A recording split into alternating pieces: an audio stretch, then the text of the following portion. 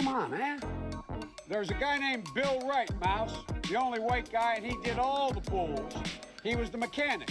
He said, come down here in the basement. He said, I'll be waiting for you. And so what I did was I came down and I learned a lot. And I learned that It's all about gay bathhouses. Come on, man. Gay bathhouses. And it's all about round-the-clock sex. Yeah. Gay bathhouses. Come on, man. It's all about gay bathhouses. I wasn't bad either. That's the truth. And Corn Pop was a Bad dude. and he ran a bunch Bunch of bad boys. But the city was burning. It was burning down here. And I felt so bad. But here's the point. He cared about me. Then my heart began to beat again. They're all good men. He cared about me.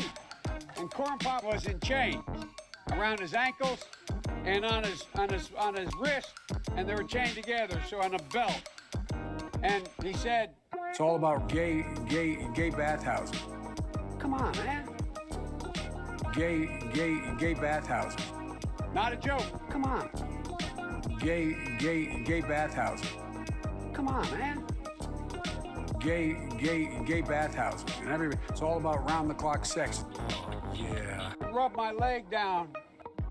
And rub my leg down. Rub my leg down. I'm the only white boy within 20 miles. Rub my leg down. And rub my leg down. Rub my leg down. It's all about round-the-clock sex. Man, that is hot. Sex.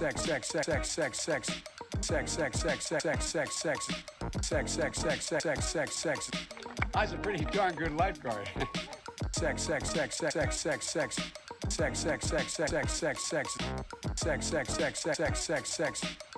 Time to get in the pool. It's all about gay bathhouses. Come on, man. Gay bathhouses. Not a joke. Come on.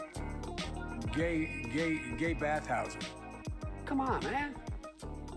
Gay bathhouses. And it's all about round-the-clock sex. Gay bathhouses. My daughter Ashley's with me. My daughter Ashley got her first job. Look me over. If you like what you see, help out. If not, vote for the other person. I just spoke at Dartmouth on healthcare at the medical school, or not. I guess I wasn't actually on the campus, but the people from the medical school were at the. I want to be clear. I'm not going nuts. I'm not sure whether it was a medical school or where the hell I spoke, but it was on the campus. I want to thank Rich Fitzgerald, the county executive, Allegheny County executive, for being here. And I propose, and I'm going to digress slightly. We're in a situation. The president asked me to head up a cancer moonshot. President Biden, just to be clear, would you or would you not rejoin the TPP, yes or no? I would not rejoin the TTP as it was initially put forward. In Guatemala, El Salvador, and to win and say in Honduras and say, look, I know I'm called middle class Joe. It's not meant as a compliment. Means I'm not sophisticated. And there's an area where there's an important difference between this and there's an important difference between the candidates. I'm running. The country wasn't built by Wall Street bankers, CEOs, and hedge fund managers. This guy is moving to foment hate. The price for whatever the drug costs are. Well, folks, eliminate one tax loophole out of $1.6 trillion worth, $1.4 trillion worth. Out of $1.4 billion. It's hard to even say it, it's so much. And by the way, it's cost a lot of money. It cost about $740 billion over 10 years.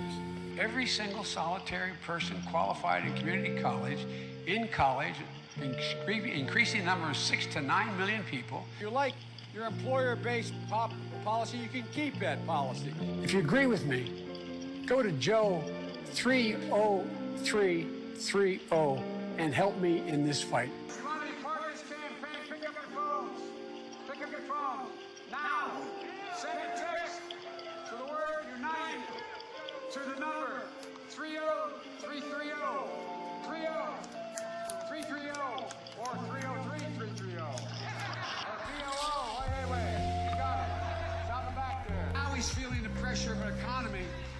was teetering on a recession. To say that LGBTQ people have no civil rights. And immediately changed the law in the state of Delaware protecting transgender people. I took on Putin in terms of Iraq. In terms of what was going on in Ukraine. My long friend, time friend, and she's a friend. She's been my friend in and out of public life. It will cost 1/30. 1/30. Costs a lot of money. Almost $740 billion is what I want to do in 10 years. Not $30 trillion. Not $30 trillion. Among many qualified people, I'm the best qualified person for this job. And the reason is not just to help people who have or in fact are like to get Alzheimer's. Because think of what's been adopted. Milton Friedman's notion that the only obligation. That all changed for the Republican friends in the late 80s when they adopted Milton Friedman's notion that the only obligation. We find ourselves in a position where you're in a circumstance where we've adopted Milton Friedman's notion of conservative economists. Now, if in fact you are in a position, what was the case, you worked for Jimmy? That's why we're so special. It took courage. It took resilience. They know who we are. We have to let them know who we are. We can do it, and it's going to take billions of dollars to do it, and we can afford to do it. We can't afford not to do it. Cut in half the number uninsured of the Asian American Pacific Islander community. Cut in half. Don't worry, I'm so serious. Children, I love to hear them. President Trump and the demagogues around the world. Donald Trump is re-elected. Some people are figuring out there's not a damn thing we can do. We can't set our mind. The single most stressed I was asked to speak to the American Psychiatric Association, to go over to the University of London and speak to the World Psychiatric Association. It's interesting. I just spoke to the International Society of Psychiatric International Organization of Psychiatrists.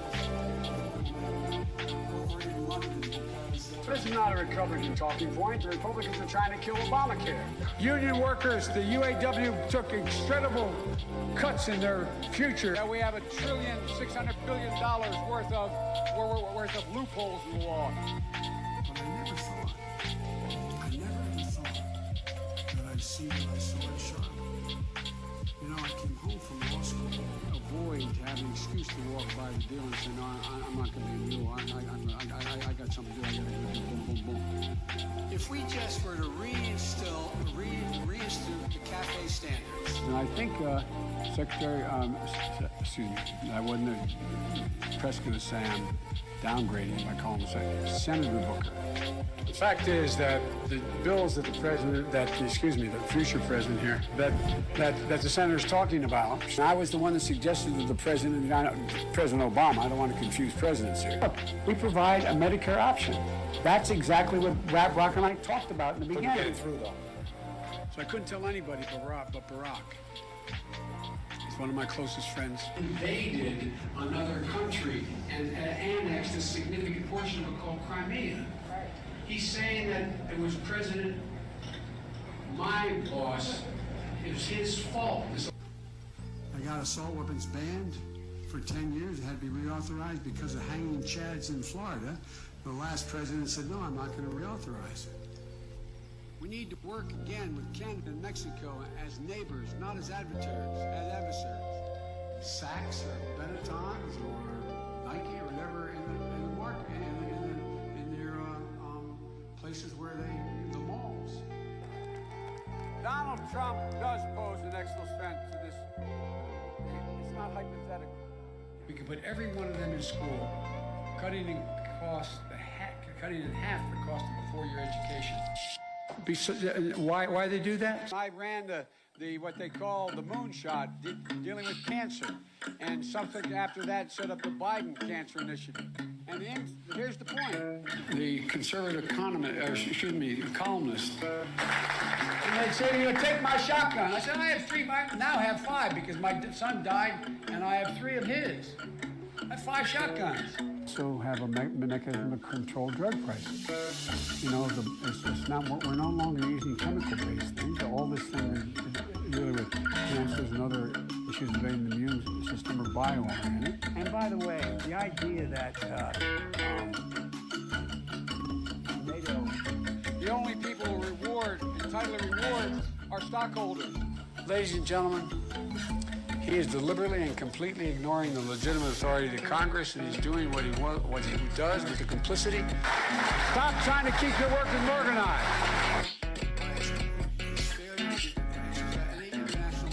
It's about all these breakthroughs we have with the whole immune system. I want you to know, if you look at PolitiFacts, we're no longer the wealthiest middle class in the world. It means investing much more in medical research to conquer devastating diseases like cancer and addiction and Alzheimer's. The opportunities are amazing. We are in a position to be able to lead the world like we've never been able to do it before. I mean, they're not bad folks, but guess what? I found that the secretary, we sat together in many meetings. There's things that are worth dealing with China. What presidents say matter. We also know we need teachers. My wife is a full-time teacher, taught all during being vice president. High-quality options, the public option will be available on my plan. We'll make sure it's not quality. We'll make sure it's only affordable. Quality is affordable. Not the end in themselves. Mischaracterizes my position across the board. Not those of us running for president alone. Not just activists like you. You know how many tax loopholes there are in the code now? 1 trillion, 640 billion. Eliminate one. How can a person dignity be maintained? We choose truth over facts. You ever heard a president of the United States talk about law enforcement like he does today? I oversaw, as the chairman of the Judiciary Committee a long time, the FBI. Look what he talks about. But we lead by the example of our power, not just the power, not just the example of power, but the example we're out there, and it's what we say. By strengthening. We have to eliminate the funding gap that exists between minority white and majority white and non-white districts. The fact of the matter is, I'm awfully sophisticated about why, how, and who built this country. Let me say this simply and clearly. They're not national assets. Wall Street bankers, CEOs, hedge fund managers, no matter how good and decent they are, they're not the ones who built this country. That triumph of democracy and liberalism, of fashion and autocracy. When I got out of school, when Bobby Kennedy and Dr. King had been assassinated in the 70s, late 70s, when I got engaged.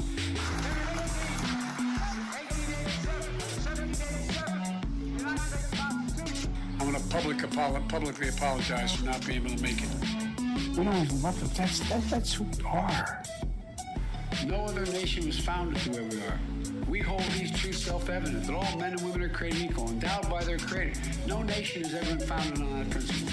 That was a time in the late 60s, the early 60s and 60s where it was drop out, go to Haight-Ashbury. We can do this by making sure that we're in a position that we, in fact, allow people.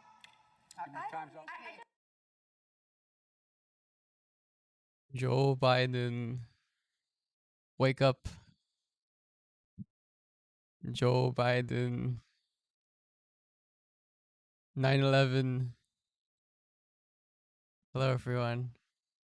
How are you doing? We're back. My lighting is weird because all the natural light behind me is so good. It's like I'm like angelic or something. So I think I'm gonna get like a green screen so it'll be not weird. And I'm also getting a mic stand, so it'll be better. I have ascended. Wait, is this good now? Okay, yeah, this is fine. I have ascended. I'm on the 9th dimension. How are you all doing? Did anything happen today? I cannot remember, etc. You know, all the we got a wonderful 9/11 Donald John Trump message. Well, we got to start with that. But yeah, I'm changing the schedule as well. If you didn't notice, I said on the Discord, if you want updates for the stream, go to Discord, join it. That's not Discord. That's that. Yeah. So it's Wednesdays. Oh, it did it. It pings twice. So it's well, whatever. Saturdays, Wednesdays, Fridays for the stream, and 3 p.m. Eastern time, which should be more accessible. Trump was on Gutfeld. Let's go, dude. What a big W for him. Wow. So let's start with this. Me. For the great people of our country, this is a very sad day. September 11th represents great sorrow for our country. Is a great social democratic project going on in Chile. It's ruined, absolutely ruined by the CIA. Many things were displayed that day, including, most importantly, the bravery of our police, fire, and first responders of every kind. The job they did was truly unbelievable. We love them and we thank them. It is also a sad time for the way our war on those that did such harm to our country ended last week. The loss of 13 great warriors and the many more who were wounded should never have happened. Overall, 250 people were killed in Afghanistan last week, and so many more were seriously injured. We had $85 billion of the finest and most sophisticated military equipment taken from us without even a shot being fired. The leader of our country was made to look like a fool, and that can never be allowed to happen. It was caused by bad planning, incredible weakness, and leaders who truly didn't understand what was happening. This is the 20th year of this war. It is funny that he's using this to complain. And should have been a year of victory and honor and strength. Bad vibes this year. Instead, Joe Biden and his inept administration surrendered in defeat. We will live on, but... I do love that, by the way. Surrendered in defeat as is supposed to, like, surrender in victory, which is what Donnie would have done. Sadly, our country will be wounded for a long period of time. We will struggle to recover from the embarrassment this incompetence has caused. Do not fear, however. America will be made great again. So it needs to be, it's already not great. It was great and now it's no longer great. It's make America great again. We added another A. That's what all that happened in the 4 years of Donald J. Trump's presidency is they just added an A to MAGA. Great to see you, Mr. All right, let's see the Donnie interview with Gutfelds. Mr. President. Thank you very much, Greg. Thank you for having me. The most important question I have to ask you is, how about my ratings? Your ratings are fabulous. I just saw you're now the king of late night. Yes. Jaeger, I mean, you're beating some very untalented people, to be honest with you, so I'm not so sure how great that is, but they are so bad, and it's about time. Yeah, this is a former president being like, I love your ratings, dude. Like, because it's so weird. You would think that this would be like them making fun of him. But it's like, no, he's like a clown, but we love it. It's hilarious. Somebody came in and you're really beating them badly, great. I feel kind of guilty about it because I feel like I'm beating up unarmed people. Well, they're not very talented. You are, so congratulations. I'm mildly It's so talented. strange. They're just untalented. Well, and you're very different. Yes, I am very different. Speaking of, do you remember how much I hated you for that brief period of time? There was a period of time when you weren't a fan, and then you started noticing that things were getting done. Yes. And you said, you know, I may not like... That is hilarious. Because, yeah, all of those fucking guys hated Trump. Same with Charlie Kirk. There's a thing of Charlie Kirk in 2015 being like, anyone but Trump for the nomination. But look, we have a good economy, we have good military, we have good everything. Right. And then you started, and now I think... I don't know if it's love, but it's getting close, and we like it. It's not, I wouldn't say it's love, but I would say it's admiration. Well, thank you. And also admitting that I was wrong because I was focusing on words did a growth. and not deeds. He did a growth. Now we're at a time where, okay, there are no more mean tweets, and we have a really nice president, and the country is in the crapper. So who would you rather have? Well, I don't know that he's a nice president. I'm not sure about that, but I can tell you the country has never been more. It's like they have a fucking. I'm sorry, my lighting it has to change because of my damn sunroof. It's like he's talking to a fucking stand-up comedian.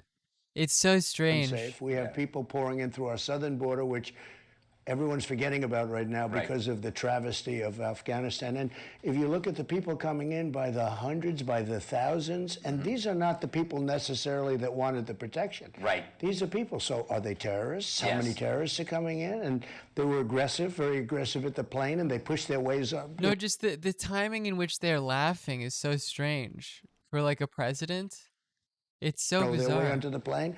Why do you think that Democrats have such a problem with like incentivization? Like if you introduce friction on the border, you reduce immigration. Yeah. They don't understand that. What is the problem with that? How can they not? That is so interesting too. That's their understanding of immigration. It's not like there are like economic push and pull factors that cause people to like leave their country and go to America.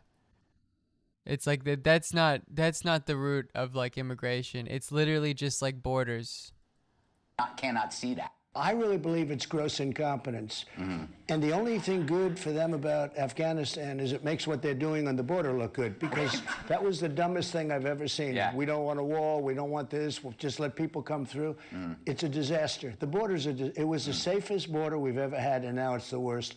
What unites all of them is a lack of process. They do not understand process. We just want order. I want people to come into our country. They're laughing at the weirdest fuck. It's not a laugh track. I'm fairly certain that's like they are watching it. The studio, like he said, like let's cut to Donald J. Trump. It's like they're in the show, and their mic is still on, which is also very weird.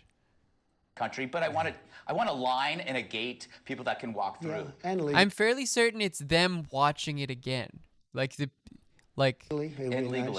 vetted, strongly vetted. Yeah. But when you think that they moved the military out first, think of this, because we had a great plan. You backwards. know, even Biden, I think he made a mistake when they did it. They were all screaming at him. But when he said that since President Trump, or he calls it the past administration, signed the deal.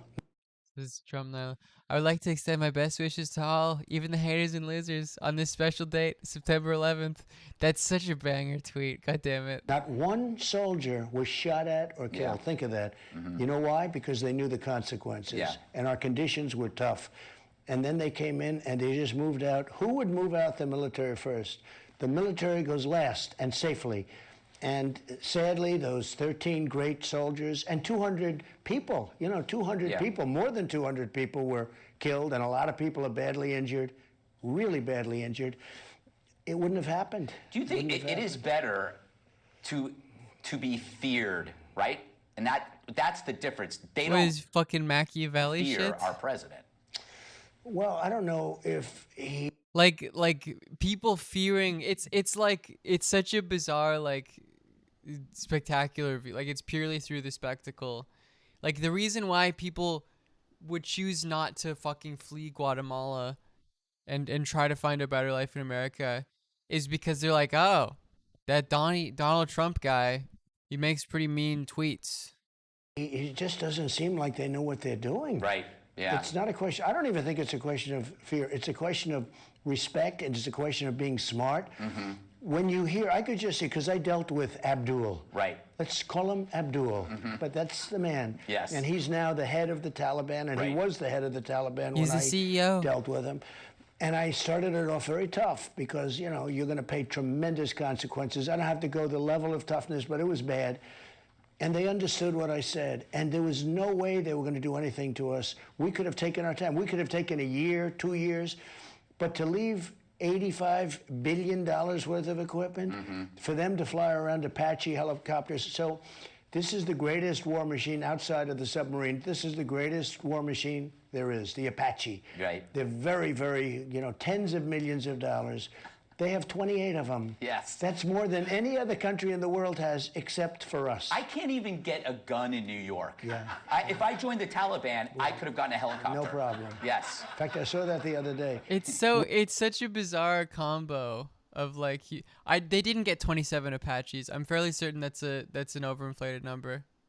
I'm fairly certain. They did get a bunch. They got like 4 C-130s, which is like those are some big fucking like they did get quite a bit, which is very funny. We can't have guns, but the Taliban, they can have 27 each. I could have a helicopter that would get me to the Hamptons and back. Right. Yeah. That's right. Oh, that's it? Oh no. You see, I told you, they're watching him do the interview, and then there's like, I don't know why there's like breaks. This is really weird. That's only part one. That's only part one. But for more, let's get immediate feedback from the media on that amazing part 1 interview.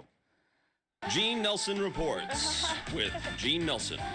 Mr. Gutfeld, first off, I mean, I just have to say, that was probably the hardest hitting interview of a president I have ever seen. What is this bit? Do they know how to run a fucking television show? Thanks for that. What's your name? Gene. Well, Gene. Like, people are tuning into this to watch Donald Trump. They don't want this, whatever the fuck this is. It's like a soy journalist bit, I think. You know, it was really a lot of fun. I learned a lot, but it's only part 1. I have 4 more parts of that interview to go. Hard to believe it gets any better, because what I saw took no prisoners. Yes, it did. They're so fucking not funny. It's actually incredible. Take no prisoners. And it also looks like it might have captured your heart. It did.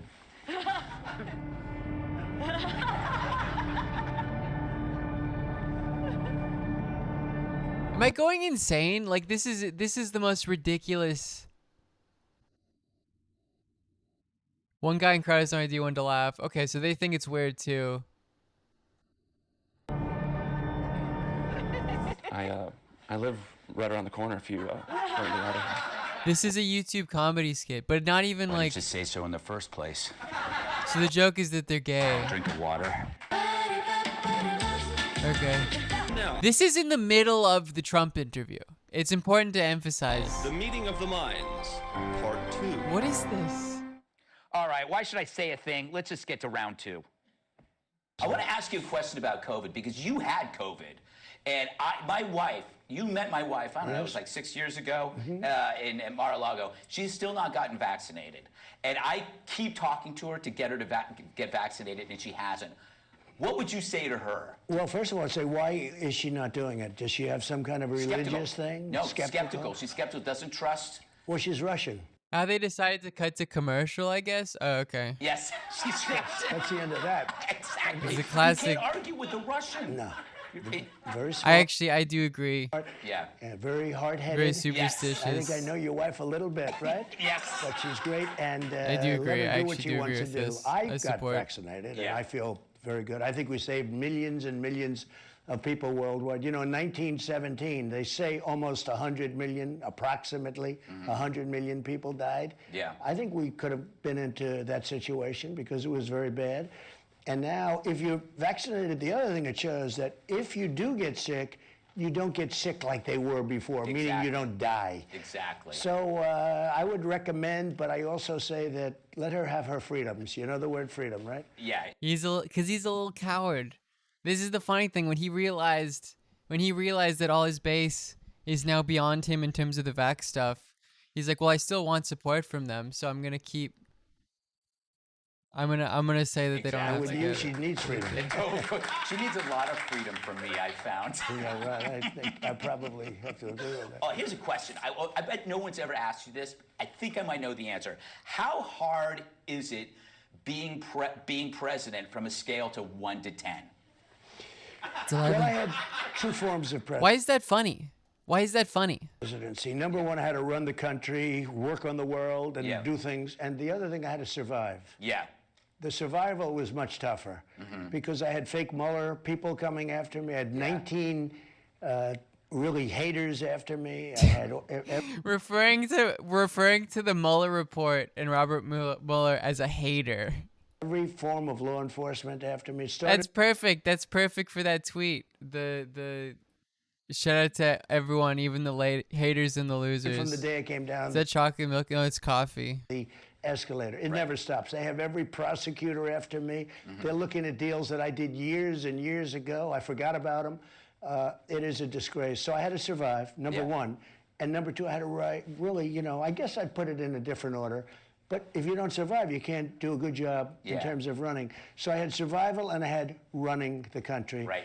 And I would say the survival was actually much tougher, running the country. Somebody said, what was More the like toughest Kofefe. president? A friend of mine, very successful That's so guy, true. used to call me Don, Donnie, Donald.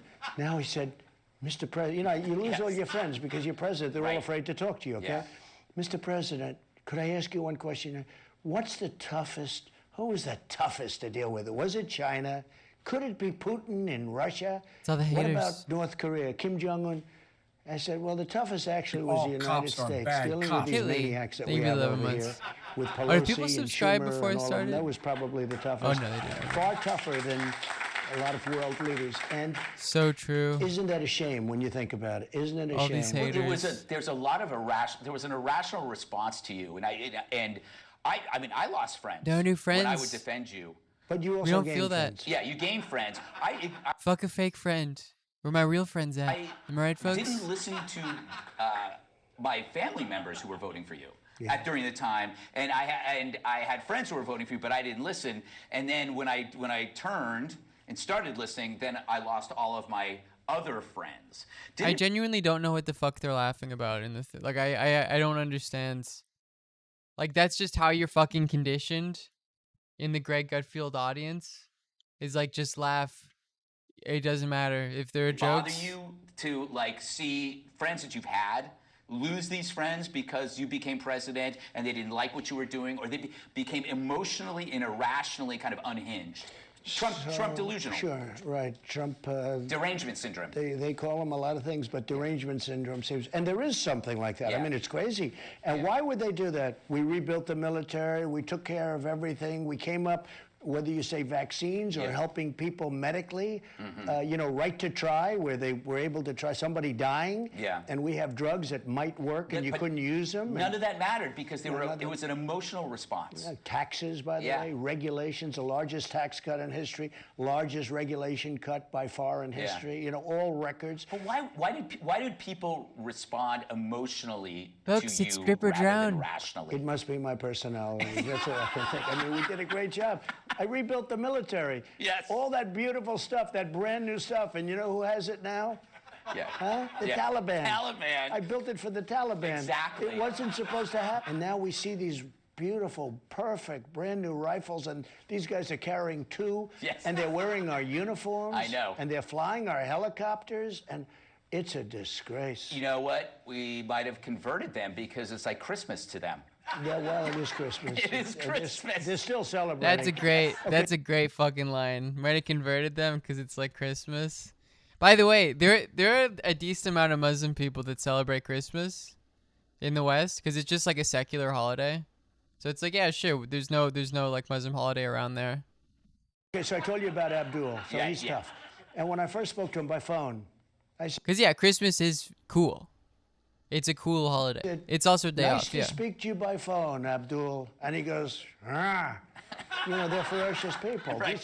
You know, like you go to Broadway shows, they fight. They like to fight. They've been fighting for about 1,000 years. How we I got hate it. Broadway. By the way, I say that you do. I like it, actually. You know, it's very interesting, and I've been saying it for a long This is it is. It's just politics is just pure spectacle. He like Trump is a stand-up comic at this point. There's no like that's time. this is so bizarre. Our country, the worst decision ever made was going into the quicksand, which is called the Middle East. Right. $2 trillion and millions of lives, because I like to count both sides, okay? Right. Millions of lives, and the place thank has you. been Thank you, obliterated. Tony. And it's more dangerous now, if you think about it. I had them in check. I wiped out ISIS. You know who I took out? I took out the leaders, the biggest people, Solid bigger India as than well. anybody. Nobody even believes what I did. And Oh, Stream in Jack? a few months, it can all be dissipated. Yes, all right. Here we go. Here Like I I am. said, we're going to ask you about Hunter Biden's new I like how they just cut it. They're like, no, it wasn't good enough. profession. Have you seen Back any to- of his back to paintings? Donnie. No, I haven't seen him. I've seen, I guess, some newspaper shots of him. Could you imagine if that was your Don son? Jr. Don Jr. has decided to go into painting. While he's never painted before, he wants $500,000 a shot. And you know what? Wait, is he making fun of Donnie? Is he making fun of Don Jr.? Hold on. Hunter Biden's new profession. Have you seen any of his paintings? No, I haven't seen him. I've seen, I guess, some newspaper shots of him. Could you imagine if that was your Don son? Jr. Oh, I see. Don Jr. has decided to go into painting. While he's never painted before, he wants $500,000 a shot. And you know what? They don't even go after him. No. And he paints with a straw. They don't go after him for painting? Which is a new use for a straw for him. Yeah. When I heard that one, I said, oh, this one will never. This one, even the fake news media will not allow. Straw is like Coke, I guess? Is that a Coke joke? He's selling these paintings for a fortune. Yeah. If my kids ever did that, they could do good things. Yes. I have a son raised $20 million for St. Jude's, and it was under 2 years of investigation, and he got nothing out of it, nothing. 2 years of investigation, he raised $20 million. I got the most beautiful letter from the head of St. Jude's that this young man. I also do like how we don't know which son it is. Like, do you think Trump knows which son did this? Do you think he keeps track of the specific things his specific sons do? And I won't even say which one of my kids, because why should I? The answer to that question is no. It'd be great if Don Jr. or Eric started selling. Was it actually Jared? Because if it was Jared, that would be so fucking funny. Sketches and giving the money to like drug addiction programs. You know, just like some really primitive sketches before Hunter ever sells a painting. Well, and this was during, you know, if you go during the presidency to do this, okay? Yes. Yeah. But I think the paintings are the least of it. Yeah. You know that. Oh, yeah. You mentioned paint, that's the least of it. Well, there's the gun violations and there's a load of other things, too. You know what? We had a much softer Justice Department, and let's say that they didn't like doing that. And I understand that, too. I don't want to see a family in trouble. Yeah. And he's got some difficulties, which are very serious difficulties in terms of what happened to him with abuse, et cetera, et cetera. But I'll tell you what, you can't do it to Republicans. And I say to some of the Republicans, especially the rhinos, because we have some very stupid Republicans also. Yeah. I say, don't you sometimes have to fight fire with fire? What are your plans for 2024? So I love our country. I think you'll be very happy. I would say this 2-3 years ago, you might not have been that happy, but now I think you'd be very happy. I think especially when you see what's happening, you'll be happy. No, I'll make a decision in the not too distant future, but I love our country, and I think he's not running. He's absolutely not running. He already knows he's not running. A lot of people are going to be very happy, and if you look at the poll numbers, I certainly like that because it's.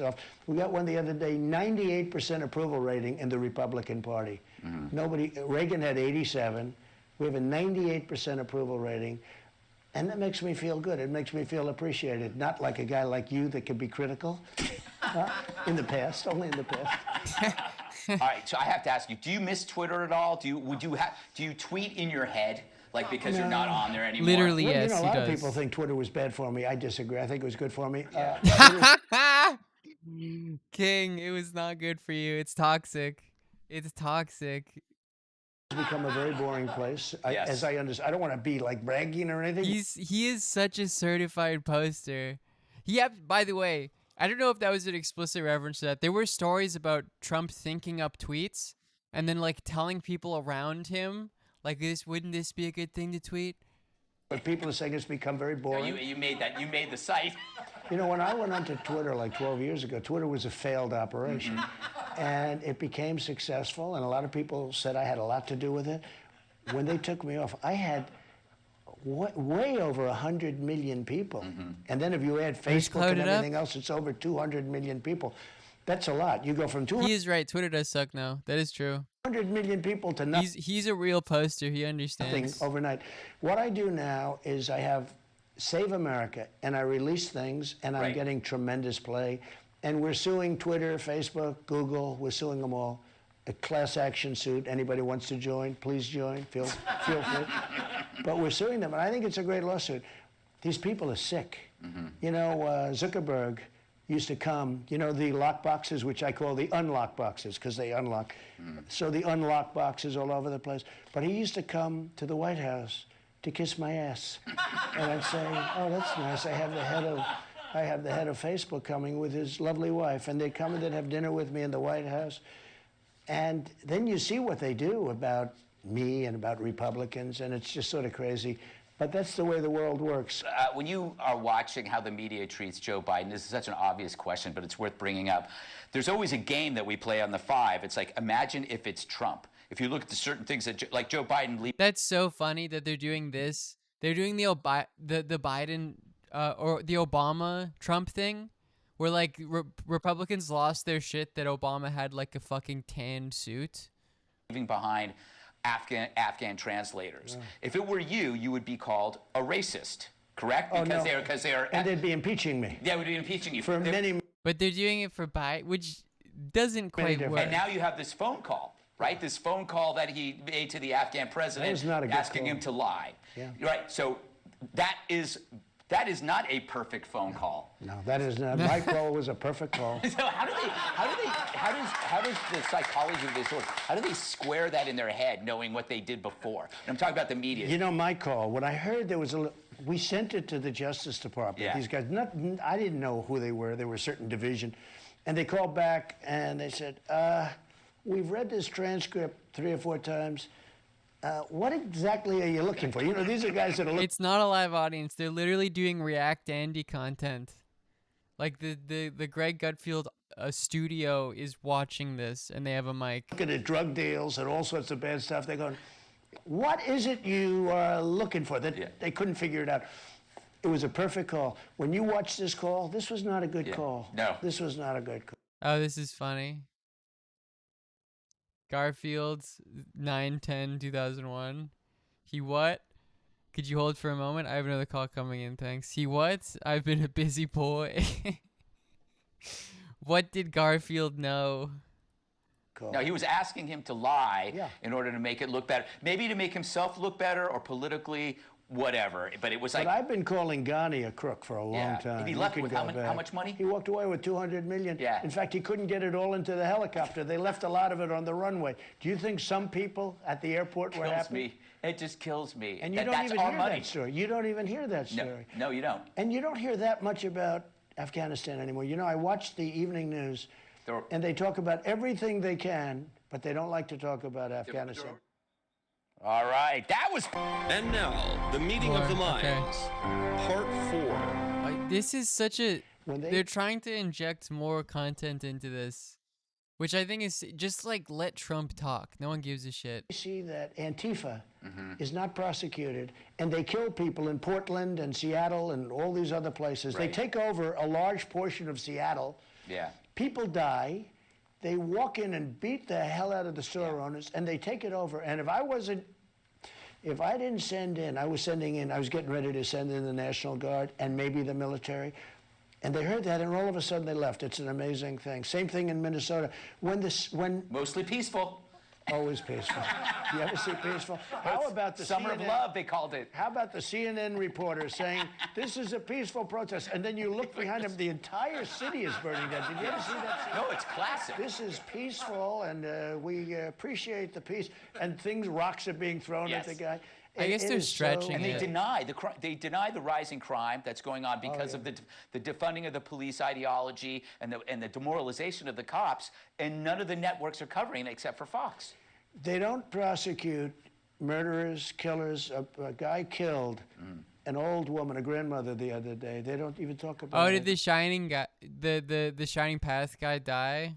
They only go after Republicans. It's true. The prosecutors. They only go after Republicans.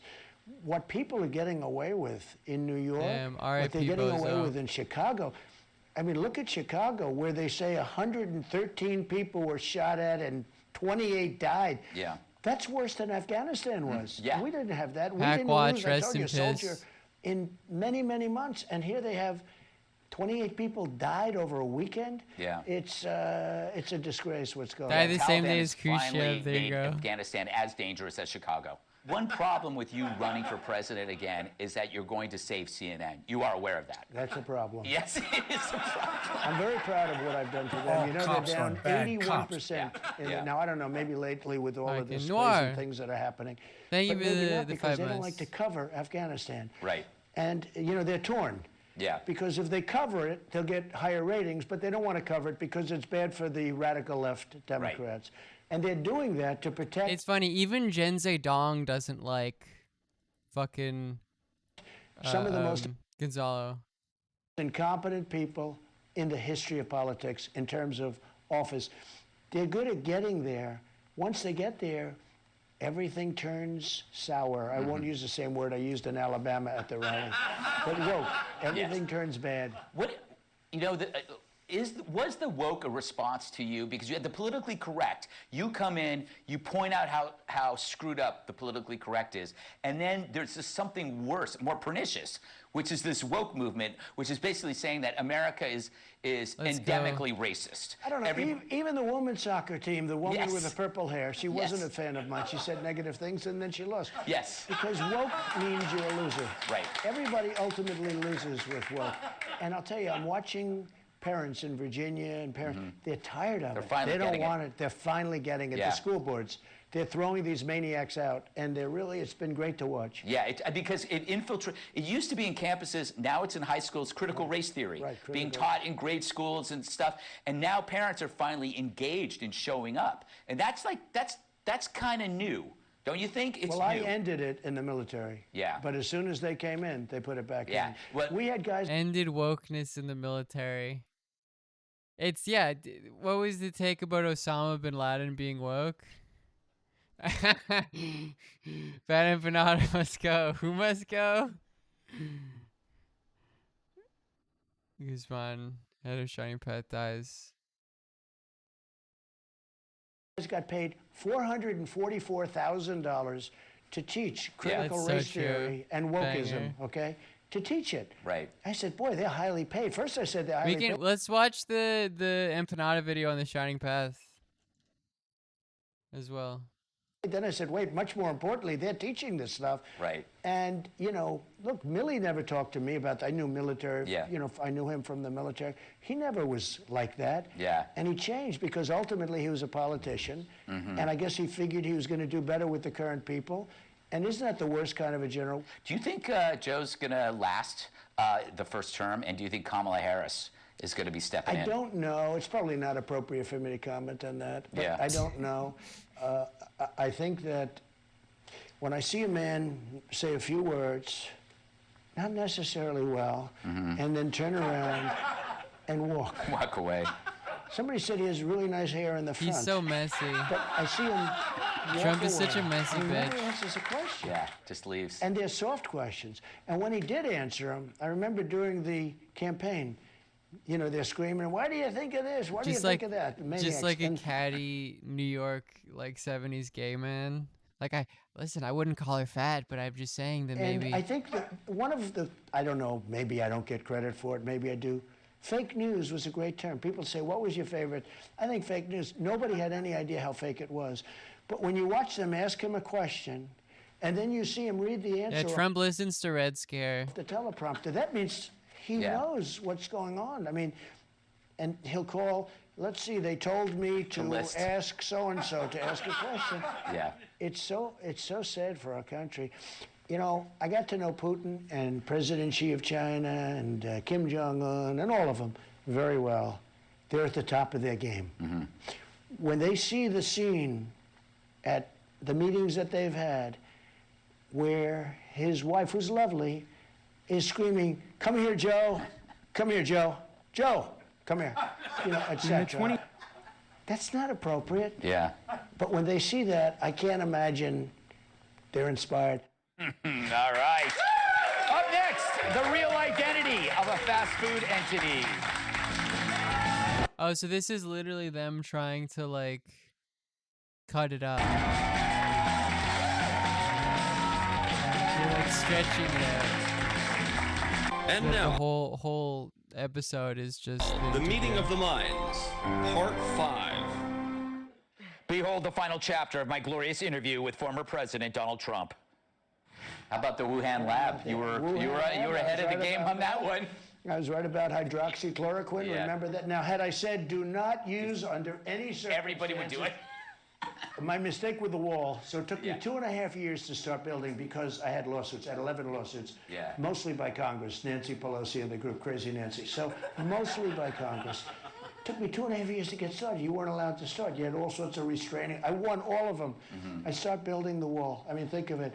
They go out and they say, walls don't work. And I always say, the only two things that work, and they always will, are the wheel and the wall. That wall had such an impact. But we've done a great job, and I think we're given a lot of credit for it. And I think, frankly, now we're given much more credit than I was when I was there because they see how bad it's been. We had secure borders. You know, one of the things we talk about, the people coming in, well, they couldn't come in very easily. But, also, this is so funny. I mean, all the different rules. I forgot about this. When Saudi Arabia threatened Canada with another 9/11, as the Arabic saying goes, he who interferes with what does not concern him finds what doesn't please him. And it's a photo of an Air Canada 747 going towards the fucking... Wait, what is that? Why am I blanking on this? The big building in Toronto.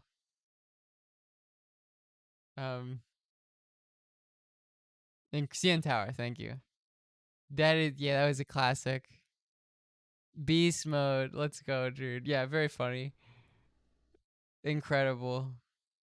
Rules, regulations that made it. But one of the things I stopped is fentanyl to a large extent. Right. I had it down 81%. That's a tremendous amount. Now it's triple, quadruple what it ever was, and it is the worst drug of all. Yeah, and they're finding it everywhere. It used to just be on street drug. Now it's in cocaine. You know, I've changed my lifestyle. It's everywhere. You can no longer take anything. Exactly. You can't have a hamburger. You can't have a hamburger anymore. Exactly. But I will, to your point. See, that's so bizarre though. Like Greg is joking about doing coke. Fake news is one of the most important. It's like this is like a stand-up bit. This is like a fucking important phrases of this generation. I think so. Because people complained about bias when they were in their home watching TV. But it was the first time somebody on TV was saying it to them, saying this is fake. Nobody ever said it. And, you know, I'm sure they won't give me, they'll say, in 1929, somebody used the term. I don't think so. Yeah. But I thought it was a great term. It was so accurate. It's stuck. No, it's stuck. It's stuck. It's not going away. Hey, you know how long it took? And now I watch CNN saying, fake news has reported. You know, they're saying about the other side. It's not working. But I will say... incredible. This incredible.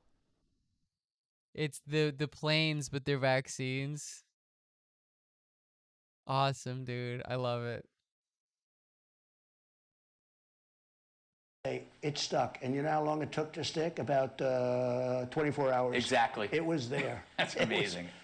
Amazing. Wasn't the term was originally used against Trump, right? That he was pushing fake news, and then he was like, "No, you're fake news." I thought that's where it came from. Mr. President, there's a man over there looking at me. I wonder if that means time's up. I don't know, but we can do another one. No, I have to say, I really enjoy your show. I enjoy you.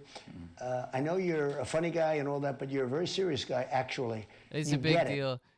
Trump endorsing you if you have like a Fox show is like if you're a left streamer and Hassan shouts you out. You get it, and I think that's why your show's doing so well. And I kept saying, why can't these other people be beaten? Hassan is sort of the Donald Trump of the left's Twitch sphere, if you think about it. Horrible, I know them all. Yeah. Why can't they be beaten? And Jimmy Fallon, I watched him. He was so, remember with the hair? Yeah, he was having a good time until his friends came after him. He was having a good time. Yeah. He said, can I touch your hair? Then... And I said, I'd rather have you not, but if you want, and he starts messing it up. He said, it is your hair. And, okay, all of this. And then what happens? They go after him. And then he apologized. He apologized. And by the way, he got great ratings. It was great. He's never been the same. And it's never been the same. It's never been the same because once you feed the crocodile and apologize, they come after you. He lost so much respect. If he just stuck to his guns instead of he lost his highest rated show. Yeah. And so I'm doing it. They did commercials at the beginning. These riffing, and then Gutfield riffing a little bit too close to the sun. Went after him. It's like SNL. They said they humanized me. Yeah, they humanized me How dare you? by doing it.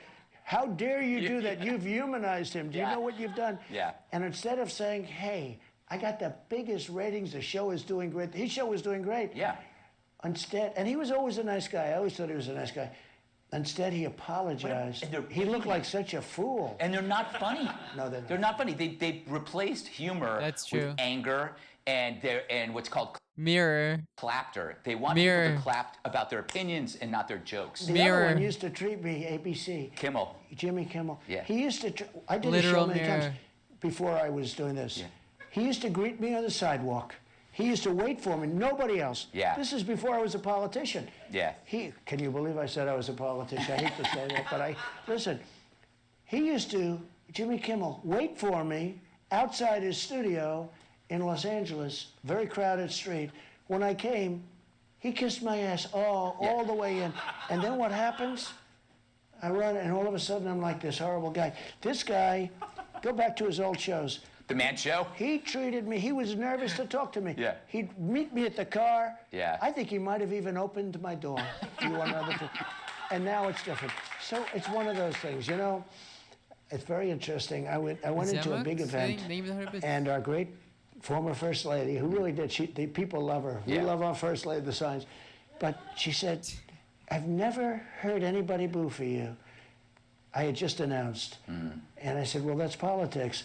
She said, yeah, but all the years we've been together, nobody ever booed. And now there were some people cheering like crazy and some people booing. Right. I said, well, that's what happens when you go into politics. It is true. Yeah. But people pick sides. Those late night guys are terrible. And you have done the country such a service by gobbling up those ratings that I congratulate you. You've done a great thing. Well, thank you, Mr. President. That means a lot. And thank you for doing this interview. Well, this has been a blast. It's been a lot of fun. We'll do it again. Definitely. Yeah. I mean, that was so fucking bizarre.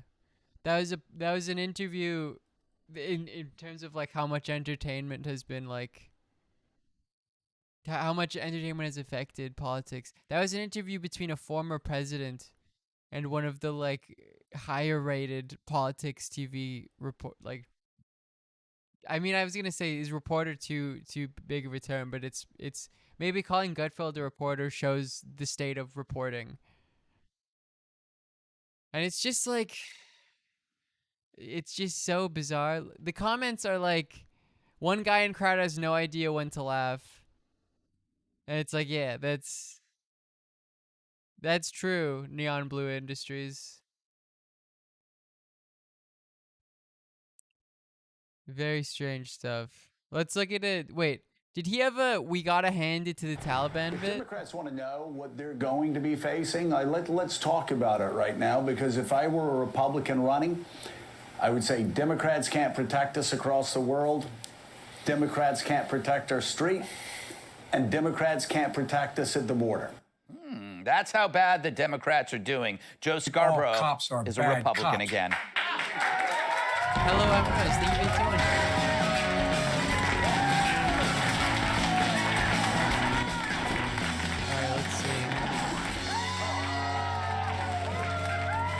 Let's see what Greg has to say about the Taliban. Super duper Wednesday, everyone. Yeah. All right. Former President Trump just released an ad, and it's really soft on President Biden. America is back. Highest inflation rate in the U.S. The southern border is collapsing. The climb of COVID infections. We amplify our power. We summoned a new strength. This is a that was. We'd be embarrassed. Diplomacy is back. Now the Taliban are back. Kabul is not in an imminent threat environment. The likelihood there's going to be the Taliban overrunning everything and owning the whole country is highly unlikely. Did I say soft? Sorry about that. That was as soft as Chris Cuomo's skull. Meaning not soft at all. Thanks. That's a crazy Chris Cuomo's watching. You know, I should really watch these videos before I do the show instead of doing shots of hand sanitizer with Kat. What? And America, please don't say I told you to drink hand sanitizer. Say Kat did. So let's have another taste, shall we? Okay. They own the whole country now, the Taliban. The Taliban are now in complete control of Afghanistan. Complete chaos. How did President Biden get this so wrong? Well, first of all, the mission hasn't failed yet. I don't care if you think I'm Satan reincarnated. Do I bear responsibility? Zero responsibility. China is ready for friendly relations with the Taliban. I feel like they're gonna open the door and they're the Taliban and they're gonna come in and kill us. Slow down, everybody. We have to ask the Taliban for permission for American citizens to leave. True or not true? They are in control. I can't. Yeah, because there was a deal. We're just chanting. None of them talk about how like they were already discussed the conditions of the pullout. Death to America. Call yourself a president? Because most of the American citizens that died, for the most part, as far as I understand, were killed by like ISIS, right? Or IS, I guess, not ISIS. Because the IS would be the second IS is Iraq and Syria. Well, much like the Wahlberg parents, I fear that will leave a mark.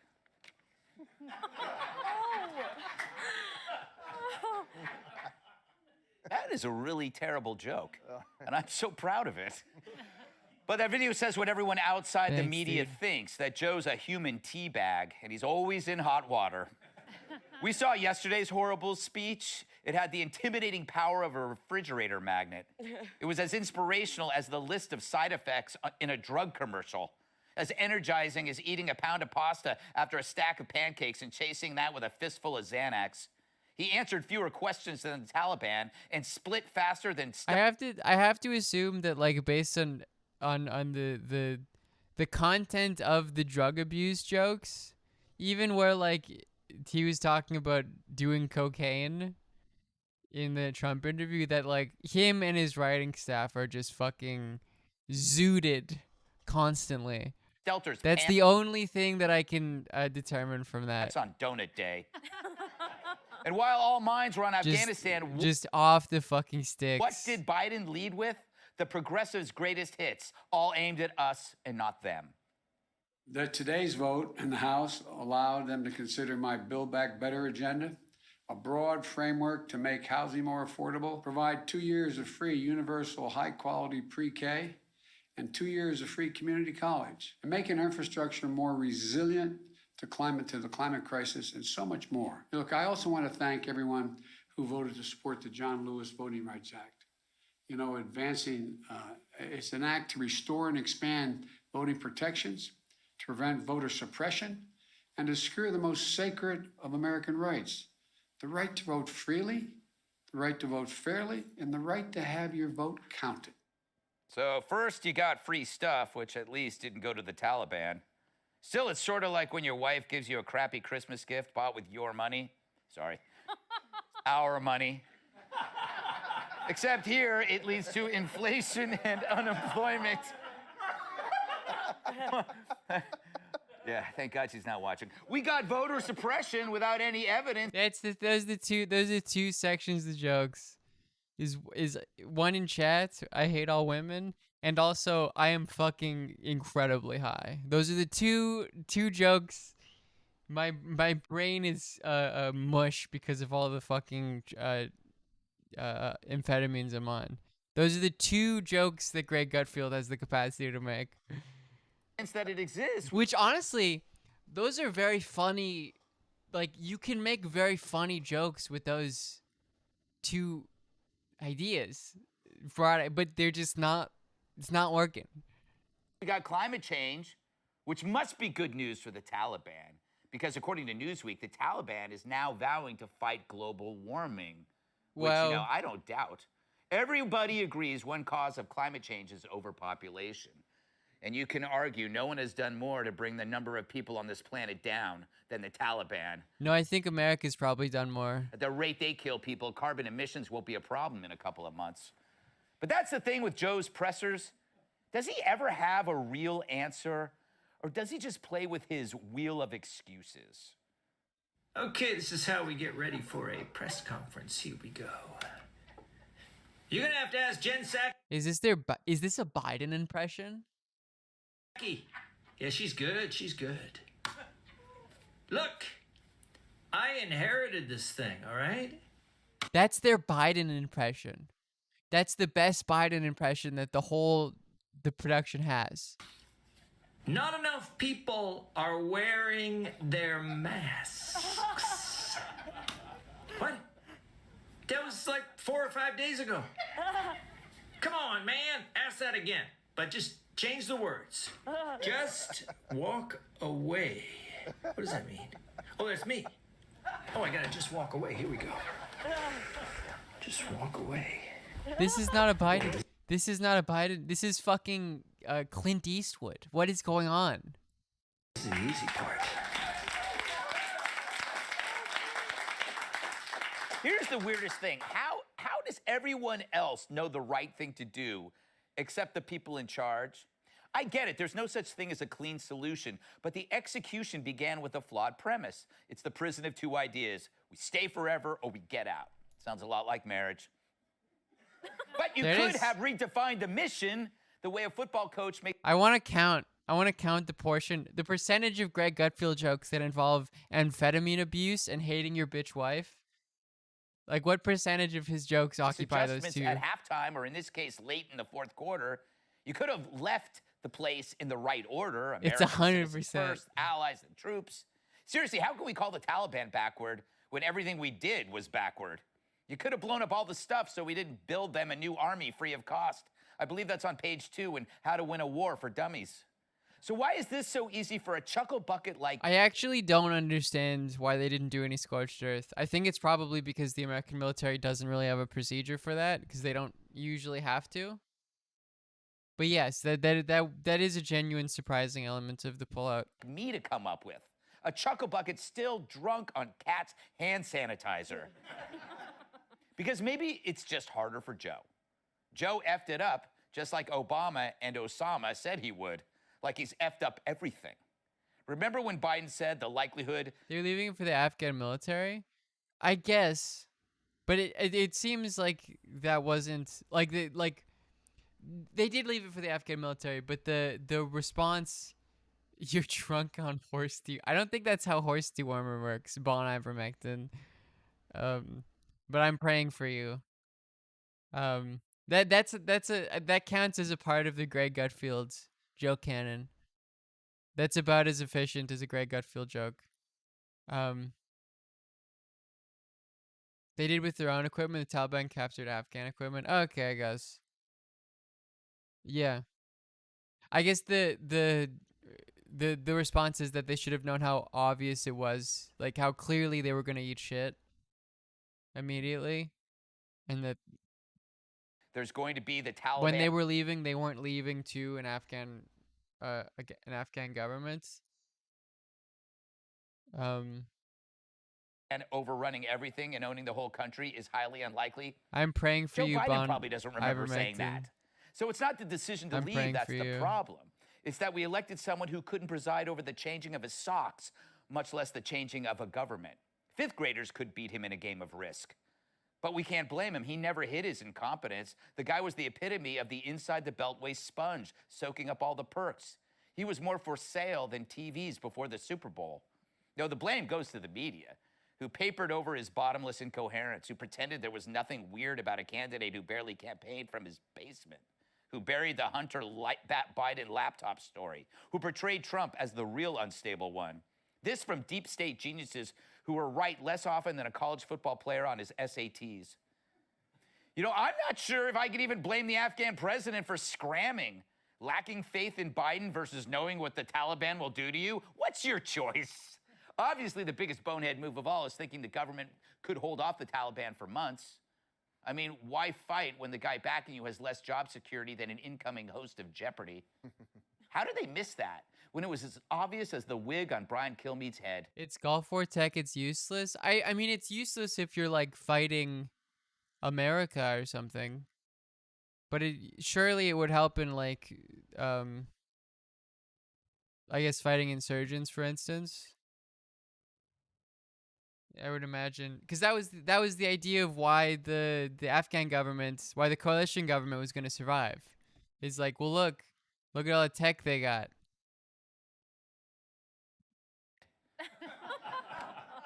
So it comes down to one word: accountability. There was an Australian doctor who accidentally said that there was a new world order. That's hilarious. I mean, that is very funny, but very unfortunate.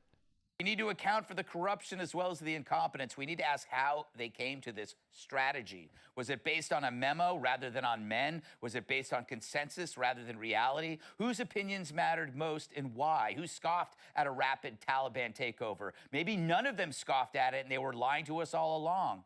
So now we've abandoned thousands of allies. Something I couldn't see Trump doing.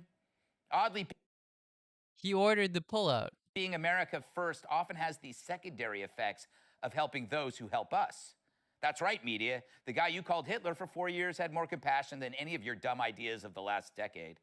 So instead, we went from America first. Also, yes, quite literally abandoned the Kurds. Erdogan gave him a phone call and was like, I won't invade. I will not invade the Syrian Kurds.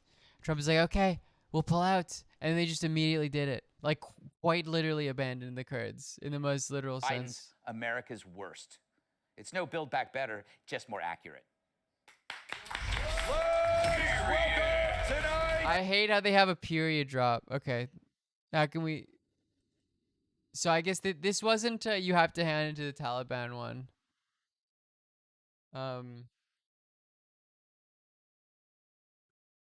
Let's see more recent Greg Gutfields.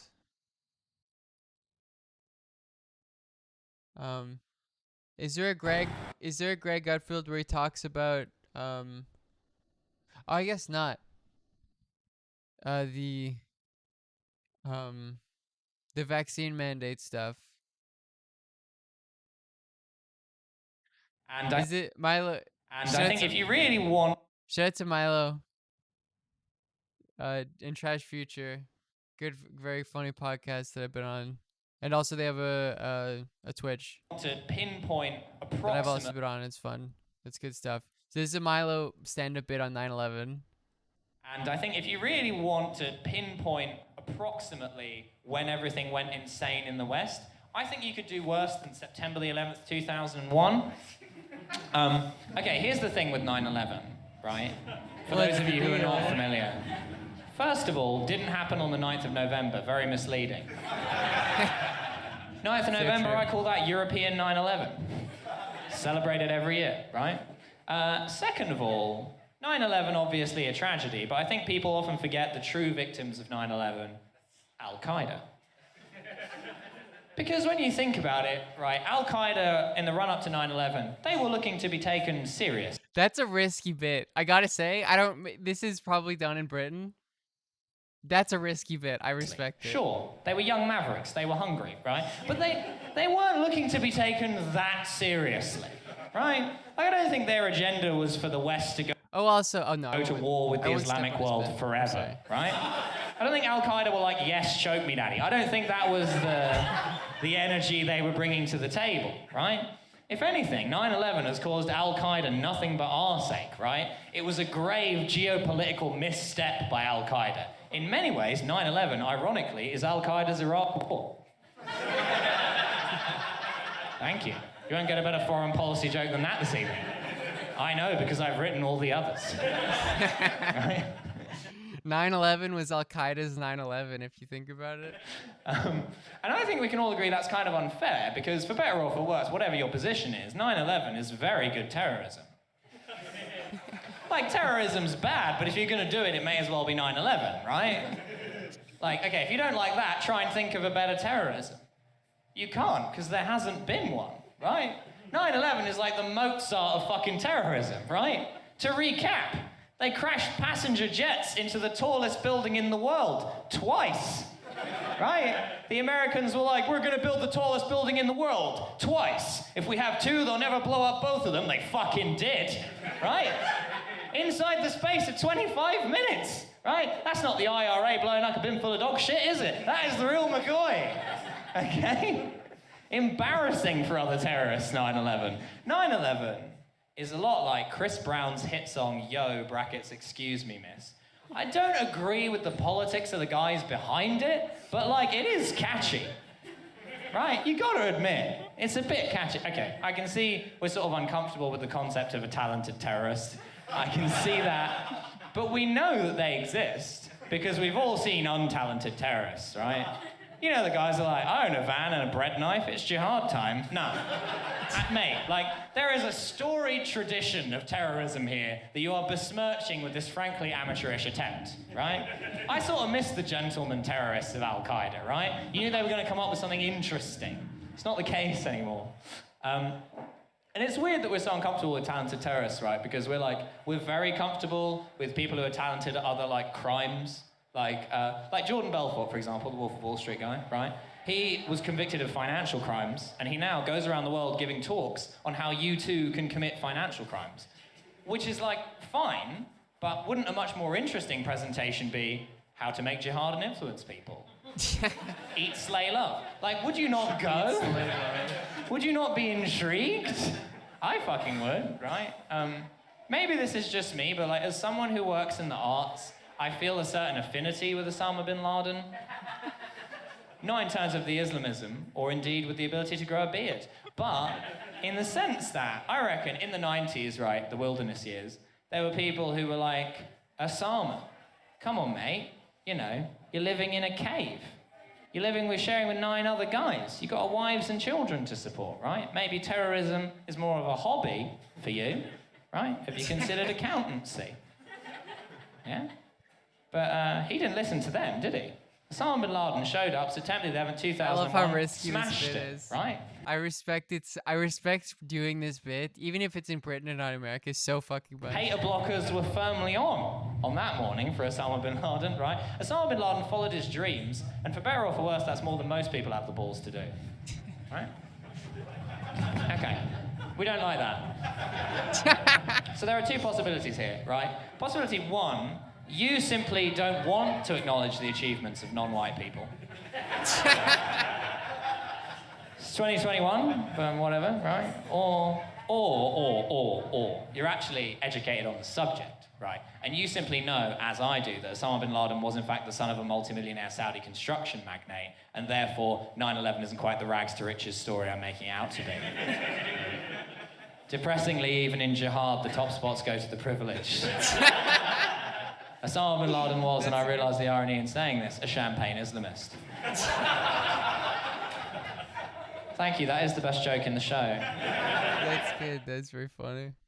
That's very funny. Shout out to Milo Edwards. I'll link this. Also, something very funny. Chess.com.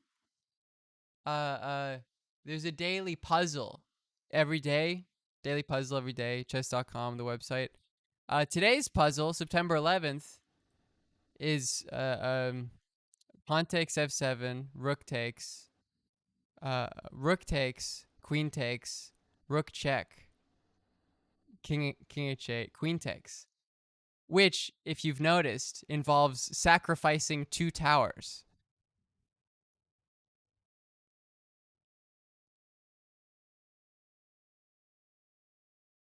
Not joking. This is real. This is the actual 2 white towers are sacrificed. You're up a queen for a rook.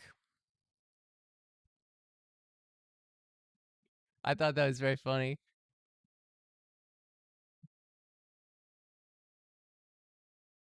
What's the announcement channel in Discord? Let me see.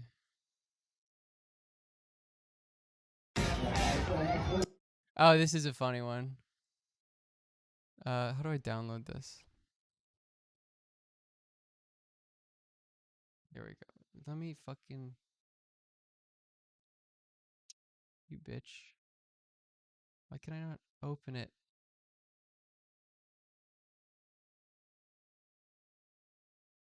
Oh, I can't play it. I don't know why I can't do this. That's a funny thing though in the Discord. You should join the Discord. It'll ping you when I go live and give you all the announcements. No, Dark. Why would you remind me of this? Why would you remind me of this? Why would you remind me of this? I hate my life. This is such a painful moment. Just put it on B7. Put it on B7. No, don't do it. Anyways. What else do we got to watch? Can you not show the Discord? That's way too much. That is a pain. Oh shit. Is this premium content though? Because it's unlisted. I guess not. I don't. If it's like behind, supposed to be behind a paywall. Okay, I won't watch it then. No, go give them money. That's so cute. Holy shit. Thank you so much, Kermacat. Wow. It's Floppa Liv fan art, and I got the Coca-Cola. I still drink that garbage. That should be like an emote. That's so good. That's so. I love it. Thank you. Thank you. You are all so talented. All right. What should we watch, chat? Oh, this is a dumb. Oh, we can watch this. Coke's great. I should buy more. Coca-Cola, that is. Season reference. This is the thing. I know that Ken Klippenstein was tweeting about this, where he's like, if you have any proof or indication that people are being paid to promote ivermectin, let me know. Like the signal or whatever. So is there a grand ivermectin conspiracy here?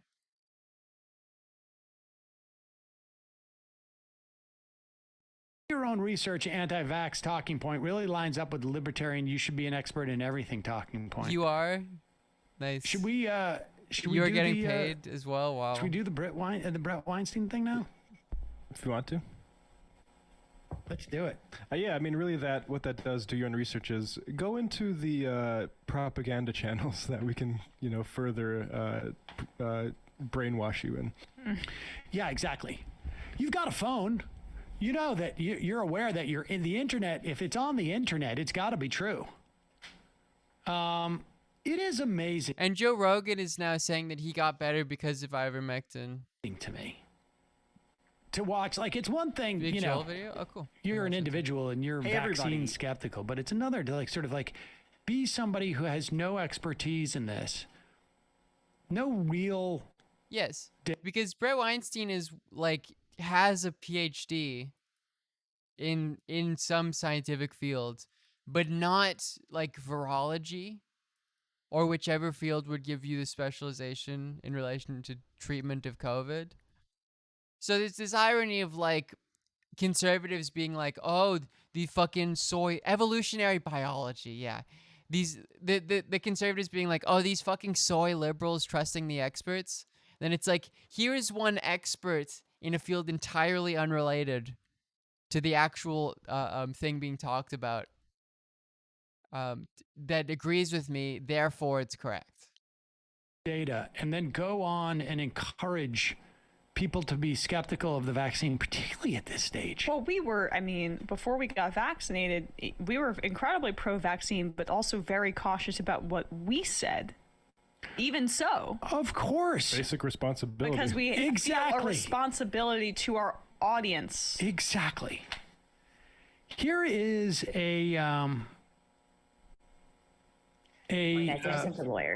this is a video about a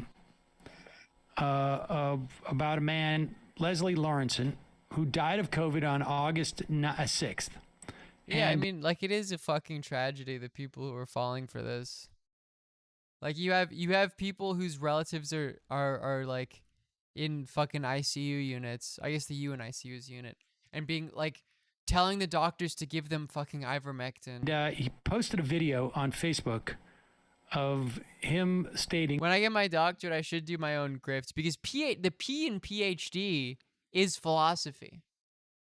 A PhD in philosophy is what does PhD stand for? What is the H and the D? Fuck shit, I forgot. It's a doctor of philosophy. Of course, it's doctor of philosophy in philosophy. This is before he died, So right? if you think about it, I'm an expert at everything with that. When was this video posted? This is, I think, when he had the symptoms. Okay, this is on. He posted this on July 28th. He died 8 days later. Here he is. I've got a very high temperature. This makes some pain, some shivers. Cold in my extremities. It feels exactly like a cold, maybe a little bit worse. You're doing my primary research area.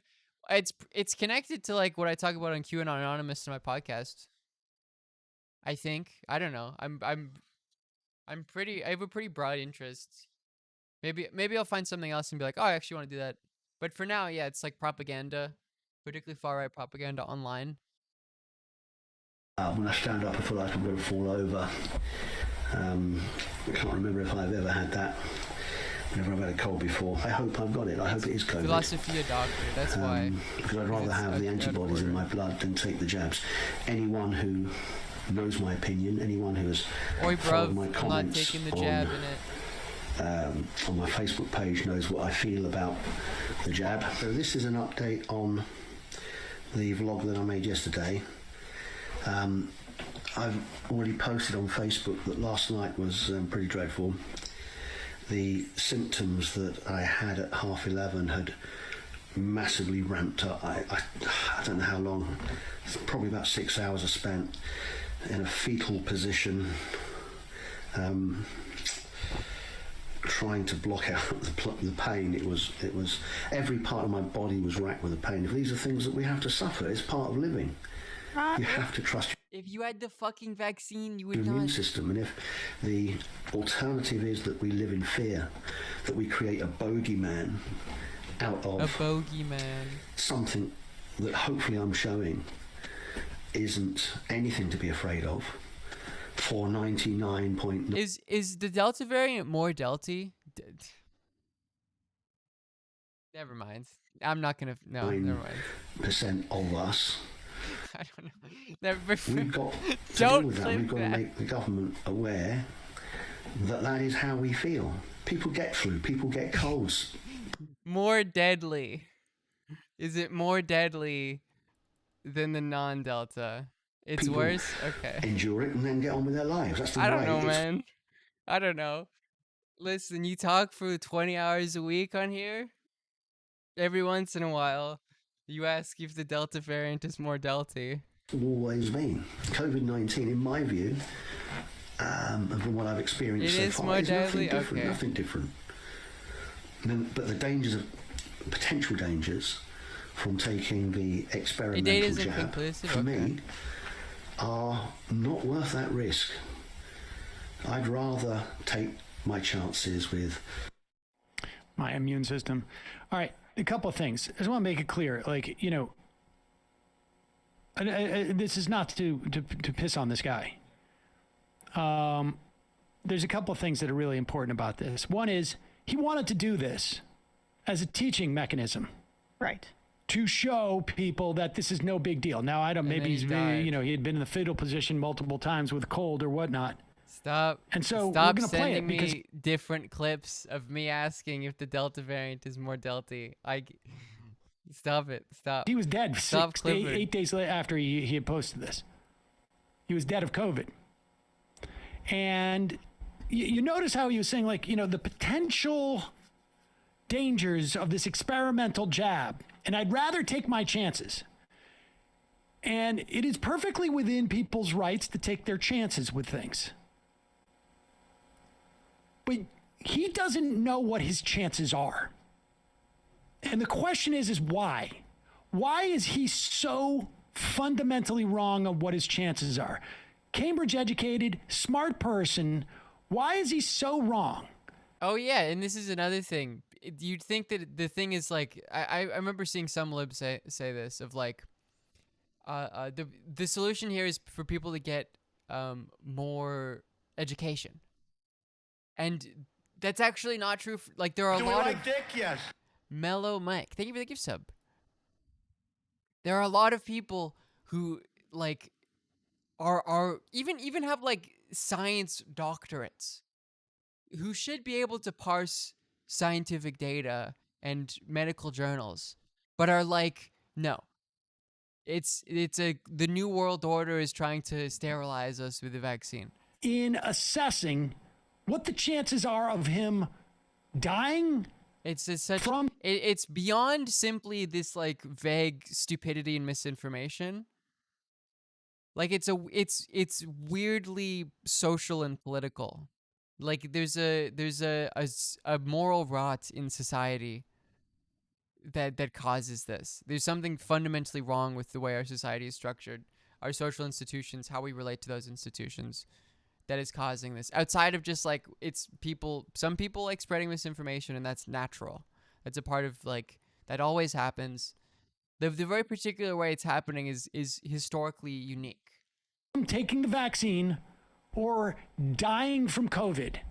And he looks at, he looks, he's well into his 50s, seems to me. Well, yeah, because the thing with nurses and even like doctors, if you go through med school, we had someone, a friend of the stream who's in med school, talk about this, where it's like you get a week of virology in med school. It's not, unless you specialize in it, like you should still be able to parse academic, data about this, medical data. But nevertheless, very specifically, like a doctor or a nurse, like doesn't have that much more expertise in an academic sense than like most other people do. And as you get older with COVID, your chances of death increase dramatically. I don't know. Maybe he's in, I don't know how old he was. But 58. 58. And so his chances of getting seriously ill with COVID versus his chances of getting seriously ill with the vaccine. And that's what it's all about. Listen, it's impossible to imagine a vaccine where there are no side effects. In fact, I would argue that this vaccine's side effects, relatively speaking, weren't that bad. Like even a flu vaccine usually has worse side effects. The polio vaccine was in terms of side effects was much worse. Same with every single medical procedure. Which is interesting because I think a lot of people thought that wasn't the case. That was sort of my vague understanding initially. That like usually because all of the vaccines I've taken, I've never really had any side effects except feeling vaguely tired. So I assumed it was like more, which those were also the side effects I got with the COVID vaccine. Yeah, flu shots have more. So it was interesting that like, and even I think people in the chat assumed that as well at some point. I remember seeing someone say that, which is not like, it's just like a lot of people are taking it. So everyone is going through that phenomena. So you hear and understand the side effects. Sure. More. You go in and get your wisdom teeth out. There is no doubt in my mind that there have been complications with people getting their wisdom teeth out in the history of getting their wisdom teeth out.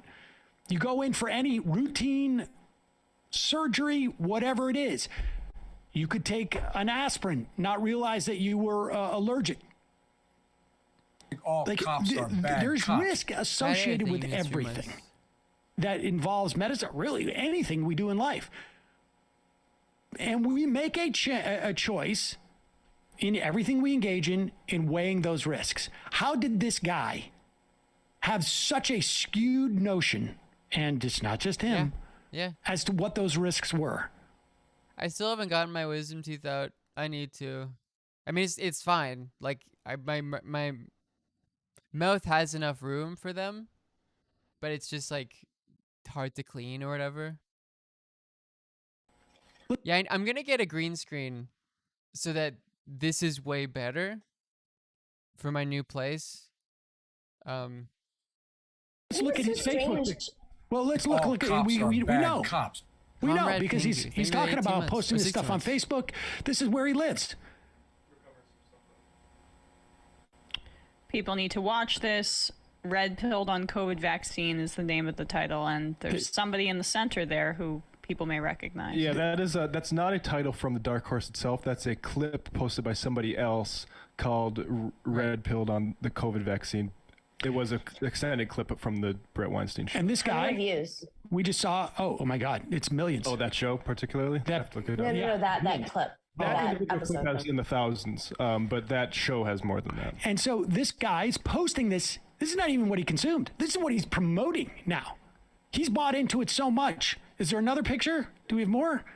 Let's see what else he was promoting. He was convinced was the truth, where he got his assessment as to what his chances were. Well,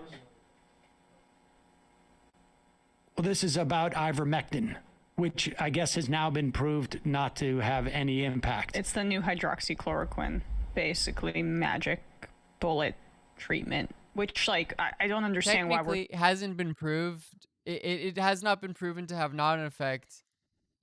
It's just that there is no proof whatsoever that it does, because you can't prove that lack in scientific. It's still technically possible, but there's no demonstrated effects. That's it. I guess you can prove it, but they haven't. It's not. Yeah, but yeah, there's no demonstrated effects. We're trusting ivermectin and hydroxychloroquine, but not the vaccine. Well, because it's been around for 40 years. Oh, well, there have been more. It's experimental. We trust scientists to advocate for the efficacy of different drugs we're going to put into our bodies, but not. Do we have one more picture? Let's put this one up. It was demonstrated at concentrations that couldn't be achieved by administering to humans. Right. It's the same with that trial about bleach. That, like, Jordan Sather has been like, oh, all the fucking liberals told me that drinking bleach was bad. And the study was they injected bleach into a COVID cell and it killed the cell, which it's like, yes, it's fucking bleach. Of course it's going to do that. But you can't, there's no equivalent there for physically taking bleach. That's not how that. These are just things that he. Of course. You're blocking Leslie Lawson. Why is this information being blocked? And it's the big tech censorship of ivermectin. That's interesting. We'll watch this Live afterwards. Stream 82. What is that? What is live? Oh wait, what's Dark that? Horse. What's that thing up in the corner there, right above the tape, over the B? What is that symbol?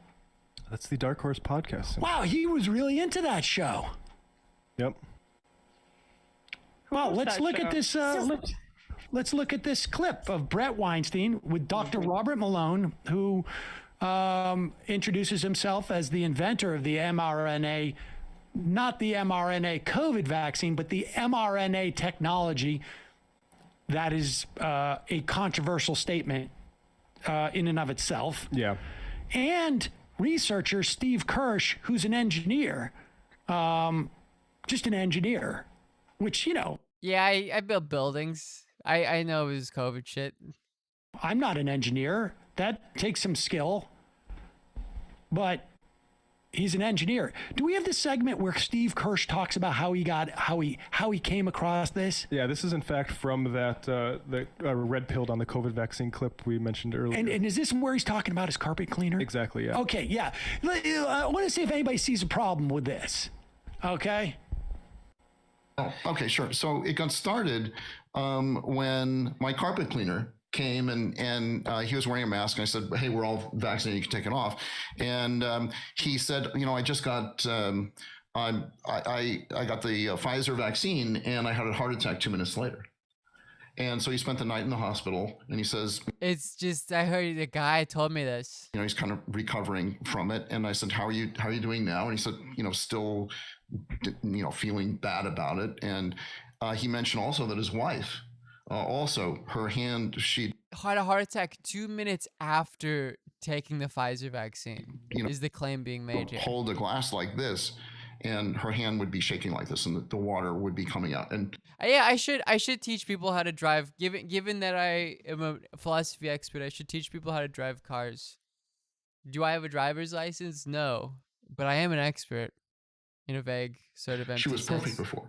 So I have two people. We have very few people in my house because of COVID. So the fish guy, the carpet cleaner, and the house cleaner, right?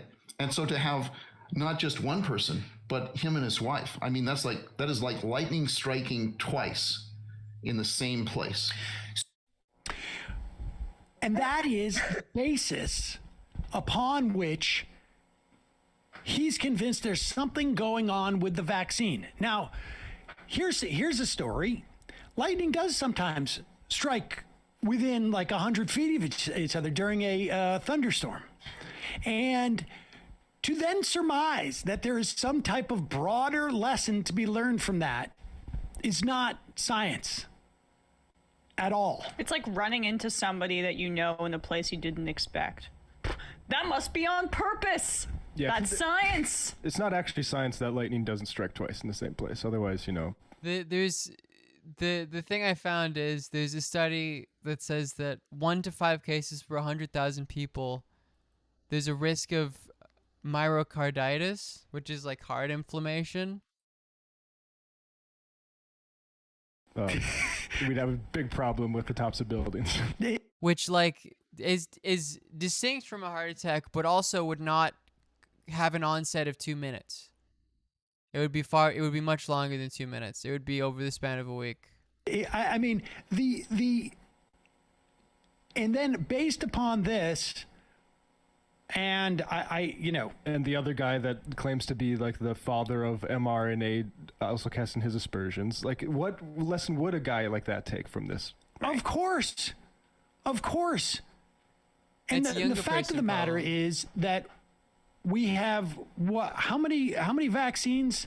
How many vaccinations have we done now in this? There's also a risk of that from COVID itself. Well, there you go. So it's like that's a perfect example, right? Of like, oh, I don't want to get the vaccine because there's this risk, and then the risk is much higher if you get actually COVID. Country, not even full ones. Like, I mean, how many have been, is it 300 million doses, 400 million doses? No, I mean, we have 330 million people in this country. Yeah, but people are getting double doses. I thought you meant first round. Sorry, at least. So this is what I like. Think is so fast. 357 million doses of the vaccine. 357 million. Now, we have over 600,000 people who are dead in this country from COVID. We know this. And we also know that it is more than likely undercounted. More than likely undercounted. We know this by comparing year over year deaths. And we just know that's what the epidemiologists say. Now, maybe they're all in the big pocket of big COVID, big virus. But that's what the epidemiologists say. Here is when Brett Weinstein had to reckon with the idea that his misinformation made that guy, Leslie Lawrence, and who knows how many other people out there, right? But we just know Leslie Lawrence because he was so adamant. This is the meme.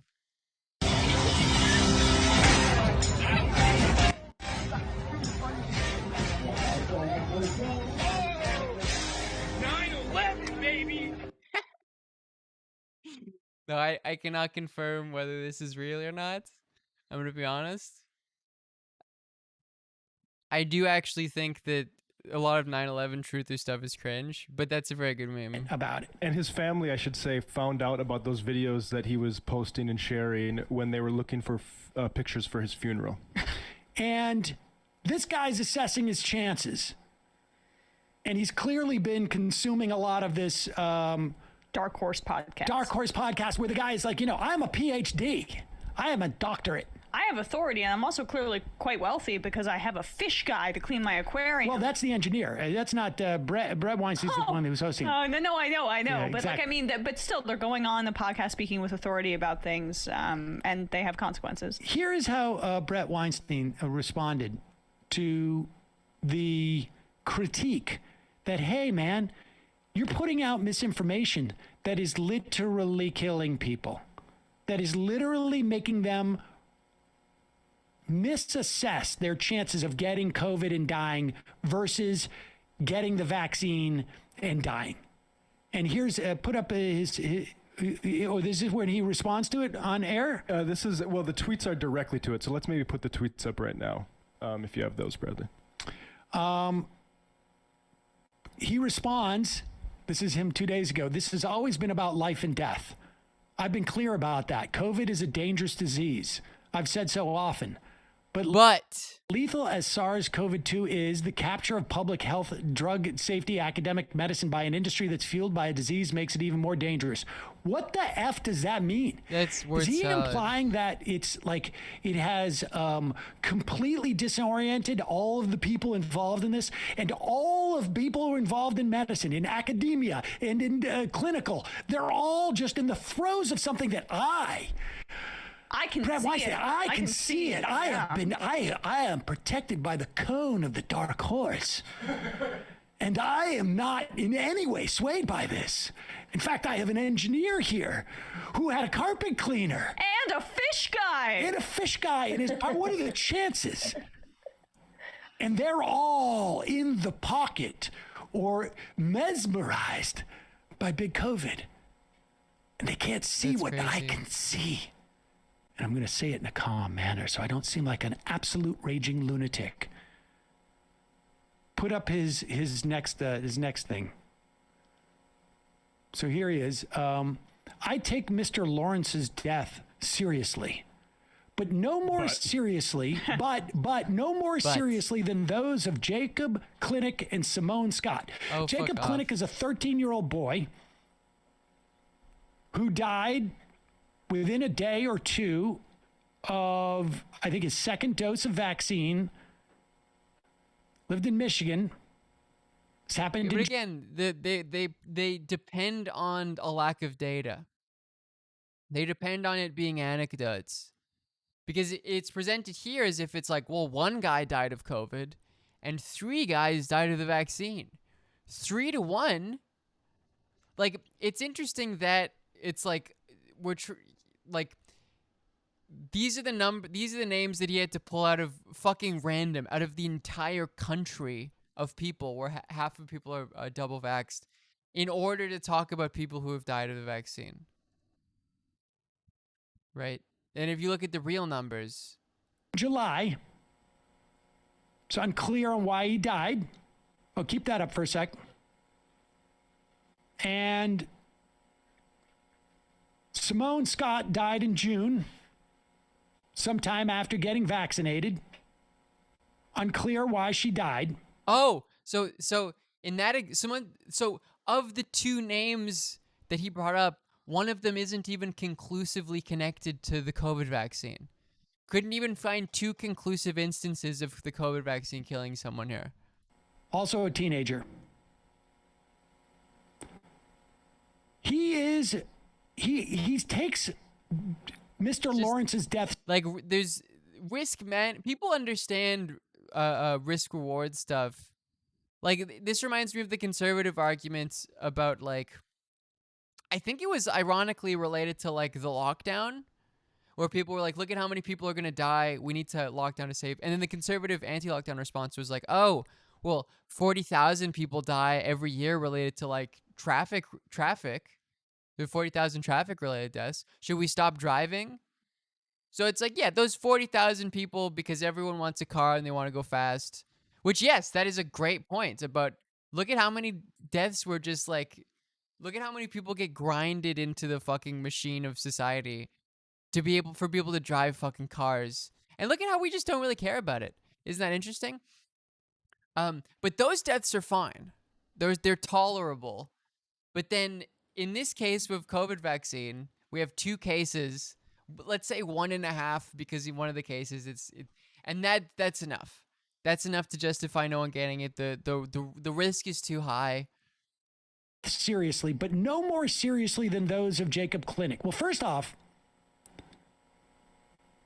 you would think you would take Mr. Lawrence's death more seriously just by the very fact that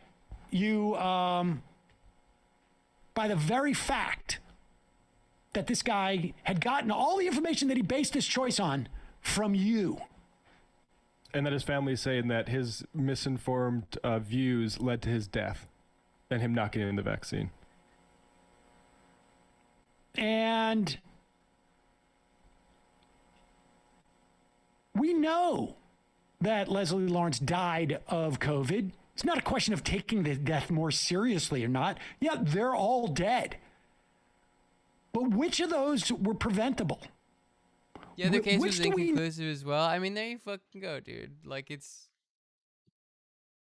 And again, like, evolutionary biologists, I know that there's no specialization there, but you're smart enough to understand that that's an incredibly fucking stupid argument. Surely. I mean, maybe not. Actually, maybe I'm having too much faith in academia, because there's some stupid fucking people in academia who, like, succeed. Jordan Peterson was a tenure prof. Know for a fact were preventable. Which one was based upon a choice that one of those three made, an active choice where they thought they were making the right choice? It's quite possible that those two children who died of the vaccine, or after the vaccine,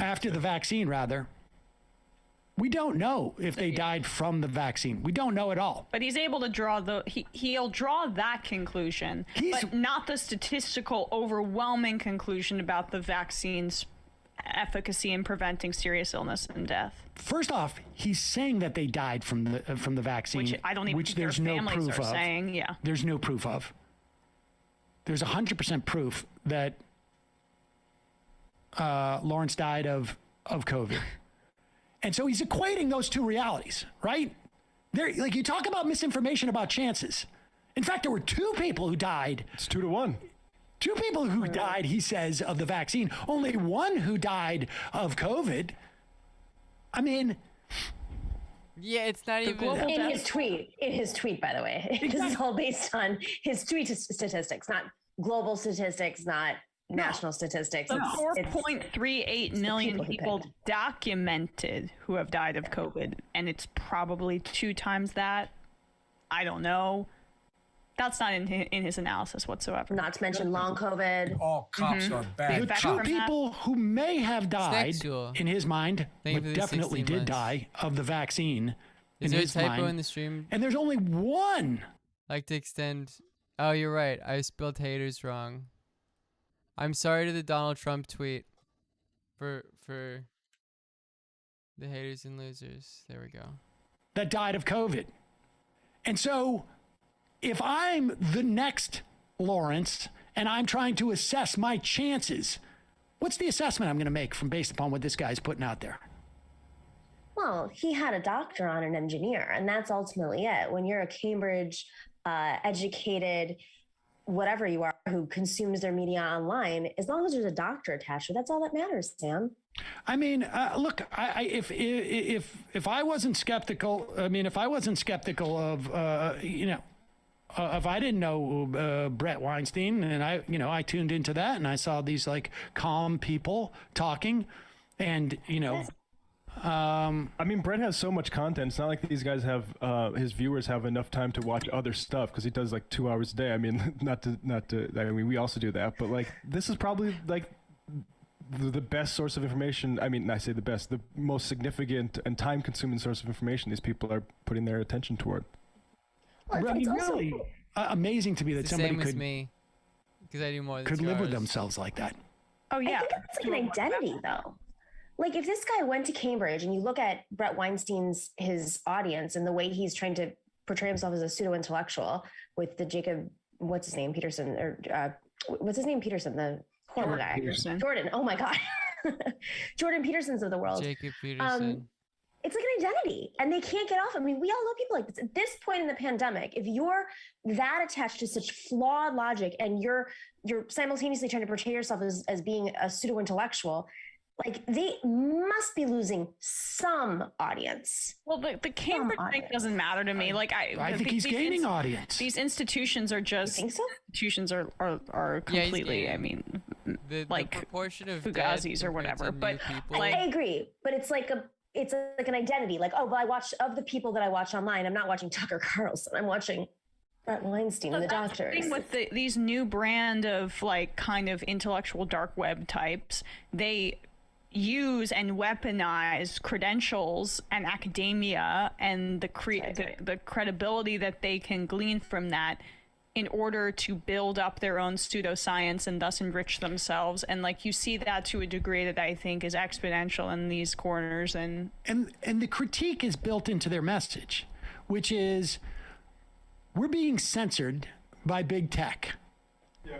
And so when that is like delivered as part of the knowledge you're passing on, you are building in the critique. The critique is like, hey, the vast majority of people who have looked at this think that you're out of your mind. Well, that's because, like I said earlier, big tech is censoring this. And they're building in the critique, and it creates this notion. And there's a lot of people out there. There's always been a huge market for it. And now we have the technology to deliver it to people even better, right? I mean, this is why Alex Jones was so big. This is why we always had conspiracy theories are so big. It is people who are looking for some special secret truth. That is. It's fun to be like in on something, even if that has like. Usually the conspiracy shit has no effect on people's lives. It's one of the reasons why, to a certain extent, the CIA helped like propagate some conspiracy stuff in American popular culture, because it makes far more than it causes people to like actually act meaningfully. It makes people like think that the government is all knowing and all powerful, and puts them into despair about being able to do anything. Is accessible only to them, and it. Yes, I VIP'd you yesterday. You rock as well. Shout out to Keffels. Follow them. Is self-flattering too, right? Like, I mean, because this is like, I have the special truth. Conspiracy shit doesn't actually translate into like doing politics. It seems like, I guess, outside of like not believing in COVID, that's really the largest I've seen it translate into an actual political sort of identity, is like far right grifts. Nobody else has a special truth. And I have my oracle who's giving me the special truth. Yeah. And they're doing it despite the fact that all the powerful forces don't want us to know the truth. I mean, it all sort of like becomes self-reinforcing. The scarcity of it too increases the demand, because you're the only one breaking through, and thus you have to come behind my paywall or whatever. So, but I'm not even talking necessarily just for Brett Weinstein. I'm talking for, the Lawrence guy too, because then he becomes centered in this story where he is going to save people around him. That's why he's posting it up there too. Like, it gives him the opportunity to be the oracle in his family. And it is just like, Romeo Trumpers curious, they know they're wrong, but they love those easy likes on Facebook and pats in the back. Everyone loves clout. Clout is fun. It feels good to have clout. It's the dopamine. It's social recognition. Clout has ruined every single human being's brain in America.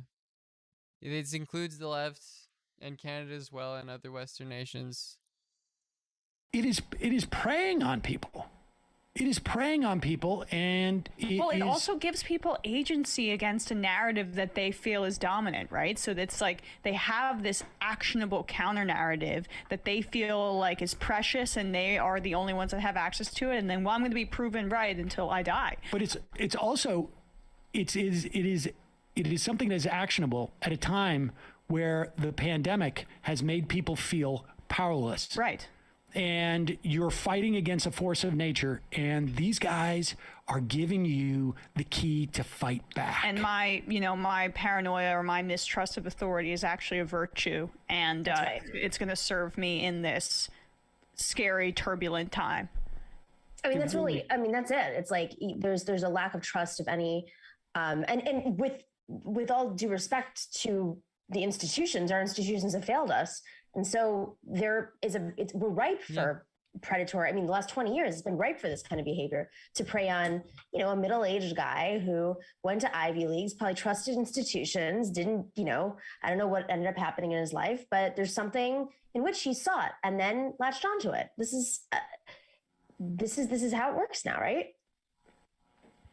It really is fascinating. Like people who are say they're seeking. Oh yeah, this is fake. Yeah, this isn't real. It's been there for like months. Seeking truth and facts. It's just a scam that makes you feel good about yourself. Here, play that last clip of Brett Weinstein and Heather Haying on Dark Horse. This is from August 11th, where they realized, like, it's not our fault.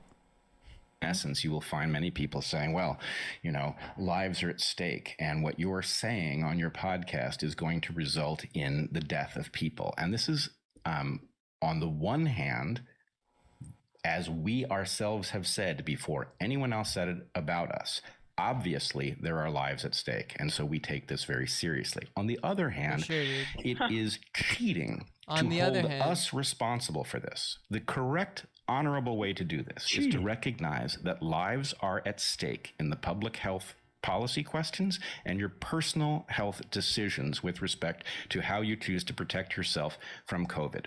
What a Weasley little fucking liar, dude. How the fuck does he sleep at night? That is true. What that means is that a great deal rests on how the evidence is interpreted.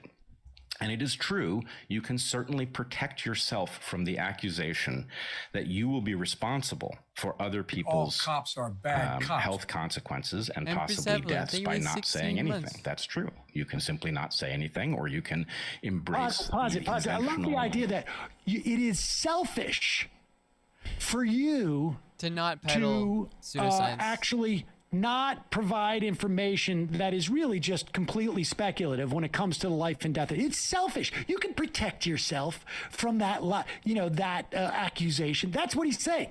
You're a coward. If you don't accept the broad consensus by scientists, right? If you say nothing, if you say nothing about the skepticism, you are just protecting yourself. You're a coward. But the implication is, Brett Weinstein, I am not a coward.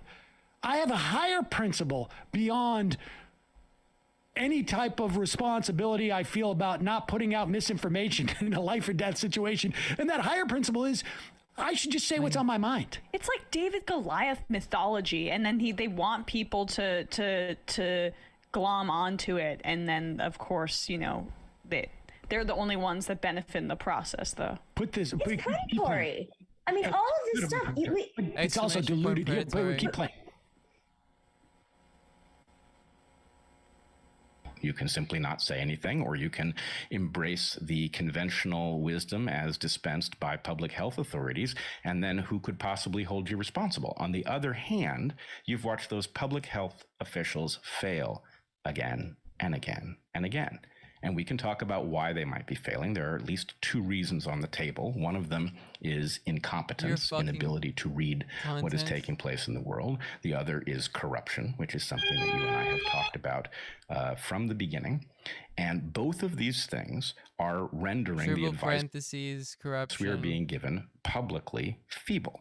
So the question is what to do about it. If you're in a position like we are in, do you talk about what you see, or do you keep quiet so as not to be blamed? Right?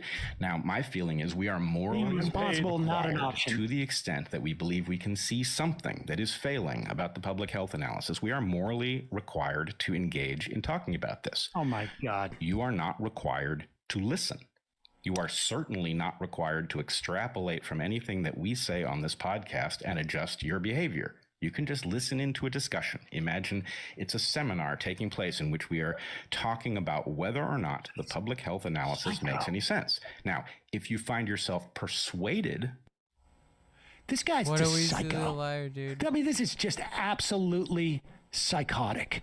He is now claiming that he has a moral obligation to say these things, but thinks that there's absolutely no impact on what he's saying. It's completely like I just have a moral obligation. I'm a tree that just develops this. Oh fuck! Oops! Shit. Where was I? God damn it! It was 27 minutes.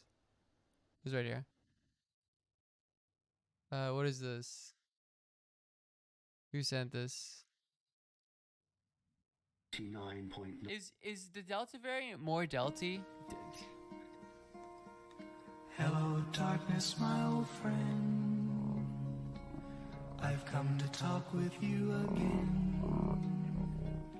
Because a vision softly creeping left its seeds while I was sleeping. And the vision that was planted in my brain still remains within the sound. Okay, dude. Okay, dude. Waited. This guy's a psycho. I mean, this is just absolutely psychotic. He is now claiming that he has a moral obligation to say these things, but thinks that there's absolutely no impact on what he's saying. It's completely like I just have a moral obligation. I'm a tree that just develops this fruit and does so in a way that doesn't have to conform with other people's sense of like what is healthy fruit.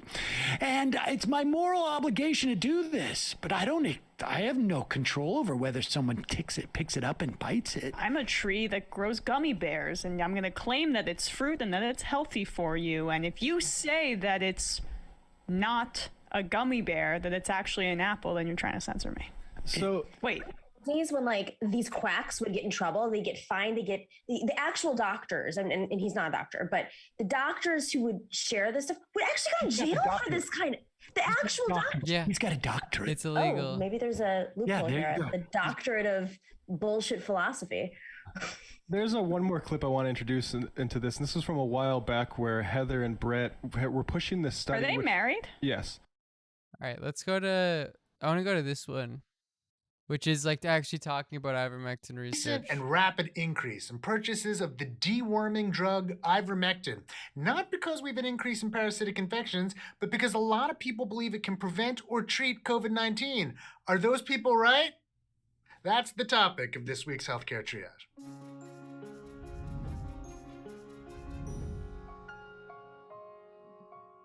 Let's start with the question, what is ivermectin? It's a molecule known to paralyze worms, and while recent headlines make clear that it's often used to deworm livestock, it's sometimes given to humans for parasitic infections like scabies. So yes, it can be used in humans. The next question is, can it be used in humans to successfully treat viral infections like COVID-19? We hate to be the bearer of bad news, but as of the day we shot this video, September 3rd, 2021, the answer to that question looks like a big no, and we've got the data to back that up. To the research. A double-blind, randomized, placebo-controlled trial published in March found that symptom duration was not significantly different between patients taking a 5-day course of ivermectin at 300 micrograms per kilogram and those taking placebo. Another randomized, double-blind, placebo-controlled trial published in July reported no...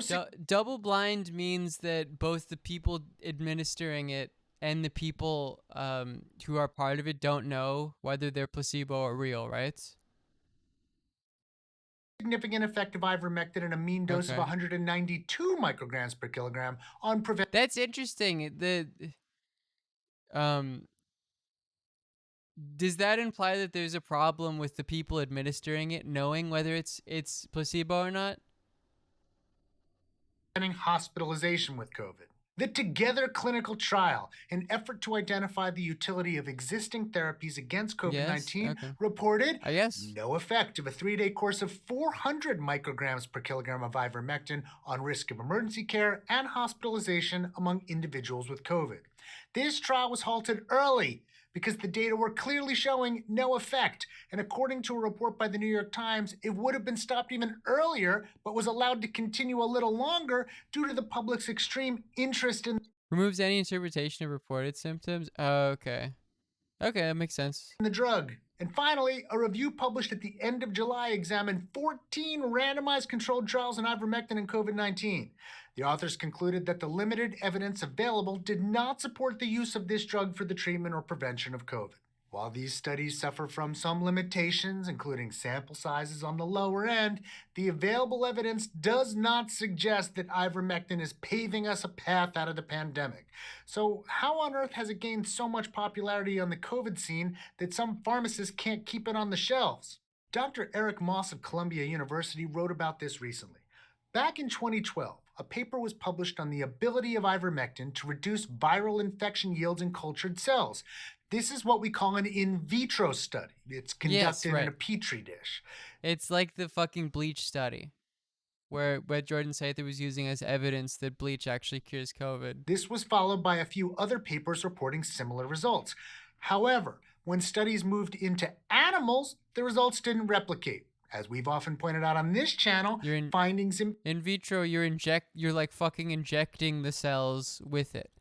It's not a thing that you cannot do in vitro to treat someone with coronavirus. Petri dishes can often be translated to the much more complex human body. However, this didn't stop the authors of the 2012 paper from testing the effects of ivermectin on SARS-CoV-2 replication in cancer cells. They reported that bathing cancer cells with the ivermectin in a Petri dish reduced the viral yield of SARS-CoV-2. And now, without regard for the many apparent issues with these results, the internet has come alive with tales of ivermectin's efficacy against COVID. There was one study in humans, published as a preprint in November of 2020, that claimed ivermectin, in addition to standard care, was very effective for treatment of COVID-19 patients. However, the report was retracted by the preprint server in July of 2021 for ethical concerns after reports of it being based on fraudulent research. Another issue to consider, as pointed out by the aforementioned Dr. Moss, the concentration of drug needed to inhibit half of the maximum biological component being measured is called the IC50. The IC50 for ivermectin in the in vitro studies was about 2 micromolar, which is 1,000 to 10,000 times higher than what is approved by the FDA and that can be taken by oral dosing people. So if you take 10,000 times the amount recommended by the FDA to take of ivermectin, it will stop the spread of COVID because your cells will stop reproducing. And therefore, even if it did inhibit viral activity in humans, which doesn't appear to be the case, it's at a dose that cannot be achieved by buying ivermectin from your local pharmacy. And even if you were able to get a dose that high, it could very well be toxic. Keep that in mind if you're browsing the shelves of a livestock supply store for ivermectin formulated for 1,000-pound animals. As the FDA recently tweeted, and I'm not making this up, you are not a horse, you are not a cow. Seriously, you all, stop it. Look, we'd love it if ivermectin were a silver bullet for COVID-19, but it's not. And to pretend otherwise not only distracts from things that really work, like vaccines, it's causing problems like increased calls to poison control centers. Like I said before, we don't want to be the bearer of bad news, but we also don't want to let the bearers of false information slide by. Hey, did you enjoy this episode? You might enjoy. All right, this one is about COVID statistics in general. Late stages of the COVID-19 pandemic, I recently realized that we're going to have an entirely new string of news stories and headlines that will at first seem very alarming. I came across this very illuminating thread from Jeffrey Ellie. He was reading a piece about a recent COVID surge in Israel and noted about how half of the newly infected adults in Israel have been fully vaccinated, and how that phrase makes it sound like vaccines aren't offering the kind of protection that we had hoped. But Jeffrey walks through the details of something called the base rate fallacy, and I loved how he walked through the mathematics of it, so it inspired me to recreate this concept in visual form. Here we have a representation of the FDA trial data that was used to approve the Pfizer vaccine. They recruited about 37,000 people, gave half the vaccine and half the placebo, and then tracked them over 4 months. Over that Also, imagine how fucking shitty it would be if you just got the placebo and died. Like, damn. 4-month period, 172 of the unvaccinated people caught COVID, and only 9 of the vaccinated people caught it. This gives us what I'm calling a natural infection rate. I'm sure it happens. 172 people infected in this one? Of 1% over 4 months. That means 1% of the unvaccinated people caught COVID over that time. Because only 0.05% of vaccinated people caught it, that's how we've calculated the vaccine efficacy rate of 95% for the Pfizer vaccine. So, what you're seeing right now is an exact visualization of the FDA study. As we've deployed the Pfizer vaccine into the wild, it turns out the efficacy is more like 90%. So let's just change that variable here. Now let's increase the sample population to the Israeli population of about 9.2 million. Israel's been one of the leading countries in the world on COVID vaccinations, with about 80 to 85% of adults already vaccinated. I heard something about that with AIDS. That like people were like rationing, like finding out who had the real medication and like rationing it in between everyone. We can see that as I move the slider here, the infected unvaccinated number shrinks. This isn't because the unvaccinated are more protected, but because there just aren't that many of them left. The pool of unvaccinated individuals is small, so the number of infected individuals shrinks. In the same way, there are now so many vaccinated people that even though they have 90% protection against the virus, they end up representing a very large percentage of the infected cases. There's even a counterintuitive phenomena in which if vaccination rates get really high, we could end up with the majority of COVID cases among vaccinated. This isn't super intuitive, so I've added another component to the visualization. I want to show how many people are protected by the vaccine. So that's pretty intuitive. Just click this button. What this box represents is the number of people who would have caught COVID had they not been vaccinated. These are the people who ended up fully protected as a result of getting the vaccine. There's a lot of things this visualization lets us see. I use a natural infection rate of 1% because that's the rate that we saw in the Pfizer study. But over time, the infection rate will be higher than that. Officially, about 10% of Americans recorded a positive COVID test, and it's pretty likely that the number is closer to 20%.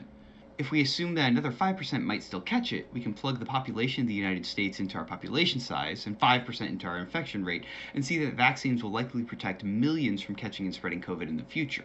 There are some other interesting things we can see with this app. If we change the sample population size to 100,000, we can play around with some of these variables. Let's set the natural infection rate to 3%. Let's set the vaccinated rate to 50%. With a 90% effective vaccine at 50% vaccinated, we get a total of 1,650 infections. But if we set the efficacy to something like 65%, which is the efficacy of the AstraZeneca vaccine, we can have almost 70% of the population vaccinated and end up with the same overall rate of infection. Now, I think you should still get a vaccine, even if it's a lower efficacy number. Every little bit helps. But what we can see here is that judging COVID numbers in the future is going to be extremely complicated. Yes, more vaccinations are good, but the difference between 60% and 75% vaccinated is not going to be particularly stark.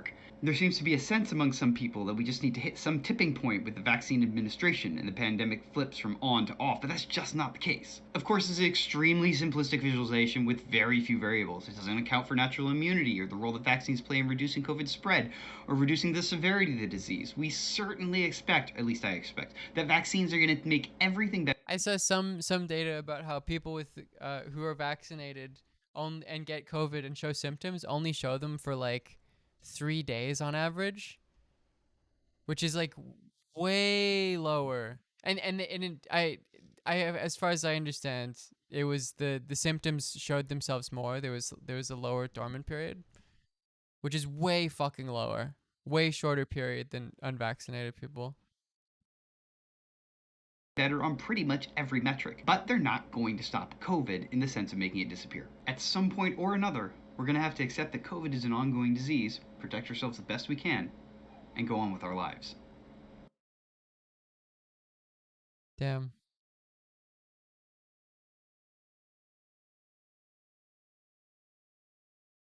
Oh, okay, sorry. This is Canadian. We're going back to Canadian politics temporarily. This is we're going to analyze which party leaders have cock confidence. But this is what this video is. This is wonderful. Plenty of talk today. Incredible. I love it. Hold on. About last night's debate, including one of the questions in that debate about Quebec, but there are also some far more subtle indications of how it went for the leaders. Here to dissect the leaders' body language last night is Mark Bowden, a world-renowned body language expert and author. A world-renowned body. It's just the cock confidence guy. That's the same thing. They are on the literal same level. A body language expert. What the fuck are you talking about, man? He's in Toronto. Okay, Mark, looking forward to this. Let's get into it. I want to start with what you saw before the debate even began. Bloc leader Yves-François Blanchet caught your eye. Why is that? So Blanchet had already annexed himself before the debate began. He's off to the side. He's doing some kind of long-distance runner warm-up at the start. He'd be checking his watch, seeing that that's working. This is diet Boris Johnson.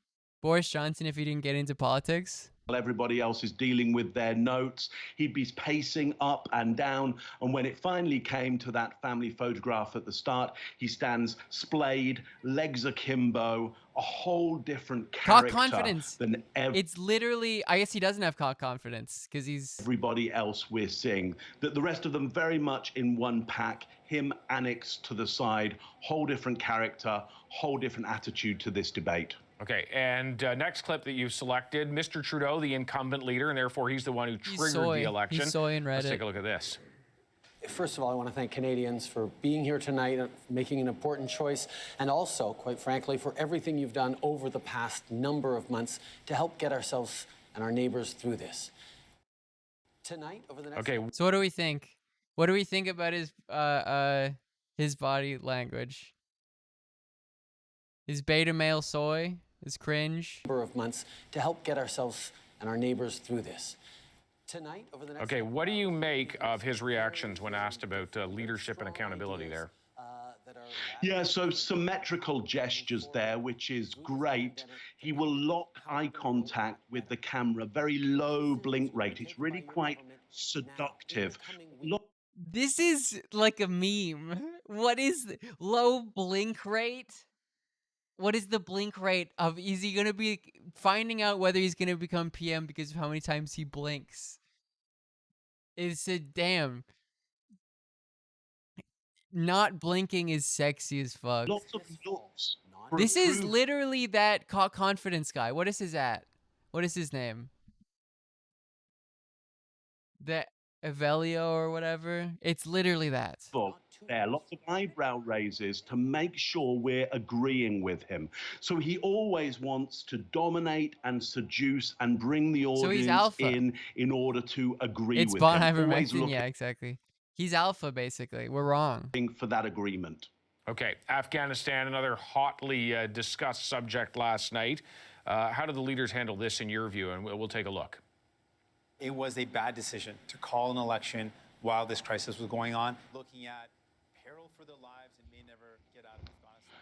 So Singh here is way more asymmetrical, way more destabilized, lots of shoulder shrugs in there as well. Unsure, I think, if he should be agreeing with O'Toole on this. But like, this is so funny. Like, look at him talk.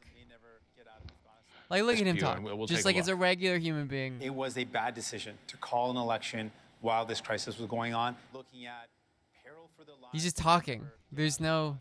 So Singh here is way more asymmetrical, way more destabilized, lots of shoulder shrugs in there as well. Unsure, I think, if he should be agreeing with O'Toole. It's on the same level as, yeah, the Bernie, when he does like this or whatever, it's toxic masculinity. On this, but has to side with him on it. And then when we go to Blanchet, again, asymmetrical. He has this habit of looking to the side, looking down. Isn't it Blanchette? It's not even Blanchet. Looking often a little bit indifferent. Again, not strong, not symmetrical, not very certain about the ideas that he's getting across. And that's very different, again, from Trudeau. More symmetrical. Again, those looks for approval there, those eyebrow raises, locking eye contact. And then we go to Paul. Really good job here.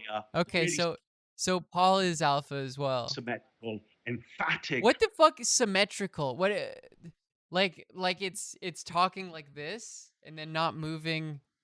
With the gestures, downward gestures to make her point strong. I think some of the others there could have taken. There's literally no fucking difference between other talking. Her gestures there and applied those to what they were saying. Climate change, a big issue for a lot of voters out there. Trudeau and O'Toole have very different platforms on that subject. Let's take a look at how that articulated itself in this exchange. I want to see this guy doing a body language analysis of like the 2015 Republican debates and being like, Trump, very beta, asymmetrical. He's moving around. He doesn't know what he's doing. Costed platform, which you just put out last night, cuts Mr. Trudeau, $2 billion from climate investments and from things. And for our friends in BC...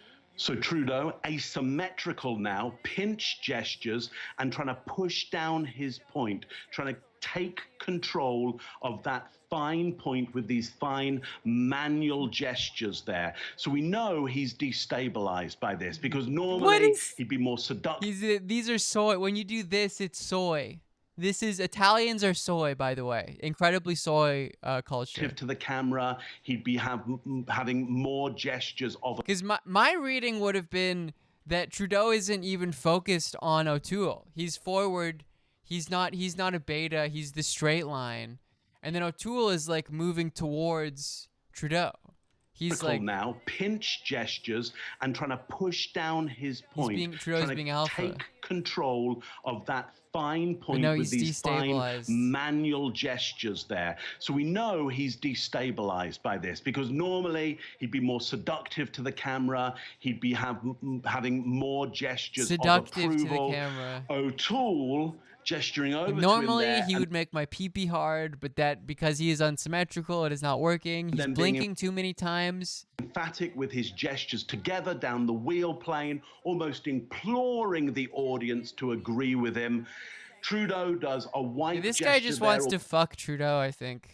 Almost a jazz hands gesture, brushes over that, brushes that away, and he's back to pinning down his point very clearly to take control of it. One of the most discussed moments from last night was the exchange between the Green Party leader, Annamie Paul, and the Bloc leader, Yves-François Blanchet. We'll take a look at it. And if he doesn't say that Paul is like a girl boss, then I'm canceling him. Get down. I actually had to pull my jaw up, which just dropped, when I heard what Mr. Blanchet said. I invited Mr. Blanchet to get educated about systemic discrimination. Here, because she literally demonstrates for us that holding up the dropping of the jaw. I have no clue which way you could go with that. Brilliantly displayed there. It creates a real hit for him. We see that Blanchet stops still there, okay? And then he has to implore for... Oh my fucking God. It's yeah. 9 out of 10 Enbridge executives agree. Singh's body language last night proves he's not ready for leadership. This account is so fucking good. More time. That's a non-verbal concept. The only thing you can do to countermeasure that display is go... I respect this guy's grifts. He grifts so hard he's on CBC talking about fucking body language. Just making shit up. It's literally nonsense. Been unfair. I really needed more time around this. All right. Overall assessment of their performances. Give us a quick headline. Yeah, so I would say Trudeau, he dominates, he's seductive, but he always just wants to fuck Trudeau. Looks for that approval and does get destabilized when he goes into those asymmetrical gestures. O'Toole, very decided, often symmetrical, very assured. Often those imploring, praying gestures don't play maybe as well as he would like. Singh, his blink rate was right up, so he was under quite a lot of stress compared to others. His blink rate was double that of Trudeau. Maybe no one pays attention to that. Trudeau's more used to this, but certainly Singh was under a lot of pressure that night. Paul did a great job with her. Singh is not ready for leadership because he blinks too many times. Symmetry there and getting the point across in a very new situation for her, certainly. And Blanchet, a little bit annexed and would at times look indifferent. Yes. It's Blanchette in French. Blanchet is not how you pronounce it. So not a good look for him overall, I think. So Blanchette is soy. Certainly. And Blanchet, which is hilarious because he was at a speaking level, he was quite good. He was quite effective, I think. That was what Hassan was saying, right, as well. He was an effective speaker. Even talking in a language that is his second language, in which he's not even familiar with some policy points, like their translation in English. He did pretty well. A little bit annexed and would at times look indifferent. So not a good look for him overall, I think, during this debate. All right. Interesting analysis. Mark, thanks so much. My pleasure. Hi, I'm Vashi Capellos, host of Power in Politics. See more of our show. We love it. Is there more? Is this the same guy? Yes! Yes! Yes, more of this. Yes, more of this. Absolutely amazing. I love it. Well, no matter what you think of his politics, Justin Trudeau can certainly I'm dazzle Canadian, a crowd. yes. The charismatic leader has been called the Prime Minister of PDA. And to talk more about that, I'm joined now by body language expert Mark Bowden. Mark, nice to see you. Great to be This guy is so fucking cool. I love this grift so much. Hey, Jeff, thanks. All right, the Prime Minister jokingly is being referred to online also as Mr. Steal Your Girl. And let me ask you, can body language truly reveal what... He's got like a fucking wiki page, man.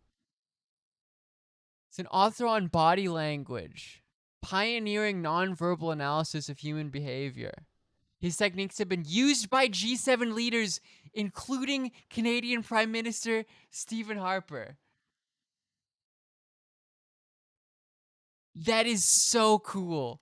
Stephen Harper took body language advice from this guy. That is remarkable. What an incredible grift. It keeps getting better. Derived from evolutionary psychology, behavioral psychology. Incredible, dude. It's EvPsych as well. This is such an awesome grift. This is incredible. It's just literally made up. This is all made up. Whether or not the gesture plane system. somebody is taken or smitten by another? Well, certainly there are some indicators that we can see. It can't give us the whole picture. We don't see, every piece of context, but we do have indicators that there might be attraction or desire. Okay, so what should we be looking for? What are some of the signs or tells, if you will? This is prolonged gaze. This is literally PUA shit now. It's like it's like he is so close to talking about like pheromones and shit. Can be one of them, when somebody gets long eye contact with you and then maybe moves away to show vulnerable areas of the body. Flirting gestures like the movement of hair to show good genetic code in the hair, health essentially. Yes, dude. It's so cool that it's also evolutionary psych. Those are usually good indicators. Okay, let's have a look at it. No, because we are defined by our particular understanding and construction of evolution and biology. That defines our frontal cortex is incredibly weak, and our lizard brains decide everything. A few of the examples that have been circulating around the internet involving the Prime Minister, and we're going to start with what I think is a fairly famous shot from when he visited Washington recently. Like, what else do you have to say about this? Because this is a slam dunk, right? He is with the president's daughter, Ivanka Trump. What does this photo say to you as a body language expert? So the reason we're so interested in this is that what we're seeing here is prolonged gaze. Now, of course, that's because it's a still picture. We don't get to see how long this gaze lasts for. And then when we look further into it, we can then see these dark eyes here, which makes the pupils look a lot bigger, dilated. So we start to go, is she excited? Does she have desire? But of course, we don't know the benchmark of how much her pupils are usually dilated. Has she been drinking coffee, pseudoephedrine or something like that, which can cause pupil dilation? We do. As an expert in the field, I gotta say she's horny. Do see a smile on the face, which I wanted says to ask pleasure. you about that. This broad is horny. Because she's got like a wry smile on her. Yeah, but what we don't see is any wrinkles in the eyes here, which would show true pleasure. So about this image here, I would say really the jury should be out on this. There's not enough That's so cool. indicators of desire. So this isn't enough. This is not enough for his incredibly rigorous scientific process of understanding attraction. Okay, so her husband, Jared Kushner, shouldn't really be worried. He can feel okay just for now. Next is That's the awesome. Duchess. Here she is in this photo with her Prime Minister. Looking away, as you mentioned, playing with the hair, right? Absolutely. So this is a flirt gesture, potentially. However, we don't know, how windy is it that day? Did her hair fall in front of her face and therefore she's moving across? However, there is this downward gaze and this shift to the side, which is lowering her... It's literally the Avelio shit. He's drawing green lines. And then this one is like... status against him, so submissive, potentially. And she's submissive and beautiful. And displaying carotid arteries and windpipe there, which again is submissive. But again, we don't know the context, so jury has to be out on this. This is incredible. I love that he's not making any like any actual statements about it. As to whether she's simply adjusting her hair or it's a flirt gesture. Yeah, I'm also interested in the third part of that photograph, William in the middle there.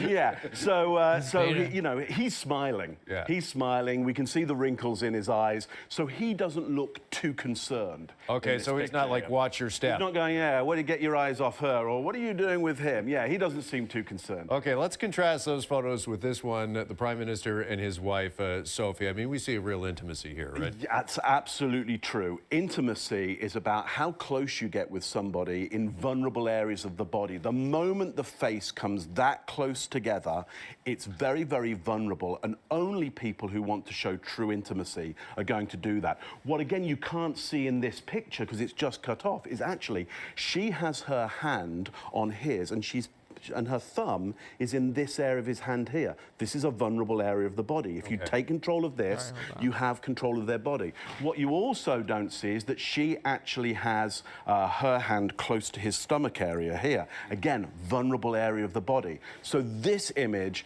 definitely we can say, shows true intimacy, because there's, and her thumb. Oh, thanks. Yeah. No, I needed, yeah.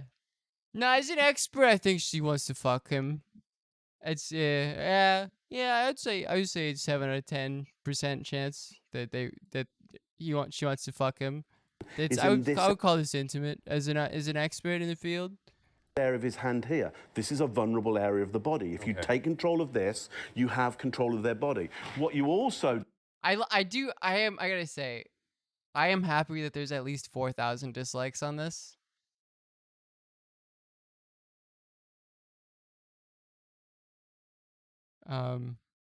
Impressive. He's so accurate. Should start his own YouTube channel. You're on his YouTube channel. The scuba, but really an expert in body language. Very objective. Don't see is that she actually has her hand close to his stomach area here. Again, vulnerable area of the body. So this image, definitely we can say, shows true intimacy, because there's so many indicators of that. Okay, finally, let's look at our Prime Minister with a couple of the bros, if you will, and we're going to start with the former President Obama. And famously, I mean, so which here's one is a more famous alpha? photo right here. I mean, they've had kind of a bromance, right? Yeah. This might So as well again, be the Twitter true line, dude. intimacy, because nobody really gets their face that close together unless they're happy with that vulnerability. The other indicator is that you can see that both of them have wrinkles in the eye here, He did do and a the Trump body corners language of the breakdown. mouth turned up, and that's true pleasure. They're happy to be that vulnerable with each other. That's intimacy. Let's contrast that with this photo, if we can. A couple of photos of, well, there he is with Obama again, but after that, with the current president, Trump. And what are you reading into this? Well, again, a moment of time there where you've caught this look down. Which is so funny as well, because like all these photos are just like, everyone understands the context of these photos. And this potential It's very idea of maybe straightforward. disgust. But I don't see enough indicators of disgust there. I think we've just caught a moment in time where Yeah, this rocks. Alright. Let's see his most viewed video. Yeah, this guy rocks. Oh, he did a keynote speech. Oh, Biden? I'm Scott Rouse. I'm a body language expert and analyst, and I train law enforcement and the military in interrogation and body language. I'm Greg Hartley. I'm a former Army interrogator, interrogation instructor, resistance to interrogation instructor. Hi there. What is this lineup? Yeah, I'm a CIA agent. I run a black site in Laos. Mark Bowden. I'm an expert in human behavior and body language, and I help people all over the world to stand out, win trust, gain credibility. Hey, I'm Chase Hughes. I did 20 years in the U.S. military, and nowadays I've published a couple of books. This is, by the way, the lineup for this is to talk about whether Biden is lying about not sexually harassing Tara Reid or sexually On body assaulting. language, and I teach body language, behavior profiling, interrogation. It's not political. I love this fucking grift. I gotta say, I didn't realize that this is like, I should have realized that this is like a type of guy that like looks at body language and is like, yeah, this guy's alpha. Yeah, she wants to fuck him, I think. We call him like we see him. It's important to understand that Call him and keep like you that see in it. mind as we go along. No, that's As we await for the records from the National Archives, Are you absolutely certain? Are you absolutely positive there is no record of any complaint by Tara Reade against you? I am absolutely positive that no one that I'm aware of ever has been made aware of any complaint, a formal complaint made by or a complaint by Tara Reade against me at the time this allegedly happened 27 years ago or until I announced for I guess it was in April or May of this year. It is, I gotta say, it is interesting how, like, I don't know, did they find, like, the right drug cocktail for him now? Because this was, like, Biden at his worst. I know of no one who's aware that any complaint was made. Yeah, this is my favorite of the entire thing. He took a yes or no question and answered with about a 27-word answer. So we're gonna get the experts to come to the obvious answer that is a bullshit response. That is just, if you heard, it's cadenced as if he's practiced it. Ultimately, there's some thought. We need the military guy who ran Guantanamo Bay for 20 years to analyze this for us to understand that it's a bullshit. Patterns there that don't sign up to our usual way of just trying to explain to somebody it didn't happen. No. If someone removes you from the answer twice, there's a high likelihood of deception. His request for approval is certainly there. His blink rate is up. Interruption. Yes! Blink rate is a staple of the field. I love that. I love that blink rate is a staple of the field. Non-sequiturs. Count how many times did we get removed? If I'm imagining this scenario, how many times did I get removed from that man by date or time or person or group or anything else? Which also, yeah, it's a legal statement. He can't say no. He says, as far as I am aware, no one did that. It takes us like it's a very, like, clearly they made him say a very precise thing legally. Out of the yes or no question. Let's see how many times we got. I am absolutely positive that no one that I'm aware of ever. All right, that's a terrible effect. Okay, let's go to the Trump breakdown. The craft is easy for him. That's so true.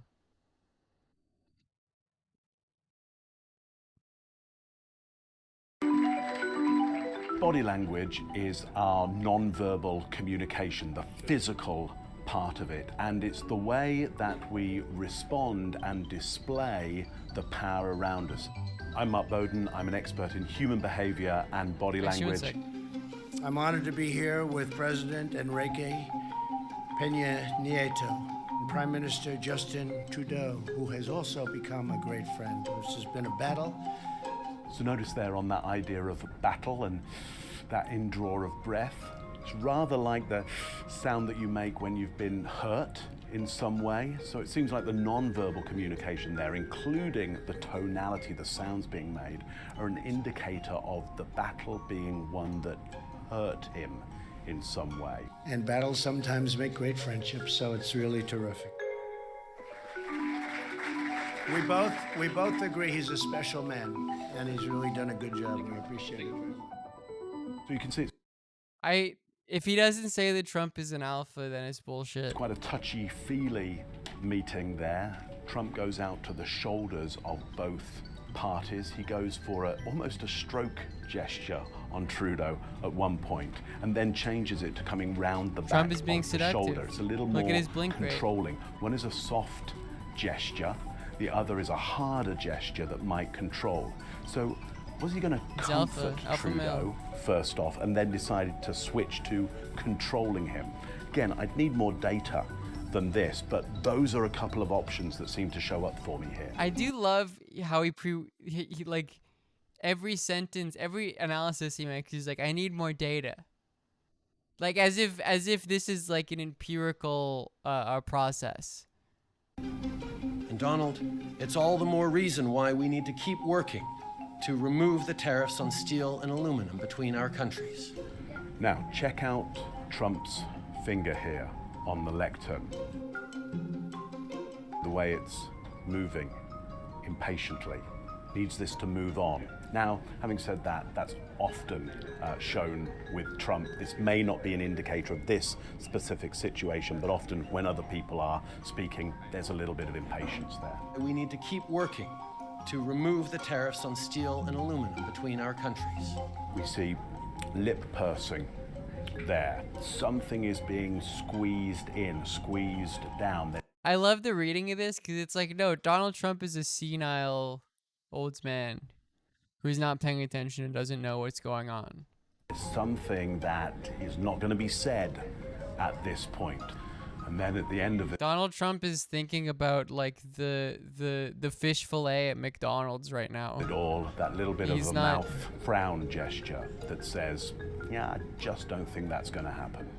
Extremely hardworking staff.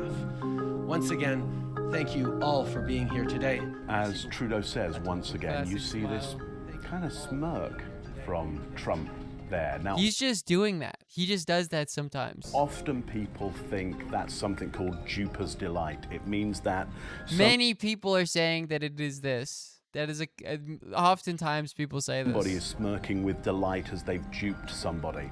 However, in this case, Jupiter's delight tends to be... What a hilarious accent. I thought it was like Jupers, like the J-U-P-E-R-S. Really quick, really fast. This is prolonged.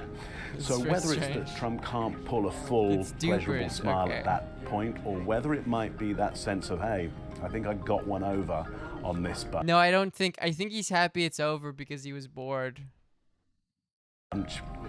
Tough to tell, because usually I'm 100% sure that he is happy it's over because he was bored. Jupiter's delight, it's quick and it's sharp and it's a bit of a micro gesture.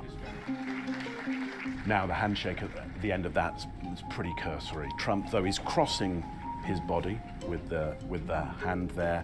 He doesn't reach out a lot. He won't pull himself off balance or shift his body in any strong way to make that distance. Trudeau, in order to get the hand... Because he doesn't want to.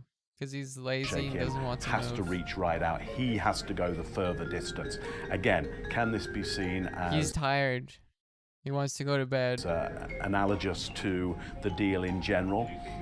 You know, it's hard to tell. With body language, we need as much data as possible to get... Gotta collect that data. It's an empirical process. I need Donald Trump to be talking to just... You have like 2 hours of them talking. Like that, it was a long... We need 12 hours of Trudeau and Trump talking to each other to be able to make a conclusive statement about which one of them is an alpha male. Closer to the truth, but there's strong possibilities here, I think, that somebody is more happy than somebody else about this deal that's been made. Let's go. We're ready. Let's go. Let's go. Take a look. The first point I miss will make me... Okay, we can go back. Body language is our non-verbal communication, the physical part of it. And it's the way that we respond and display the power around us. I'm Mark Bowden. I'm an expert in human behavior and body language. I'm honored to be here with President Enrique Peña Nieto and Prime Minister Justin Trudeau, who has also become a great friend. This has been a battle. So notice there on that idea of battle and that indraw of breath. It's rather like the sound that you make when you've been hurt in some way. So it's... This is like looking at the president when he had COVID and he was dying.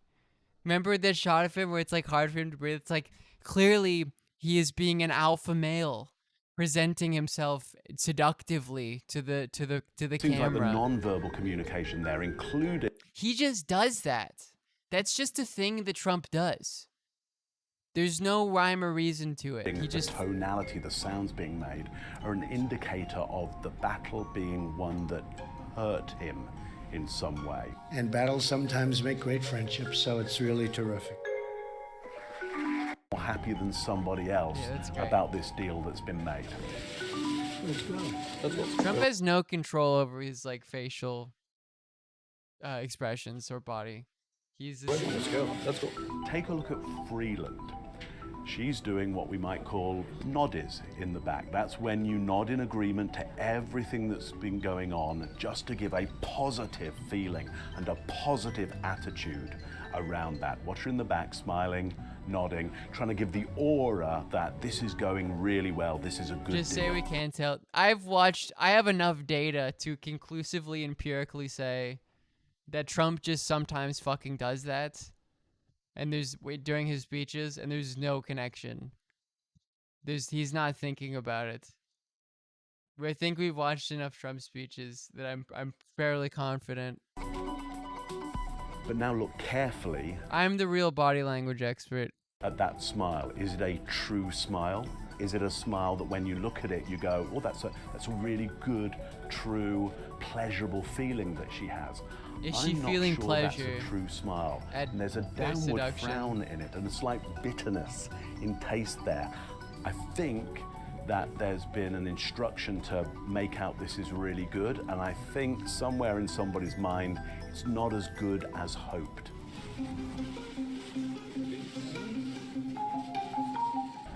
Notice what Trudeau's doing there. Every time he signs quickly, his head comes up and he stays very still and serious for the cameras to capture his head up, a serious expression, and the other two signing.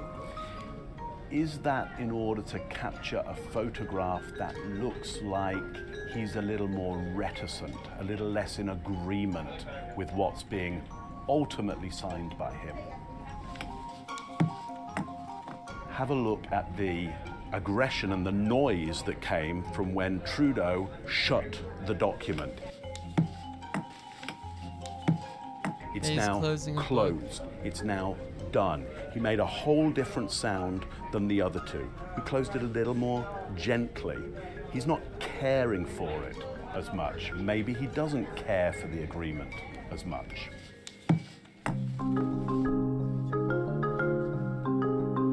Yeah, this is just baking. This is basically That's the QAnon. nature of photographs, is they capture a moment in time and you don't see This guy's what's amazing. He around should have it. his own And of YouTube channel. course, So true. We can all set up photographs to get a particular story across. So when you're reading body language or trying to get the sense of somebody's feelings and intentions from a still image, chances are you're not taking in the full QAnon, context. but it's That's CUE. why Yes, you want to exactly, get to reports JPEG. and watch the whole thing moving with the sound to get a better idea of exactly Incredible. what's going on. All right, let's watch this. Today, we're going to be talking about the self-help, stuff. financial advice, lifestyle YouTube Also, I'll be right channel, back. 1 second. alux.com. Sitting at over 3.5 million subscribers, Alux advertised itself as the place where future billionaires come to get inspired. Welcome to alux.com, the place where future billionaires come to get inspired. The first thing that caught my eye about Alux videos was how vaguely terrifying all of them are. The host of the channel speaks in this robotic, over-enthusiastic tone, and the videos consist only of stock footage, often stock footage of faceless people walking through crowded cities. The whole thing frankly makes me feel like I'm living in some kind of a fictional dystopia, where a robot is about to inject me with lethal serum because I've become obsolete to my corporate overlords. This is the Sunday motivational video. Every Sunday, we bring you a different type of video, which should improve your life. Today, we're looking at 15 things poor people waste money on.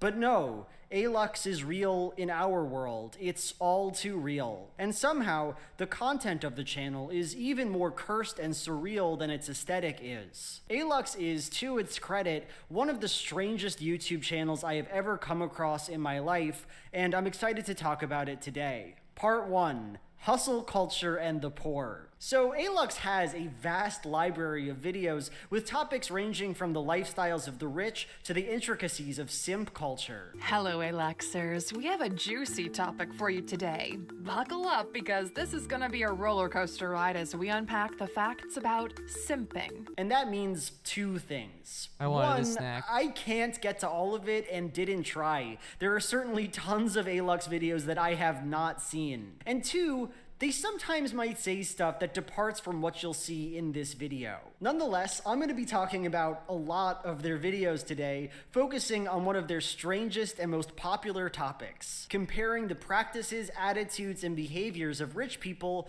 to those of poor people. Stuff like 15 things poor people do that the rich don't, the 15 rules of poverty, and the 15 reasons staying poor is a choice.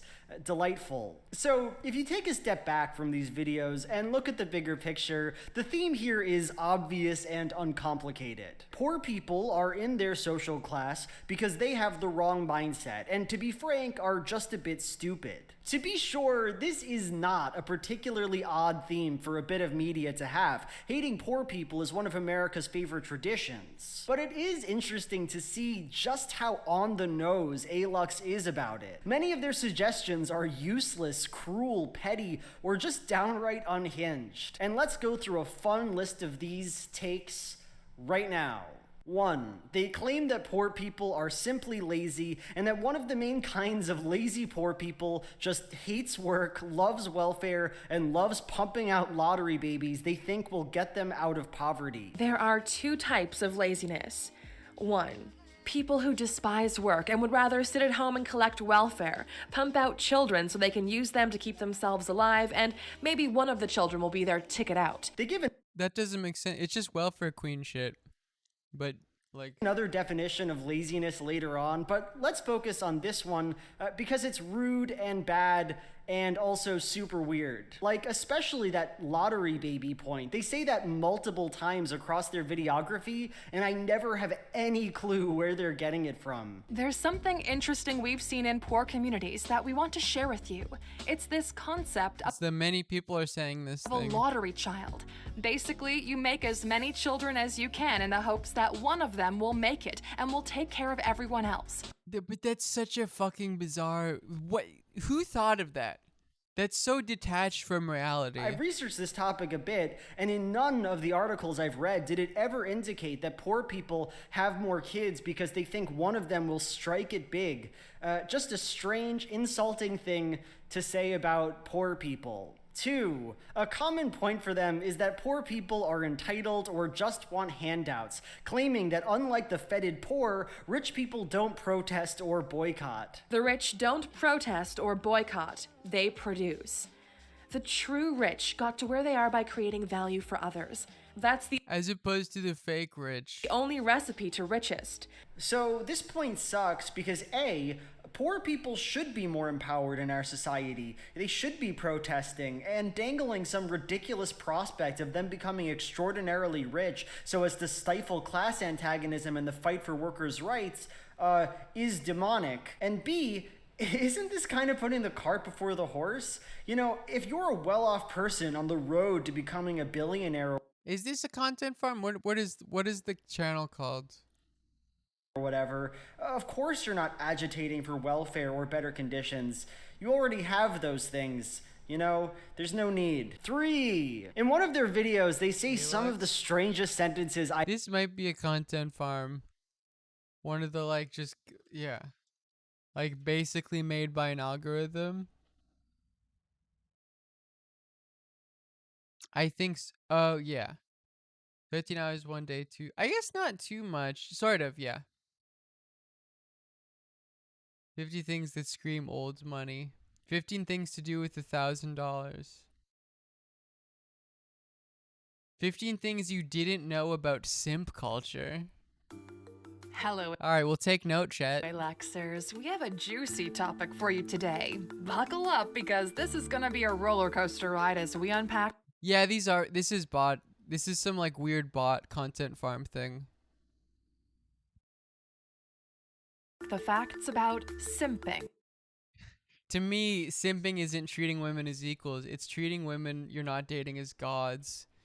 Fellas, if you're not treating women you're not dating as gods, please get the fuck out. Simp Nation and Simp Power. Simp Nation? Prior to the 2020s, misogyny was largely insults or cultural norms at the expense of women. But trust the Gen Zers to even the playing field, and now even men are the butt of Gen Z. I don't even say Gen Z. It's Gen Z. Is this British?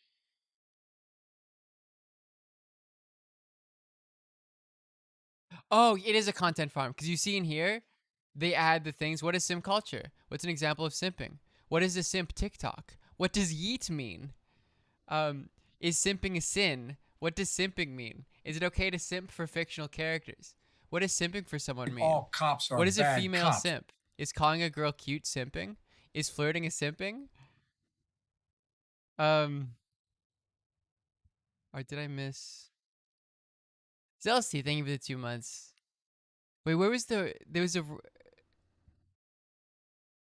What does simping mean in Roblox?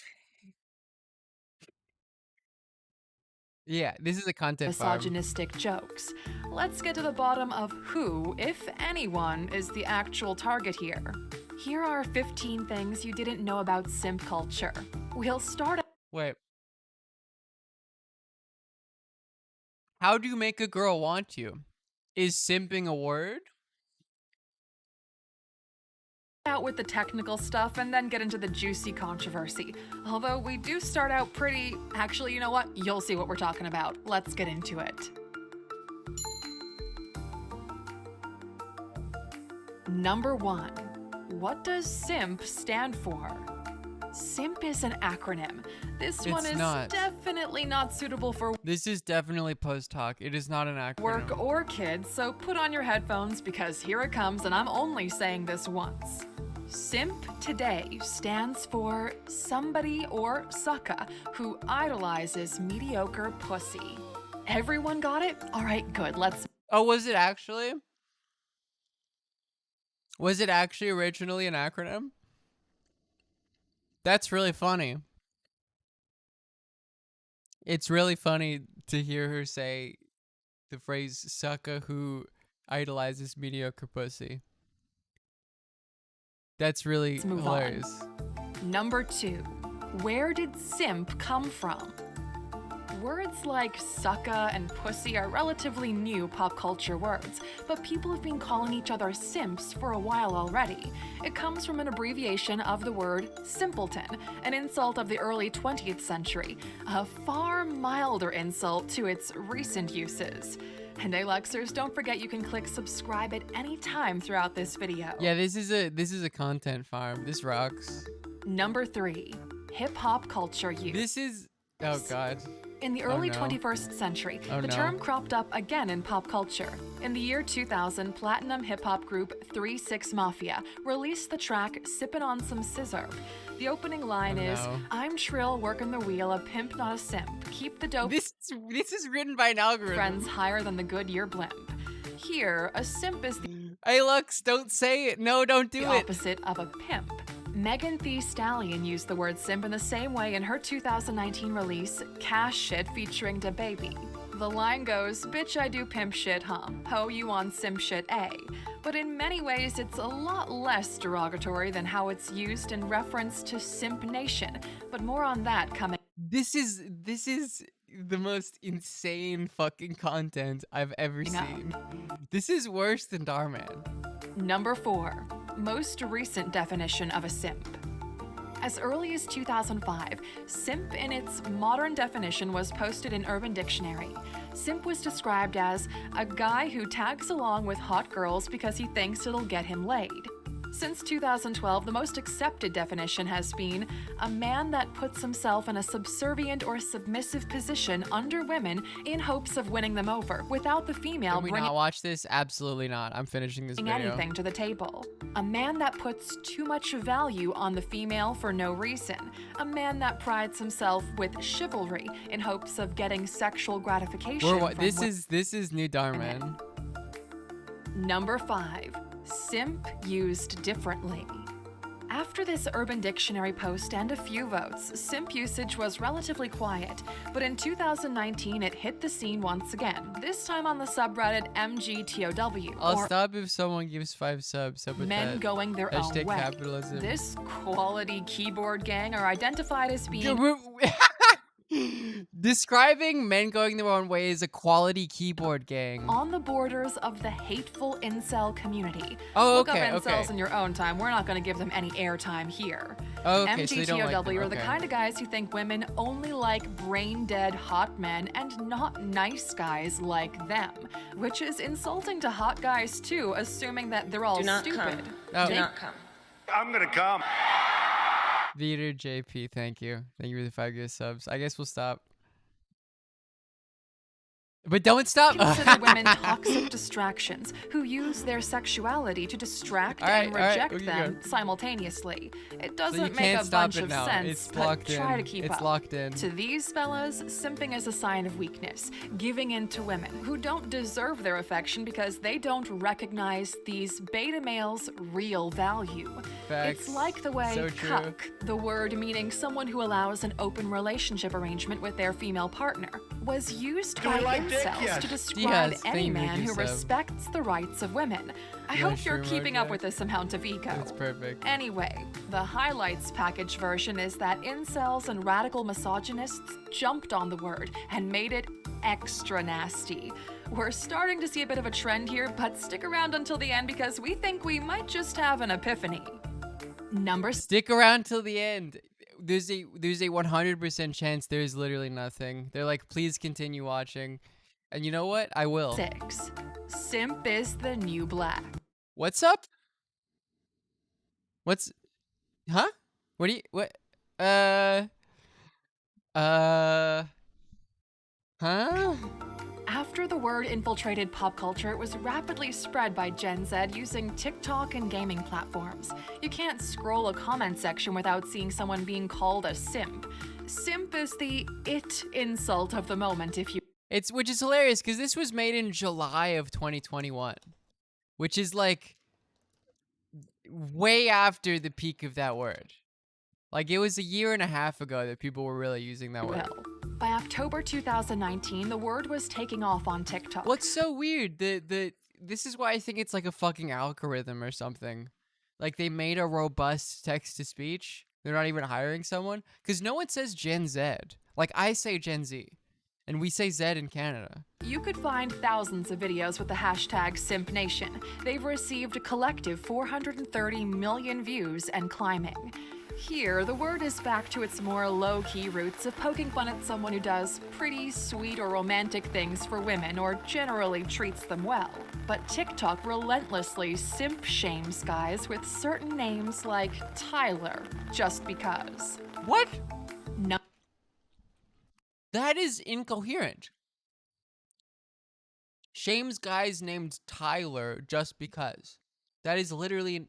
Key roots of poking fun at someone who does pretty sweet or romantic things for women or generally treats them well. But TikTok relentlessly simp shames guys with certain names like Tyler, just because. Number 7. That is incoherent. First evolution of simp. The first evolution of the word simp It's like evolution of dance. came soon after its launch. Here, simping for a girl or guy was the equivalent of crushing on them, kind of the way you might be called romantic. But there was a mean connotation that you were rather pathetic for your actions, but mostly people made self-deprecating What jokes. is this So a B-roll? lot were in on it, so it wasn't altogether hostile like those angry Reddit incels. Hashtag SimpNation videos showed cuddly boyfriends and girls getting flowers, but then also guys shaming other guys for opening a door for a woman or commenting on their crush's Instagram. It was hard to define. Number 8. Then gamers got a hold of it. And we all know what happens when gamers get a hold of something, right? So it's like the true. only thing that exists. Previous overused terms like your mother or that's so gay have been used to death by the gamer squad as they hurl That is facts, dude. insults at each other through headphones. Wait, so this game, this account is anti-Gamergate. PewDiePie I hate it. I fucking hate it when gamers got a hold of the phrase "your mother."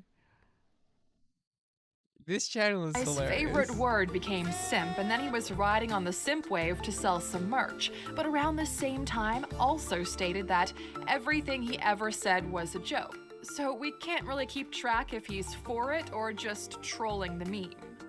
But it This is the writing in this is like it's uncanny in a similar way that like Darman is. Like, what does that mean? He was just like that's not how people talk. Also stated that everything he ever said was a joke. So we can't really keep track if he's for it or whether he's for it, which is calling people just simp, trolling the meme. or whether he was trolling the meme. But it wasn't smooth sailing for the simp slurring gamers as game news The simp slurring gamers. That is how I'm going to refer to gamers from now on. Kotaku.com reported that by February 2020, Twitch was already deleting emotes who used the word because they... This happened to me, by the way. My first tier 3 emote was just the phrase simp and then exclamation points, and they made me delete it. Started to see it as a negative trend with its use. Federico Fedmeister Gayton, a popular streamer, announced to his fans that Pepela. Fed simp emote had been removed by Twitch for targeted harassment and bullying. A Twitch spokesperson explained their move to Kotaku.com, saying, "Our community guidelines prohibit harassment, and as part of this, we deny emotes that are designed to abuse or demean others, or can be misused for such behavior."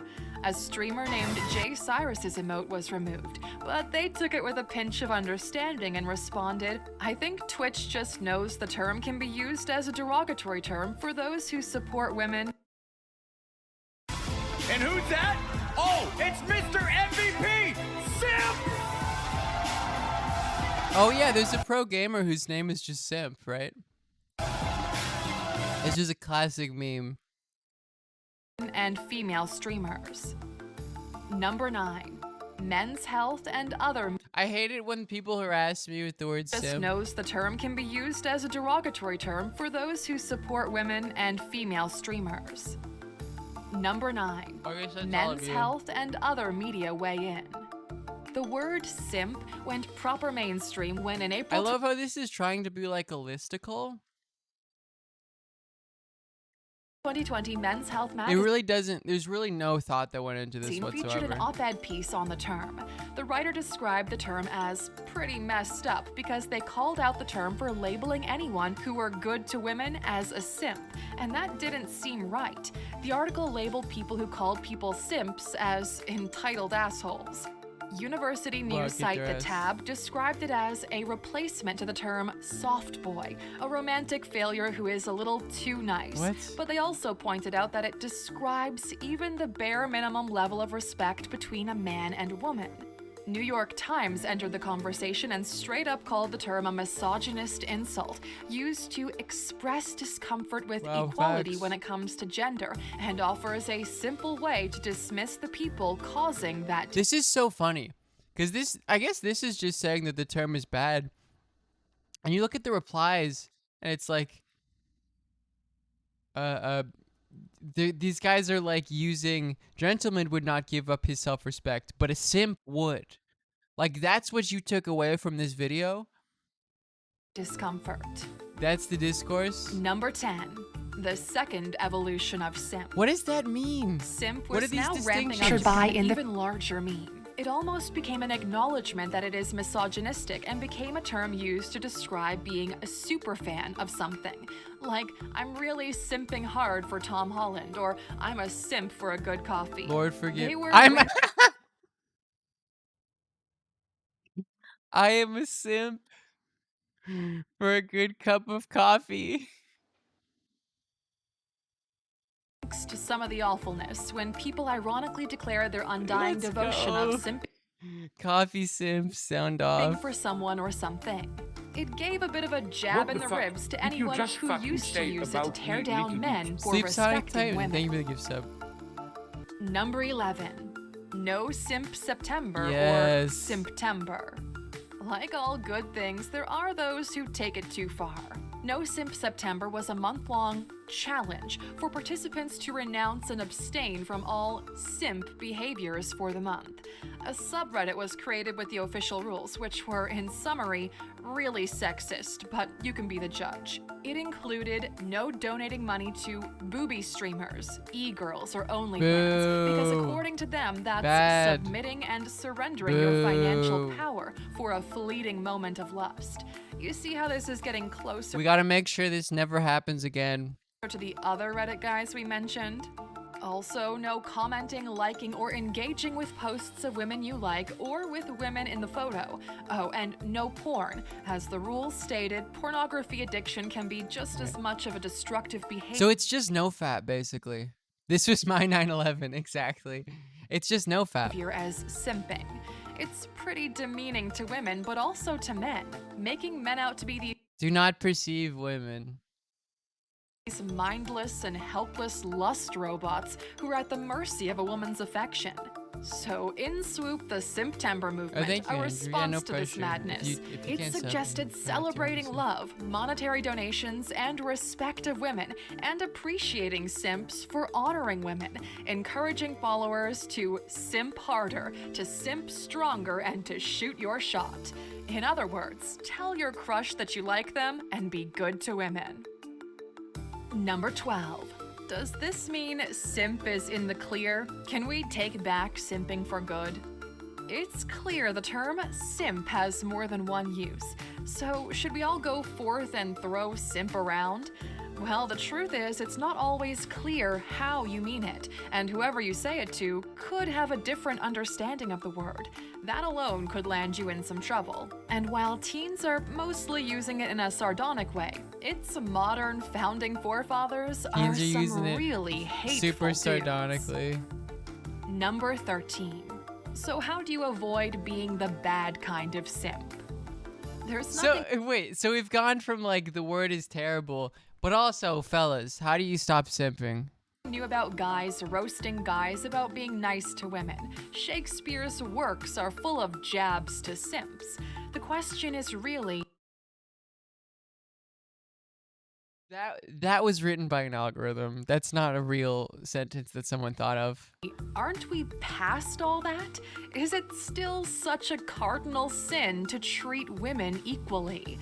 It's seeing women as alien creatures that leads men to simp behavior. That old school thinking of men from Mars, women from Venus kind of stuff. And guys who treat women as conquests are also prone to simp life. Women aren't vending machines that once you put enough credit in, they're prone to simp life. They give you what you desire. You being a nice human to another human doesn't mean they owe you anything in return. Get over it. This is real life, not a game where you get points and cash it in for goods. Which brings us to our next point. Number 14. Are you a simp or just a creep who can't take no for an answer? InTheKnow.com hosted a group chat on the topic of simping. It has some excellent points of view from men and women from all sides of the argument. One brilliant summary is one by Ilse Atkinson, who gave some great advice to consider. My final words of warning are to make sure you're not falling into the trap of the nice guy who crosses women's boundaries by not being able to take no for an answer. If your advances on Instagram so far have gone unreciprocated or are unwelcome, maybe it's time to cut your losses and leave the nice lady alone. There are plenty of fish in the sea. Number 15. Shakespeare did jump on the hashtag simp hate train. Trends pass. Should we stop the simp roast? Was Shakespeare Sigma male? People make a big deal out of trends while they're still on point. But the thing about trends is, they pass. Remember Pokemon Go when it first came out? It felt like your life depended on it. Or how angry people— Remember TikTok? Remember the shoot dance? People got if someone leaked— What is this? What is this writing? A spoiler of Game of Thrones before you got to watch the episode. And now you realize it doesn't matter and you almost ended friendships over that shit. Or remember— No? What? Remember when dressing in blackface was somewhat socially acceptable and hilarious until—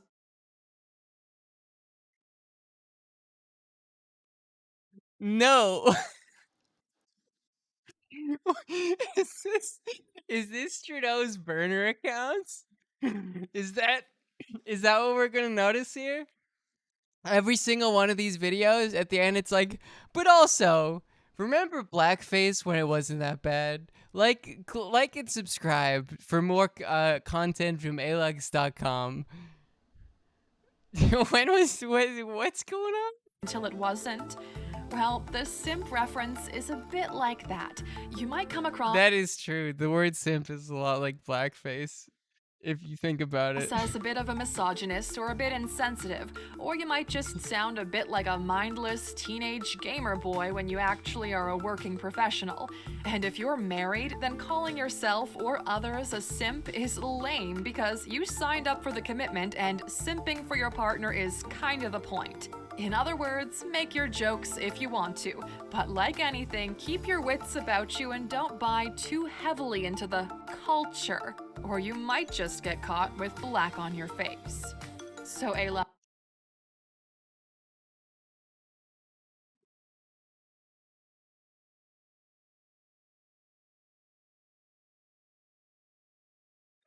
What's up? Wait, did I hallucinate that? Partner is kind of the point. In other words, make your jokes if you want to, but like anything, keep your wits about you and don't buy too heavily into the culture, or you might just get caught with black on your face. So, Aluxer.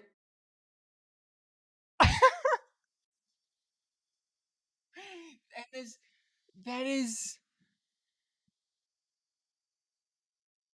It's literally, this is Justin Trudeau's burner account. You can't convince me otherwise.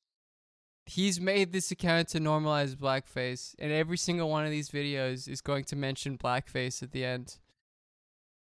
15 signs you are a beta male. Let's go, dude. This is one of the most fucking bizarre. This is the Sunday motivational video.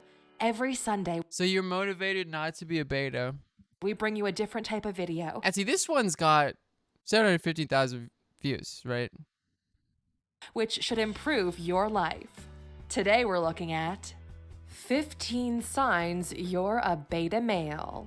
Welcome to alux.com, the place where future billionaires come to get inspired. Hello, Aluxers. Now this Sunday video will make a couple of you guys cry because you've been living in a bubble. What does it The take goal you in to? life is to not bullshit. Oh, Alex, it literally just takes you, like, it's just a video. It's just a fucking website with the videos.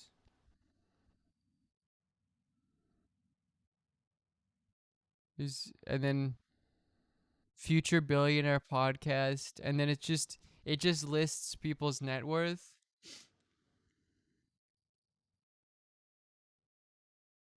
I love this. Have an answer. Alex from all the worlds help each other to get better. And there's just like no one on here. Oh. Guided meditation for entrepreneurs. So this is where like the grift gets funneled into, I guess. You gotta meditate. You give money so that they can tell you how to meditate to become a billionaire. Bullshit yourself, right?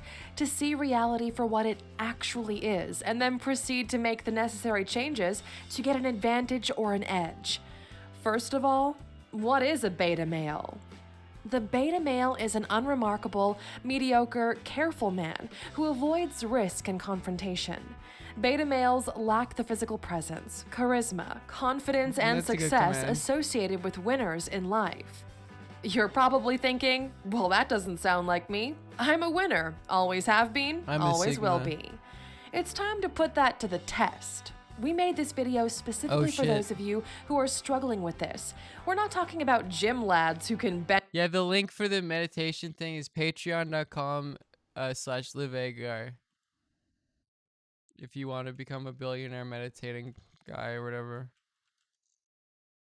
Bench press twice their body weight, but instead we're focusing on a more holistic approach.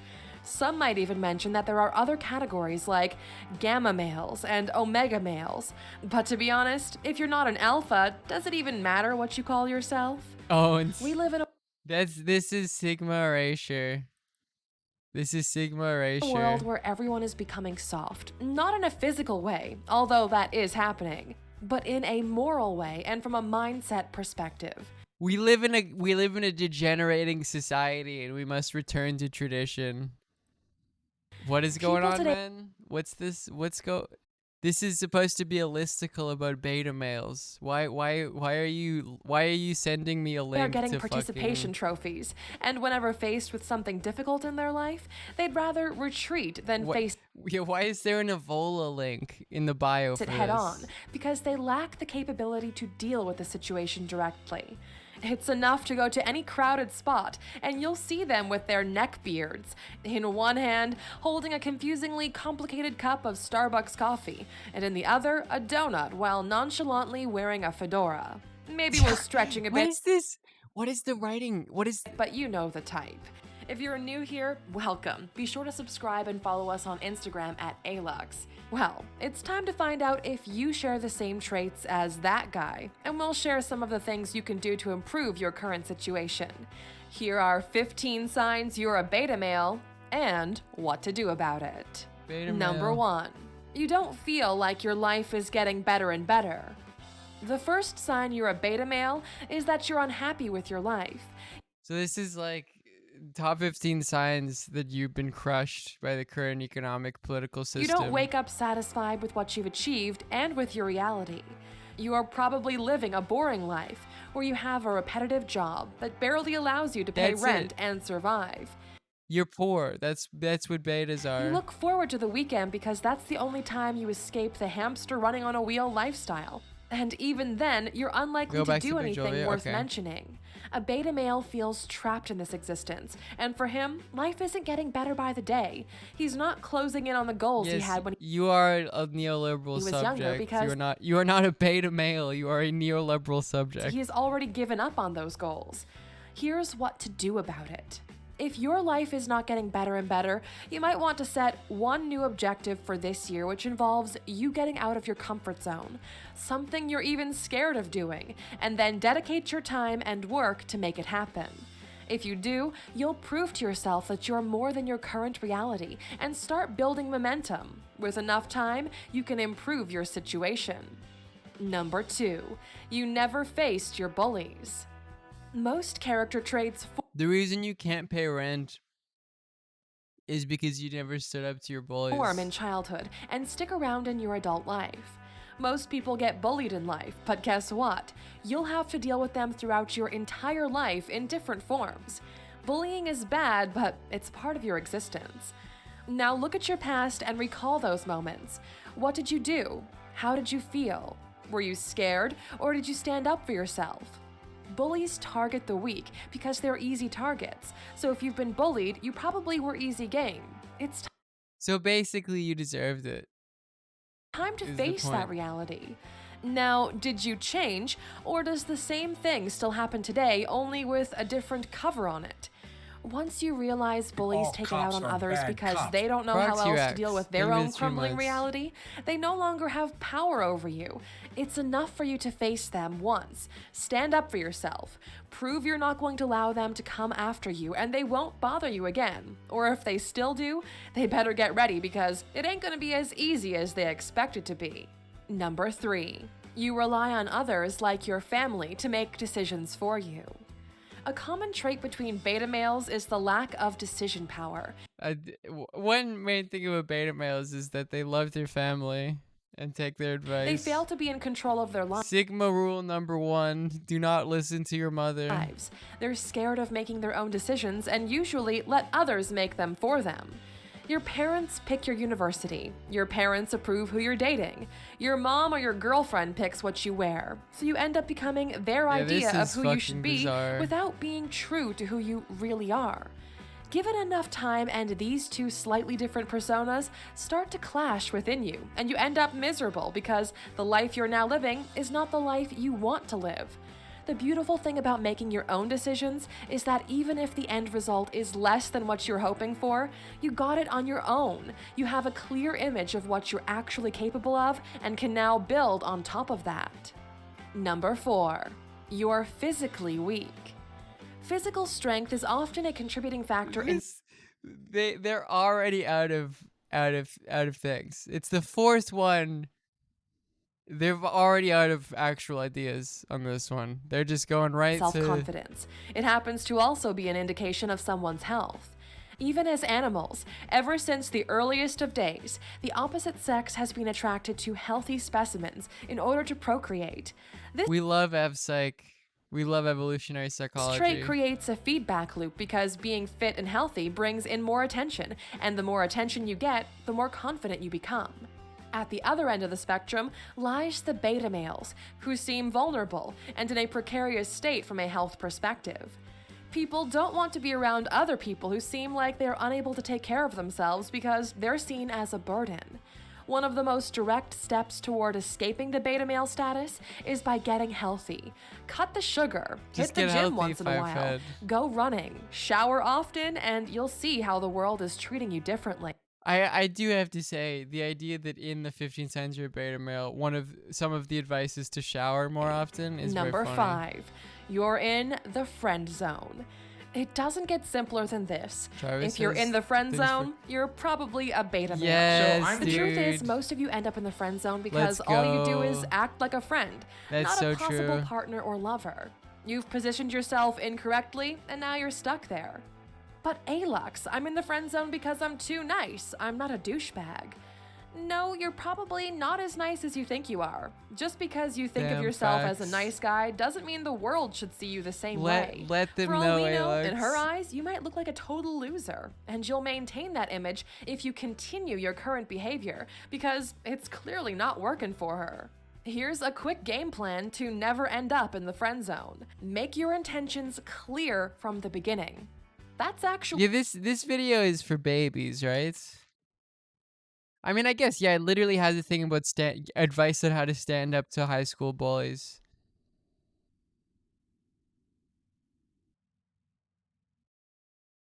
it. That's the real take.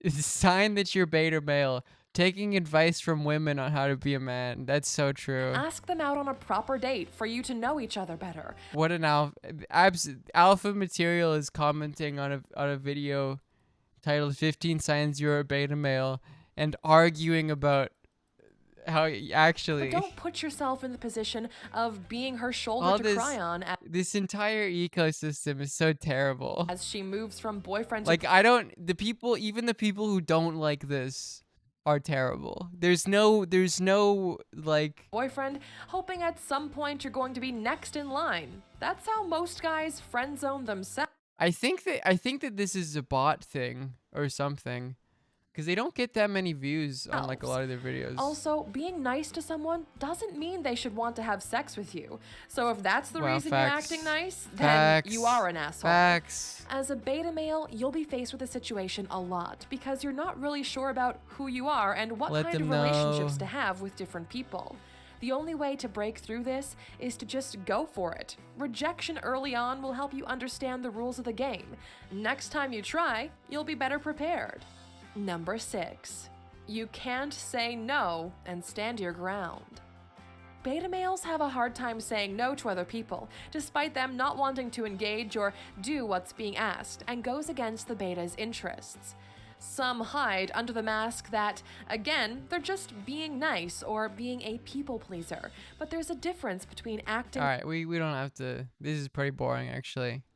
We can finish this video on it. That in essence, the reason poor people are poor is that money flees the hands that don't work for it. Money flees the hands that don't work for it. Have you ever noticed how those who are bad with money can never seem to keep a hold of it? Even if fortune hits them in the face, it only takes a couple of years for them to get back to the place they started in. This is because money doesn't like people who don't work for money, so it flees to find new owners. So this point amounts. Literally nothing can top on that channel. We found the best video on that entire channel. Nothing can top making the comparison of using the word simp to doing blackface. That is Alux.com's peak. I don't even care what else is contained. To a kind of surreal money mysticism, one that seeks quite obviously to justify the current distribution of wealth. You know, why do rich people own more than you do? Well, it's because money seeks the hands that work for it, and you must not be working. What's even stranger than this point, though, is the argument they use to justify it. This weird spiel about UBI in Finland. A recent study done on UBI, or Universal Basic Income, done in Finland over 2 years, where they gave people €1,000 or $1,100 every single month with no strings attached, has seen no real improvement in their ability to get their lives together. The only noticeable result is the money made them more happy, but nothing else. They didn't find a place to work. Well, in that case, didn't follow their passion. That's literally lies. Those are literally lies, by the way. Nothing to the effect of economical transformation. You see, money solves money problems. Poverty isn't a money problem because the money you can give is always finite. That is not a logically sound statement. So I have, and I count, 4 things to say to this point, and I'm gonna go through every single one of them. Yeah, all the results on the Finland UBI showed that it was like good, that it like actually worked. The pacing of this video be damned, I guess. Let's do a sub list of the strange things about this take. A.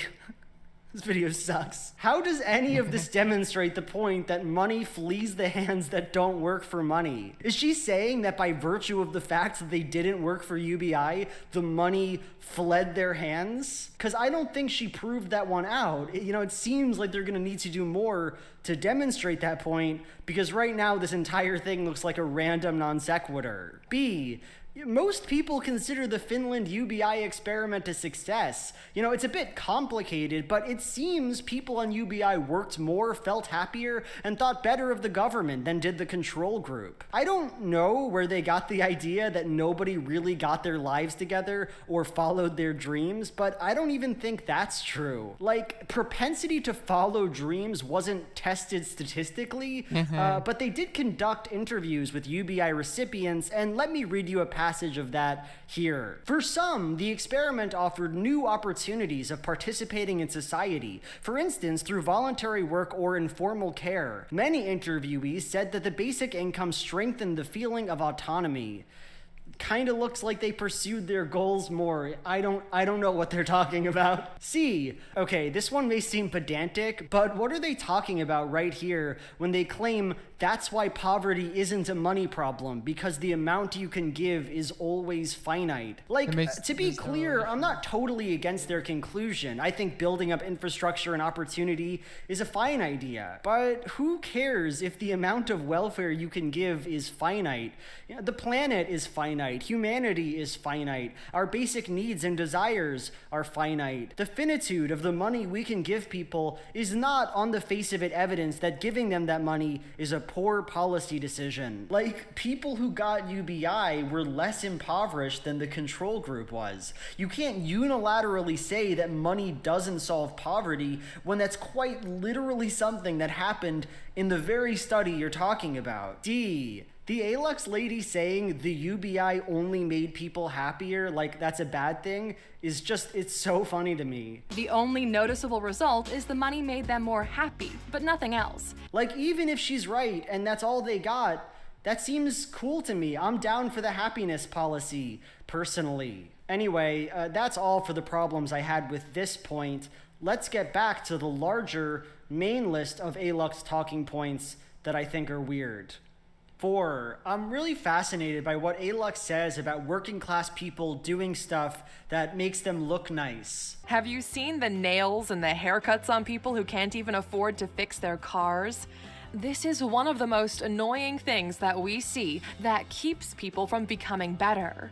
You've worked your butt off the entire week and then reward yourself with a new hairstyle that's going to fade away in 2 weeks to impress people who are not doing any better than yourself. Ever noticed how almost all rich people have the same simple haircut? Instead of throwing money out the window, start fixing your windows. This reminds me of the Marxist idea of like, what is the real price of a wage?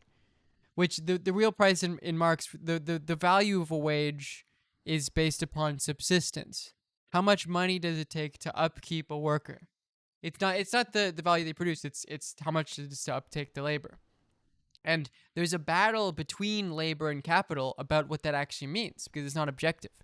Is a car something that should be a part of or considered within subsistence? Is a refrigerator? Is a phone with a phone plan?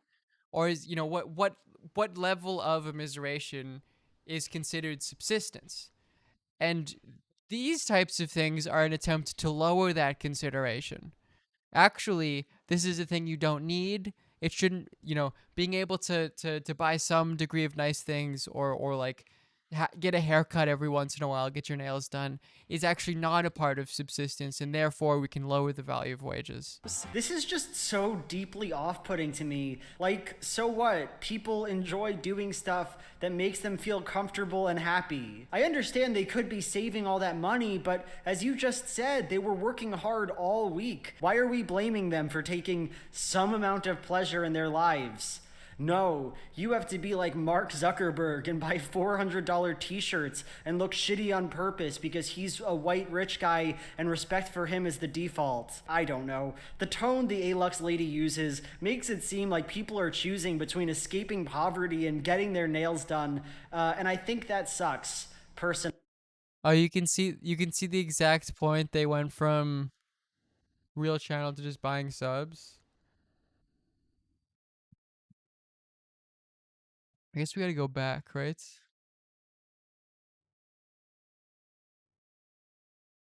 Total video views. Well, this seems regular, doesn't it? Or is it before this? Weekly subscriber gain. What are their video views? Oh, they get money. So it is working as a. Yeah, I mean, I don't know. Who knows whether this is real? Exactly 10K and 20K subs. Oh, you're right. Oh, you're right. Oh, you're right. You're right. You're right. Oh, that's hilarious. Oh, wow, that's exact. You're right. 5. This is kind of related. At one point they claimed that poor people just take out too many loans, like payday loans. And let's face it, they're using these loans to buy frivolous shit that they don't even need. What are you doing buying a TV on credit? Why are you ready to go into installment payments on the new PlayStation? Why are you borrowing money to buy a dress or a handbag? Just stop. We know many people lack access to funding in case of emergencies, which is why they're taken advantage of by predatory loan shark-like institutions. Believe it or not, these people borrow money from payday loan companies without understanding the contracts they're signing. They're paying 70 to 250% yearly interest on the money they're borrowing for stupid. This take is so deeply misplaced that I don't really know what to do with it. They imply that these people are desperate, which is why they take out the loans, but that doesn't stop them from calling what these people are buying stupid shit. Look, again, I'm not denying that— I guess that's part of the argument, right? You try to convince people that that's why someone is poor. Like, oh, why would they be so stupid to buy on credit when they don't have anything, and it's just like something that's relatively frivolous and not important. Like, the person who consumes that is like, oh, you're right. I guess that's why they deserve to be poor. As opposed to the obvious response of like, no. People, you wouldn't do that. Very few people do that. That's not... Usually when we're taking out that credit, it's based on, like, for instance, emergencies and things that you really do need. If money is really tight. That people sometimes go into debt for pleasure purchases, but that's just not the whole story. Being unable to pay your bills. Of predatory debt. Not even close. A quick trip to Pew Research. Yeah, and having a few nice things in proportion to the cost of living, especially if you're economic precarity is which will reveal that in 2012, 69% of payday loans are taken to pay off recurring expenses, utilities, credit cards, bills, rent, food, etc. 16% go to emergencies, cars breaking down, medical problems. Most people who take out these loans can't afford not to do so. They need to cut back on life expenses like food and clothing. They need to delay paying bills, and they need to pawn their possessions. Avoiding this basic fact, pretending that people have the option to only go into debt to make more money is absurd. And the reason they're saying it is because they hate poor people. Yeah. 6. Okay, so in their video, Rules of Poverty, the Alux lady talks for a bit about the chains keeping people poor and how you must break them if you ever want to find success. And the chains they include are just so odd. You need to free yourself of every chain keeping you in poverty if you want to escape it. The most common chains are family and a lack of parental guidance, education, infrastructure, like basic utilities or access to financial instruments, like a bank or a market, geography, health, a lack of early employment opportunity, and addiction. As long as you still have one chain locked, there's no way for you to run toward the horizon. Like, you can't change these things about yourself, Alux. By the time you're 25, you can't make it so that you have early employment opportunities or a loving family. So why are you acting like people can free themselves of these chains? They can't. You can't. You must realize objectively they can't do that. 7. At one point they say that making money is easier than spending it. The hard part is keeping the money, not making it. Making money is no secret. You get a job. Oh yeah, it's so fucking easy. Or sell a product or service. That's basically your only two options. Everyone understands that you just fucking...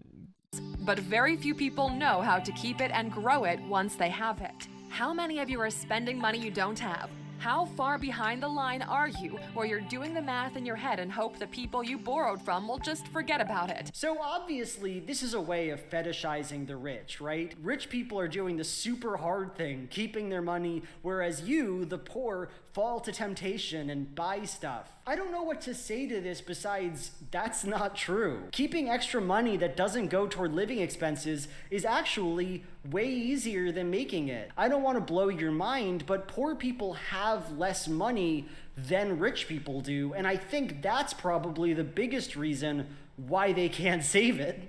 But if they had more money, it would be easier for them to save it. For most of us, the job would be the harder thing to do. Personally, that's true for me, and I think you'll find, if you look into your own experiences, that it's actually a lot easier for you too. Because the working part is the harder part for almost every person who lives. 8. Okay, this list is getting old, so just one more thing. Sometimes Alux goes for this vague Ayn Rand energy and talks about how the rich are the real producers. Like in this video called 15 Things Rich People Do That the Poor Don't, they claim that all of the innovation of recent history has been performed by financiers who invested in progress. They're making the world a better place. This is what the poor hate to be told, and it's probably the point on this list we're going to get most of our hate from. Believe it or not, the bulk of all innovation in the history of mankind was financed by the wealthy. Everything around you and everything... That is also incredibly funny. Yeah, they're like, and a great example is Jeffrey Epstein, who financed a trip to a private island. Because, yeah, the phrase financed is doing a lot of work here. It's like, yes, all works of arts that required wealth were in some ways financed by the wealthy. Thank you. That's great. Like, this is also true, like, of, like, patronage, even in ancient Rome.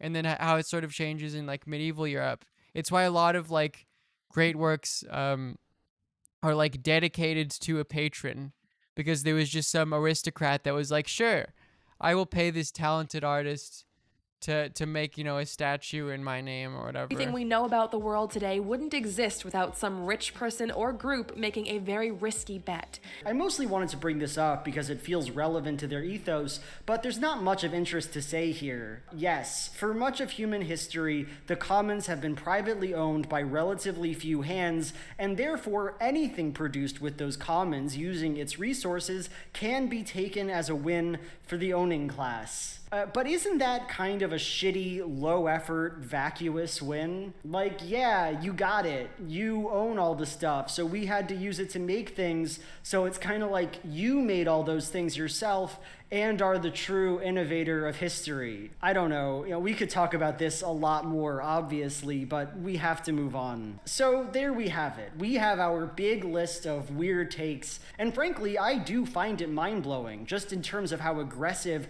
and bad it is. But at the same time, if we wanted to ask, what is this media doing?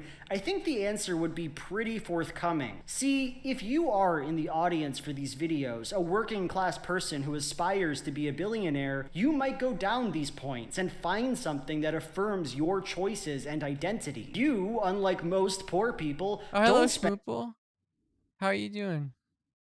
Let me give you a VIP. Follow Schmoople if you do not. We're just a ton of money getting your nails done. You don't protest anything or have big demands. You don't think you're lazy, don't love getting welfare, don't take out lots of frivolous loans, and don't have lottery babies. You can look at the videos and say, yes, I am working class, but because I am not the average working class. No, isn't it? What is it now? Is it still, it's Hassan Piker's house? This is where I'm chilling. This is the background. Class as described here. I think I just Googled Hassan house and this was on it. This might not actually be his house. So it might just be a random living room.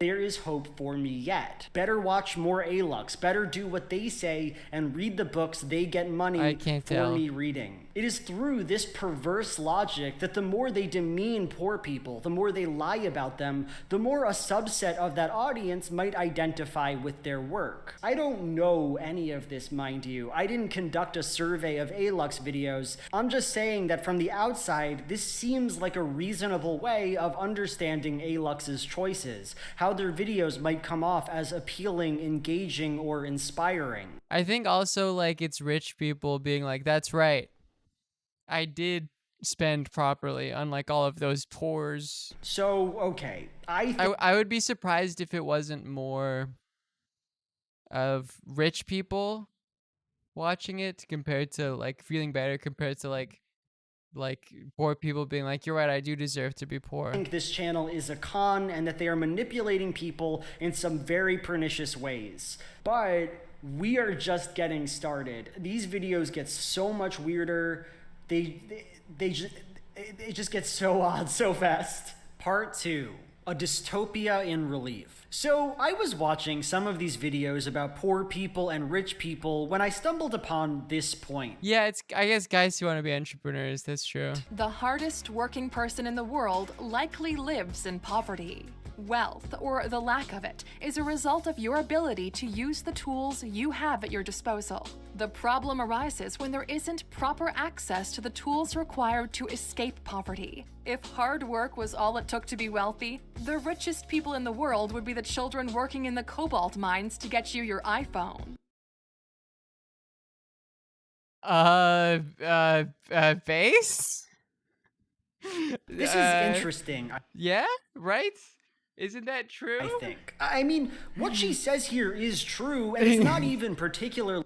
That's correct, I guess? I don't... That seems like she admitted. Yeah.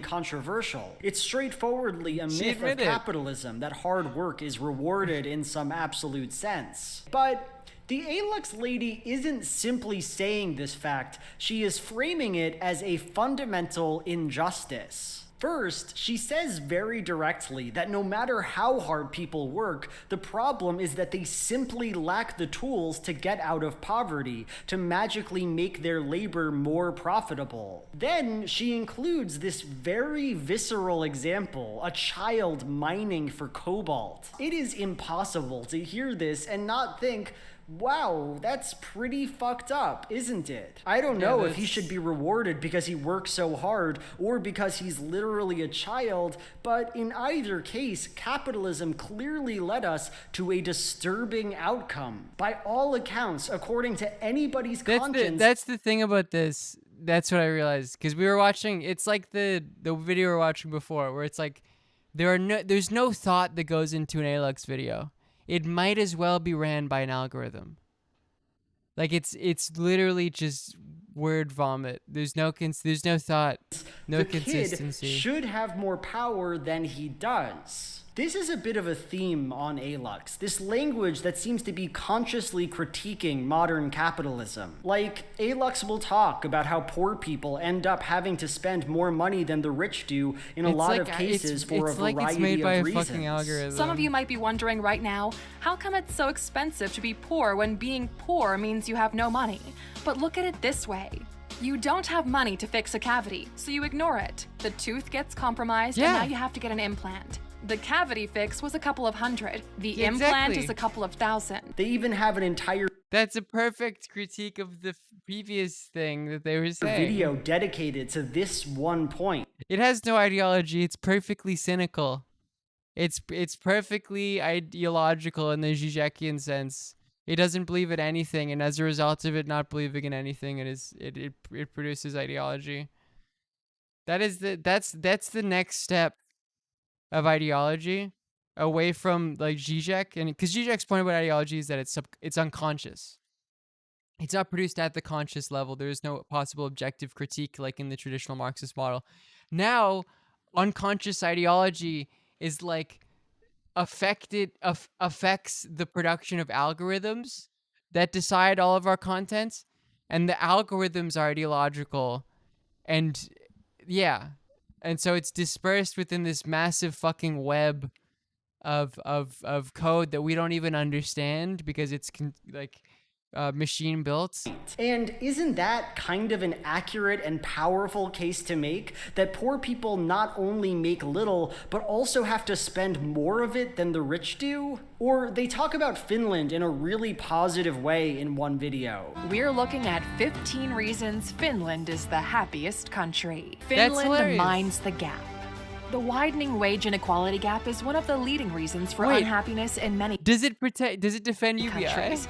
Finland has fought against this type of inequality since Vuonna Nakia Mursi. It has always been a priority for the country. Now, I'm not saying this is any kind of radical point they're making here. So now they're that's awesome. But doesn't it seem to affirm the goodness of redistribution? Make a claim about how poor people should be treated and implicitly criticize policies that enforce extreme wealth inequality? Finally, we have another recurring idea on ALUX. The claim that... You know what it is?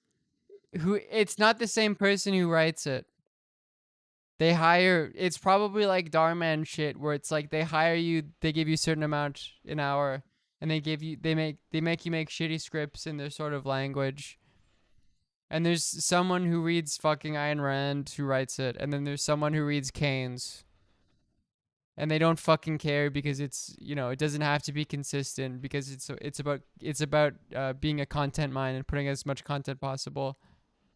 That debt causes you to lose... That is 100% why that is. Self-ownership. That it, and this is a verbatim quote, is the modern-day version of slavery. Think of it like this. If dollars were seen as freedom points, you'd look at the world differently. Most people in the US end up in debt before they're old enough to drink. Most of them spend the rest of their lives trying to repay it. When the main focus of your existence is paying off the fruits of your labor to someone else, isn't that just another form of slavery? Now, we could have a very long conversation about what that sentence means and what it means to ALUX, but nevertheless, I think we can recognize that ALUX is using some very loaded and kinda powerful language here. From their perspective, our culture of debt, the way capital actively profits from our failure to pay our bills, is by its nature authoritarian, freedom-destroying. It is a bad thing to no longer own yourself, and from their perspective, many Americans do not. That's really interesting, isn't it? In the first part of this video, we went through a lengthy list of ways that ALUX hates the poor, but how can that work now? Like, on a basic, intuitive level, how can you say that the working class are lazy and unwilling to learn new skills? Say that money flees... I think I'm right, and it's an algorithm. Or it's not an algorithm. It's written by different people. Hands that don't work for money, and then say working hard isn't rewarded and people in poverty don't have the tools to get out of it. How can you say the poor take out so many frivolous loans, that's why they go into debt, and then say living as a poor person is just more expensive in a lot of intractable ways? How can you claim that money isn't the problem, that the poor ask for too many handouts? How can you criticize UBI and then celebrate one of the most robust welfare states in the world,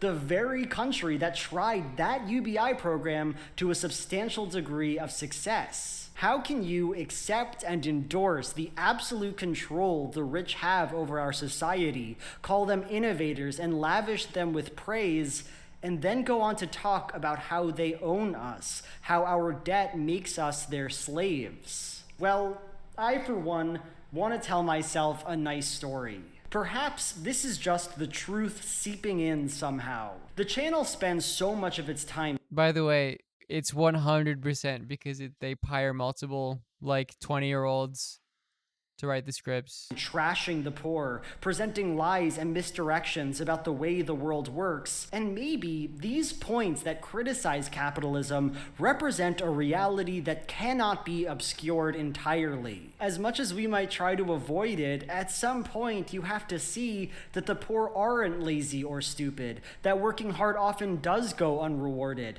that the rich take advantage of the working class's lack of power. These truths sometimes just come out, whether you like it or not. So, okay, what do you think of that story? Do you think that's a good conclusion to this video, that it represents the truth about ALUX? Well, unfortunately, I don't. Here's one of ALUX's most interesting takes about how media is the opiate of the masses. You might say, but ALUX, I'm watching The Big Bang Theory, which is a really funny show, and it helps me disconnect. That's exactly the issue.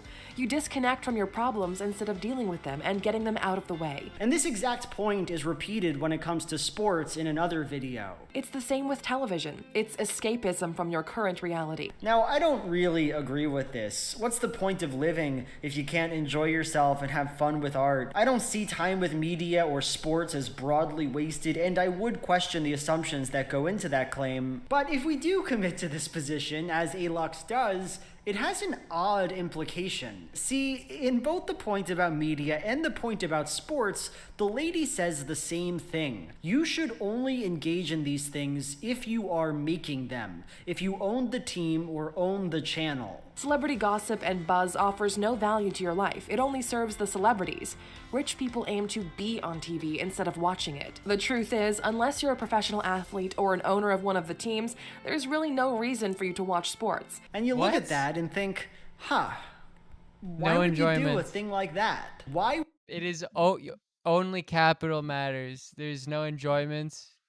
It's hilarious because Marx analyzes capital like through the interest of a capitalist, which is someone who benefits from MCM prime, you know, investing money, making that process, creating the valorization through labor, and then, you know, selling a product and making more money. But it's become the point in which, like, the real capitalist is and essentially bracketing every other element of a capitalist. Why they would potentially want more money. Cops are bad. Gold cops. Gregory, thank you for the 4 months. Oh, did you not mean to sub for 4 months? Can I refund you? I don't know. Is that a thing I can do if you didn't mean to? Because yeah, it auto recurs, I think. Yeah, I actually, oh, maybe it's a bit, I don't know. But what was I saying? It's unlocked. Oh, it's a meme? Oh, okay. Oh, what was I talking about? Yeah, I'm sorry for stealing your money. Good one. Yeah, you got me. What was I actually forgot what I was talking about? Why would you advise the production of media if pranked. All media does is stifle the working class? Oh yeah, but so Marx brackets the idea that, like, well, what is the actual reason why a capitalist would want to spend money and then make more money? You know, because it's like, oh, maybe they want an extra home, They want more resources for their own personal consumption. But it's like, for the sake of personal consumption, we won't think about them because that doesn't matter. But what's happened is that people genuinely do just become fucking capital. There is no personal consumption. There is no enjoyment. They are pure like automatons. Is that the plural? Of just making more money. That's it. There's no, enjoyment at the end of it. And prevent their ascent. You can see the same thing coming up when they talk about consumerism, right? Okay. No, you don't need like, 6 phone weird. Cases, the funky socks. The activist show, fuck, dude. I saw the headline for that. That is truly beyond the fucking pale. That is one of the worst kitchen things. Appliances you only used once, and the list goes on forever. You are well aware of what the essentials in your life are, the things you actually need. Everything else is just marketed to you. Again, this is the thing about redefining what is subsistence for the laborer. Actually, you don't need a phone. That isn't a part of the price of your wage. You can live without a fridge. They are brainwashing you into thinking you need said product despite you only wanting it. Like, they will castigate. It's very on the nose, too. It's like, you don't actually need that. That isn't subsistence. Poor people for getting impulse purchases, yet in the same breath, they'll describe what the rich are doing as brainwashing, lying to people in damaging ways so as to enrich themselves. In other words, to become rich, to be rich, you are directed specifically to produce harmful material for the poor. But see, that's what they want. This is the problem with trying to find logical contradictions within the universe of Alux. It might look fun or interesting, but in the end, it obscures the obvious positions that the entire channel surrounds. It's the Fisher point. Like, it does anti-capitalism for you. You can have your anti-capitalism, but also it's deeply embedded within a reality in which there is no option except capital. And here they are. 1. Being poor is bad, and for them, that sentence is true in every way it could be read. Of course, it is bad in the material sense. Poor people are worse off, don't have power or freedom to change their lives. But it is also bad in a psychological, moral, almost spiritual sense. Poor people are lazy and stupid. They expect too many entitlements. They are frivolous. They subjugate themselves to the manipulation of the ruling class. The algorithms it's an interesting level beyond even what Fisher was describing, I guess, because you do anti-capitalism or some sort of anti-capitalism through like enjoyment or through the consumption of content, but for the sake of profit. I guess that's similar to, because it makes more money because people find it appealing. I guess that is Fisher's consumerism. Argument. Perhaps more importantly, it's oddly different when it's like through the algorithm. There's something that feels even more 2. embedded. Being rich is good. It is good materially. Rich people are better off, but it is also good morally. Like, especially actually, the reason why it's stranger and it's less conscious, it's more automated insofar as, like, I'm sure that fucking Alux like, it's the same with Darman, where Darman will like analyze when people stop watching in a script and then be like, well, we need to change this so that people watch more, because more watch time means better on the algorithms, etc. So like, I would imagine that like those weird sort of pseudo anti-capitalist points would do well when introduced in a certain part of the script, and they would be like, oh, okay, well, we need to change our scripts to add those more. Like, it's not even a conscious thing of like, we will do our anti-capitalism because people enjoy it, but actually we're embedding it within. It's like, it's almost purely automated through the algorithm.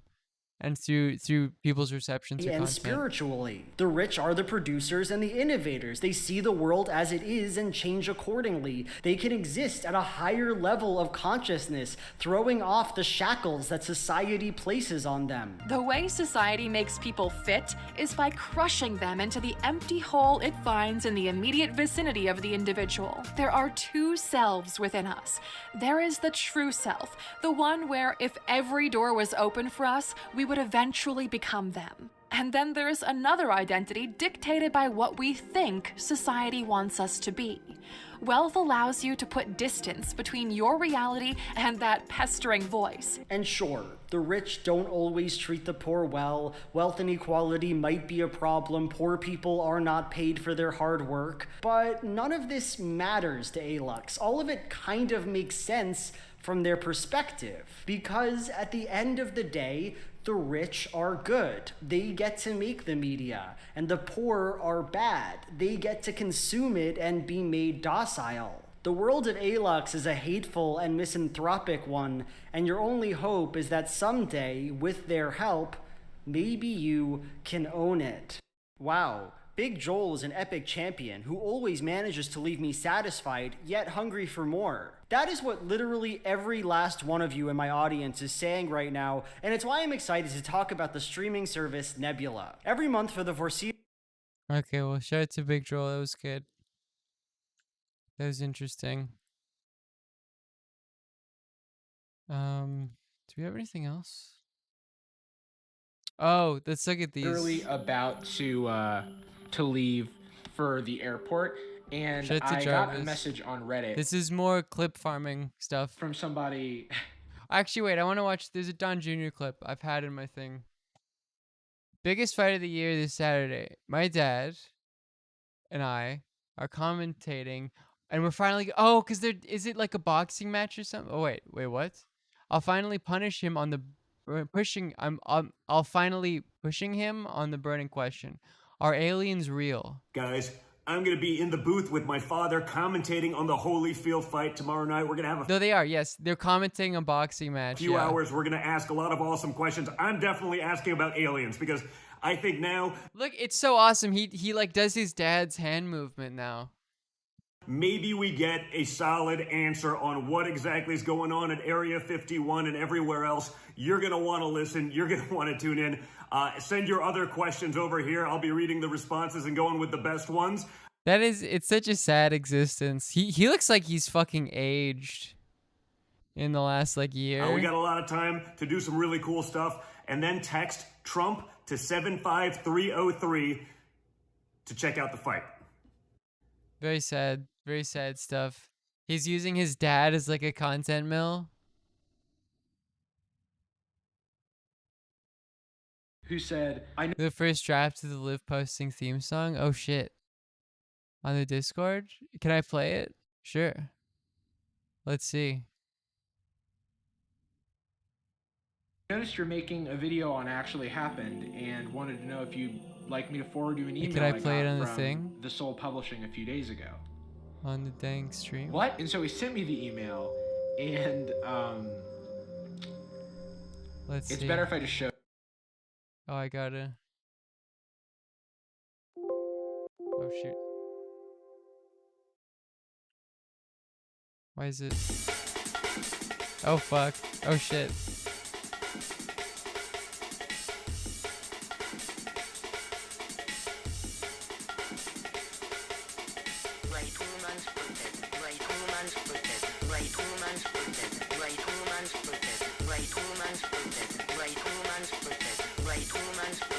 Welcome to Liv Posting. Oh shit. I'm not gay. President Xi is my dad. Let that sink in.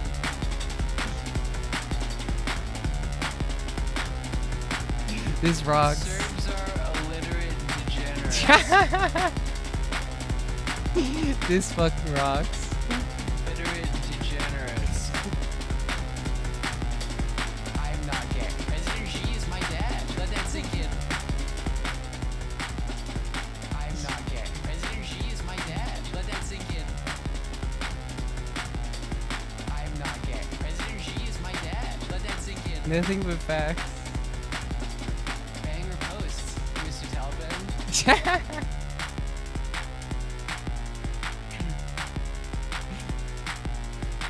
host, Mr. Taliban.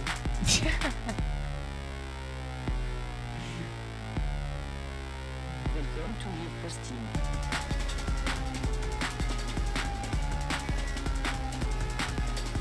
Serbs are illiterate degenerates. This rocks so much. Illiterate degenerates. This is great. I'm not gay. President Xi is my dad. Let that sink in. I'm not gay. President Xi is my dad. Let that Wait, sink let me in. give you a VIP. Hold on, where's here? I'm not gay. President Xi is my dad. This is Let that sink VIP in. worthy. Little diamond. Mr. Taliban.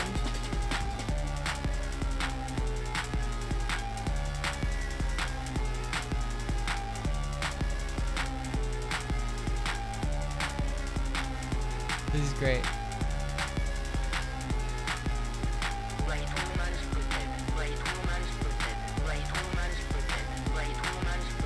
Welcome to Liv Vod. Yeah, that was very cool. Absolutely standing ovation. That rocks. Very good stuff. You got the, I'll give you the diamond. Thank you. We gotta turn that into like, would that be like, is that hype train worthy, you think? Or not that it's, but like, is that a good hype train idea? That was so fucking good. So many of you are so talented. I love having talented watchers. Cause I just come in here and talk about politics or whatever.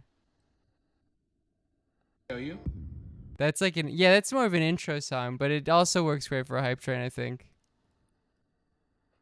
Happy 2019, everybody. I hope your new year is going well. I am accidentally spending my New Year's Eve on a plane because I'm going to Puerto Rico to see one of my good friends get married. Or intro, maybe, yeah. I don't know how time zones work. But in brighter news, I have another Yeah, upsetting that was YouTube very channel cool. Thank you.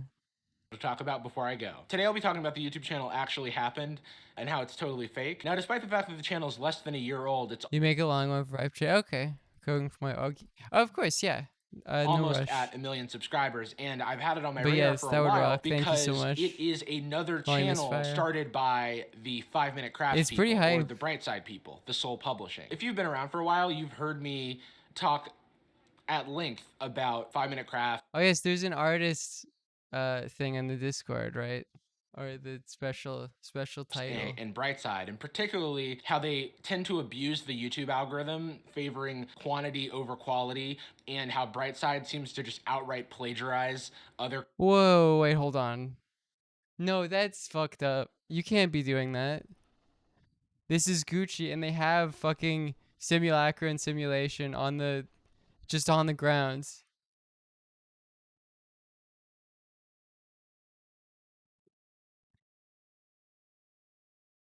I mean, sure. I guess. It's fitting. I guess it works, right? Like, that's not fucked up. Right? It's not, like, that's... that works, I guess, right? There's no...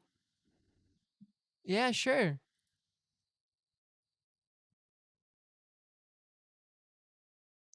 Is this, like... in an image wearing a multicolor... Seen in the third image is one of the works featured in the campaign. It's featured in the fucking... Sure, fuck it. Why not? Isn't that... I guess this is pretty much what Baudrillard would have... So simulacra and simulation is a... I guess it's probably Baudrillard's, like, magnum opus or whatever. What is it good? It's... He would have loved it. That's actually probably true. It's proving his point, yeah. Okay. I mean, yeah, I guess that isn't... I guess that works. He would probably find it apt. That's still so creators. bizarre. They didn't even change the speech bubble. They just redrew the art. And they're at it again with Actually Happened. Another issue I have with these channels is how the YouTube platform seems to be like co-signing them. Today and yesterday, Actually Happens videos have been trending, and today it's number 3. And I have a problem with that. At worst, their content is totally fake, and at best, it's super dishonest. Actually Happens describes itself as a digital platform that gives people the chance to have their personal stories turned into animations and shared around the world. The only criteria is that it must be true. Now, if this sounds familiar, it's because it's almost exactly how another YouTube channel, Storybooth, describes itself. Storybooth is a website and YouTube channel where kids actually submit stories and then they narrate those stories. I just watched this story from this young girl named Akila, and it was really cute, and you can tell here that she's a real person. They have a Freud one as well. Oh, well that I can't explain that one. I don't have any explanation for why she's holding 3 contributions to the theory of sex. Person, and she actually narrates her own story. They link back to Yeah, her I don't channel. know. Everybody I don't know has a what's good up with time. that. The reason I'm mentioning all of this is because Actually Happened pretends to do all of this, except for it's all totally fake. There is no platform to speak of. They have no website. The only way that you could possibly submit stories is by emailing this email that they put in their videos, which is just welcome@brightside.me, the same email that they use across all of their channels. All of Actually Happened stories are vague, generic, provably false, or stolen from the internet. So before I go on, let's just watch one. This first one is called I Broke Up With My Girlfriend Because of Potatoes. Hi, I'm Andy. Hi, Andy. Do you exist? No. I've always had a particular sense of humor. I also used to have a girlfriend who I guess wasn't compatible with my sense of humor. Is he supposed to be British One or in the Australian? So my girlfriend invited me to dinner with her and her parents. Blimey, I never met them, and I got pretty nervous. Does anyone actually say blimey? I'm gonna guess no. You know that milestone that any man prefers to see far ahead. You know that milestone that any man prefers to see far ahead. That What is, are yeah. you talking about? But That's alas, not- it's I word knew it must salad. be done. I met them nicely, I should tell you, and it started off in a good way. I met them nicely, I should tell you. Blimey, I sure am a normal person with normal speaking patterns. Then the idea slapped my mind that I should do some comedy to make a good impression and amuse them a little. I should do some comedy. When I saw they were gonna serve baked potatoes, Real quick. Dinner is 4 tiny potato wedges. I decided to pretend I didn't know what potatoes were. That's hilarious. Pretend that you great don't know what fucking bit, potatoes are. dude. That's a great way to make a first impression. That would be hilarious, I thought. What is this? They stared at me, and the mother said, "It's a baked potato." A potato? Never heard of a potato. Looks pretty good. Unbelievably, they didn't see I was clowning. Unbelievably, they didn't see that I was clowning. This was the moment I started to suspect they have literally no sense of humor. Oh yeah. The I classic bit. Knew it would be a humiliating, epic fail if I admitted to making a joke. So I decided to act naturally till the very end. Act naturally to the very end. Never reveal that it's a joke. Okay. If you tell a joke and you commit to it and no one ever knows that you were telling a joke, that's just lying. At one point, her annoyed father said something like, "Enough is enough. You're kidding us." Enough is enough. You're kidding us. This guy's worse than the BuzzFeed guy who's never eaten vegetables. Next vegetable, please. This is celery. That video is so fucking At least stupid. that guy admits to knowing what vegetables are. Finally, the father said I should get out. And I said it was irrational to treat me like this, just because I never heard of a potato before. After that, I left with dignity. Honestly, I gotta give this guy props for committing, even when it's clearly destroying all of his personal relationships. What I thought was that people with no sense of humor bore me a lot, and that I needed to break up with my girlfriend. Jeez, man. Me and my parents were roaring with laughter. I never heard from her since. I never heard from her since? What? This isn't a joke. You're a bad person. It could be a sad story if I wasn't deeply convinced you can have many girlfriends. Weird flex, but okay. So it's easier to change girlfriend than to try and pretend to be a person you're not. That's your facts. takeaway from this? It's That's a easier great to takeaway. just find different people than to learn to grow as a person. Please subscribe and share this video to let That's everyone the know whole how video. useful a prank may be. How useful a prank can be. Pranks don't come off as useful. Okay. So, God, this is exhausting. Now you're probably thinking to yourself, wow, what a very true story. from this anonymous boy. What are the odds that this oddly specific story was also posted to the Today I Fucked Up subreddit 3 years ago? No, this channel is positioning itself dude. like the stories come from fellow... That's so... Imagine stealing this. Wait, that got 22,000 upvotes? That's the... Honestly, that's the bigger story here. How did this... Why did it originally... Years ago. This channel is positioning itself like the stories come... I guess maybe it looks better written.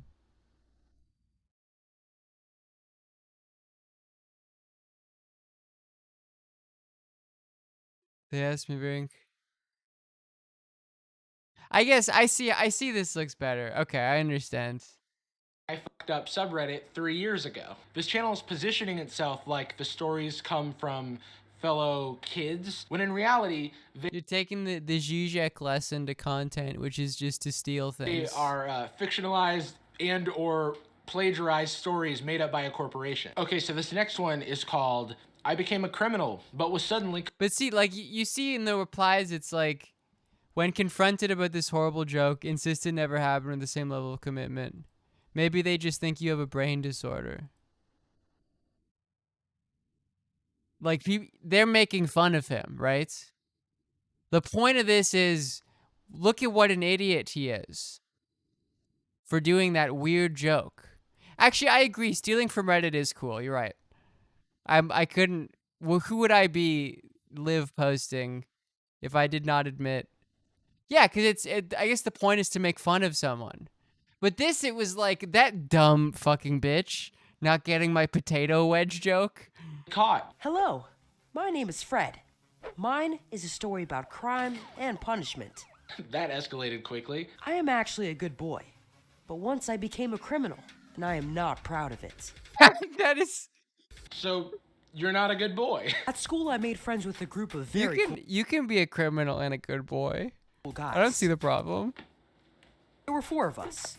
We all made friends since early childhood. At some point, as we were growing, life didn't seem thrilling enough anymore. That is really sad. We realized that life wasn't thrilling anymore. We were trying to invent ourselves some dangerous activities, from parkour to extreme acrobatics. Are we gonna overlook the fact that that guy just fucking flew? After some thought, we came out with a brilliant idea. Shoplifting. This thing is really dangerous if you get caught. Is it though? And as we read in the internet, can even make an anti-global statement, which is kind of cool. You're guessing. As you read on the internet, shoplifting can make an anti-global statement. This is as good as mine. We started with small things, like stealing a chocolate bar or a Coke bottle. We did it in a group, trying various schemes. You need schemes to steal candy bars? We didn't do it for money. We had enough pocket money from our parents. Weird flex, but okay. In a couple months, we became Spider-Man professionals. Oh. We were quite successful. But the rule of life is that sooner or later, you would be caught anyway. Till now, I'm not sure what I did wrong. Point is that I was noticed.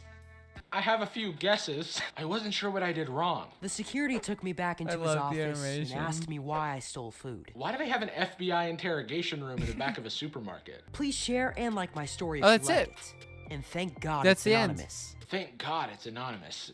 That way, it doesn't have to be real. So a lot of these stories are vague and generic and hide under the fact that didn't they're even finish. anonymous. Anytime someone tells you something happened but conveniently doesn't have any proof, it didn't happen. Hi everyone, I'm Amanda. Some time ago, I studied at a usual school. Some time ago, I studied at a usual school. That's not suspicious at all. I fucking love studying at usual schools. It's like the most vague thing possible. So this video is called Hello, I am normal human being. I was doing normal human activity for a certain amount of time, but then my life got switched up. I rebelled and at no school longer bands, normal. but it went too far. It's talking about like things that you're not allowed to have at school. Our school principal was trying to prevent a senior prank, since the class before us had got a little out of hand. Actually, pretty out of hand. They organized an enormous swimming pool inside the library. Okay, so if any time in the last 15 years someone had organized a swimming pool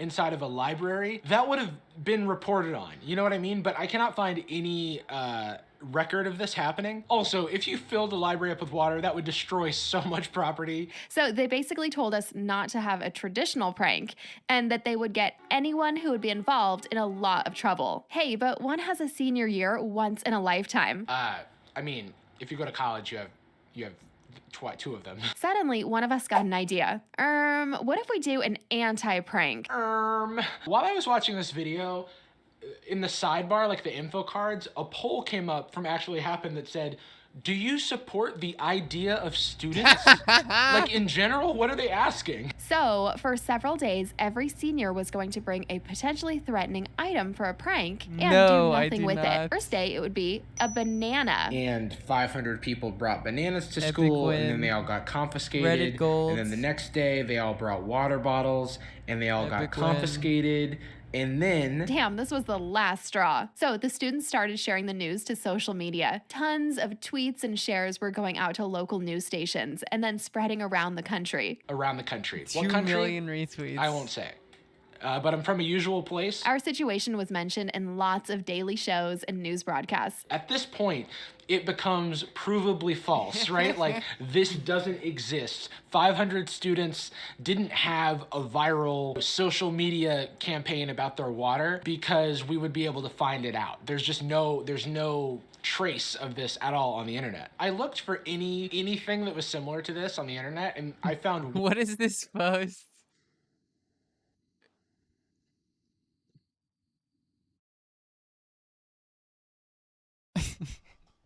Thank you for the share, Paradox King. Dang is actually in heaven.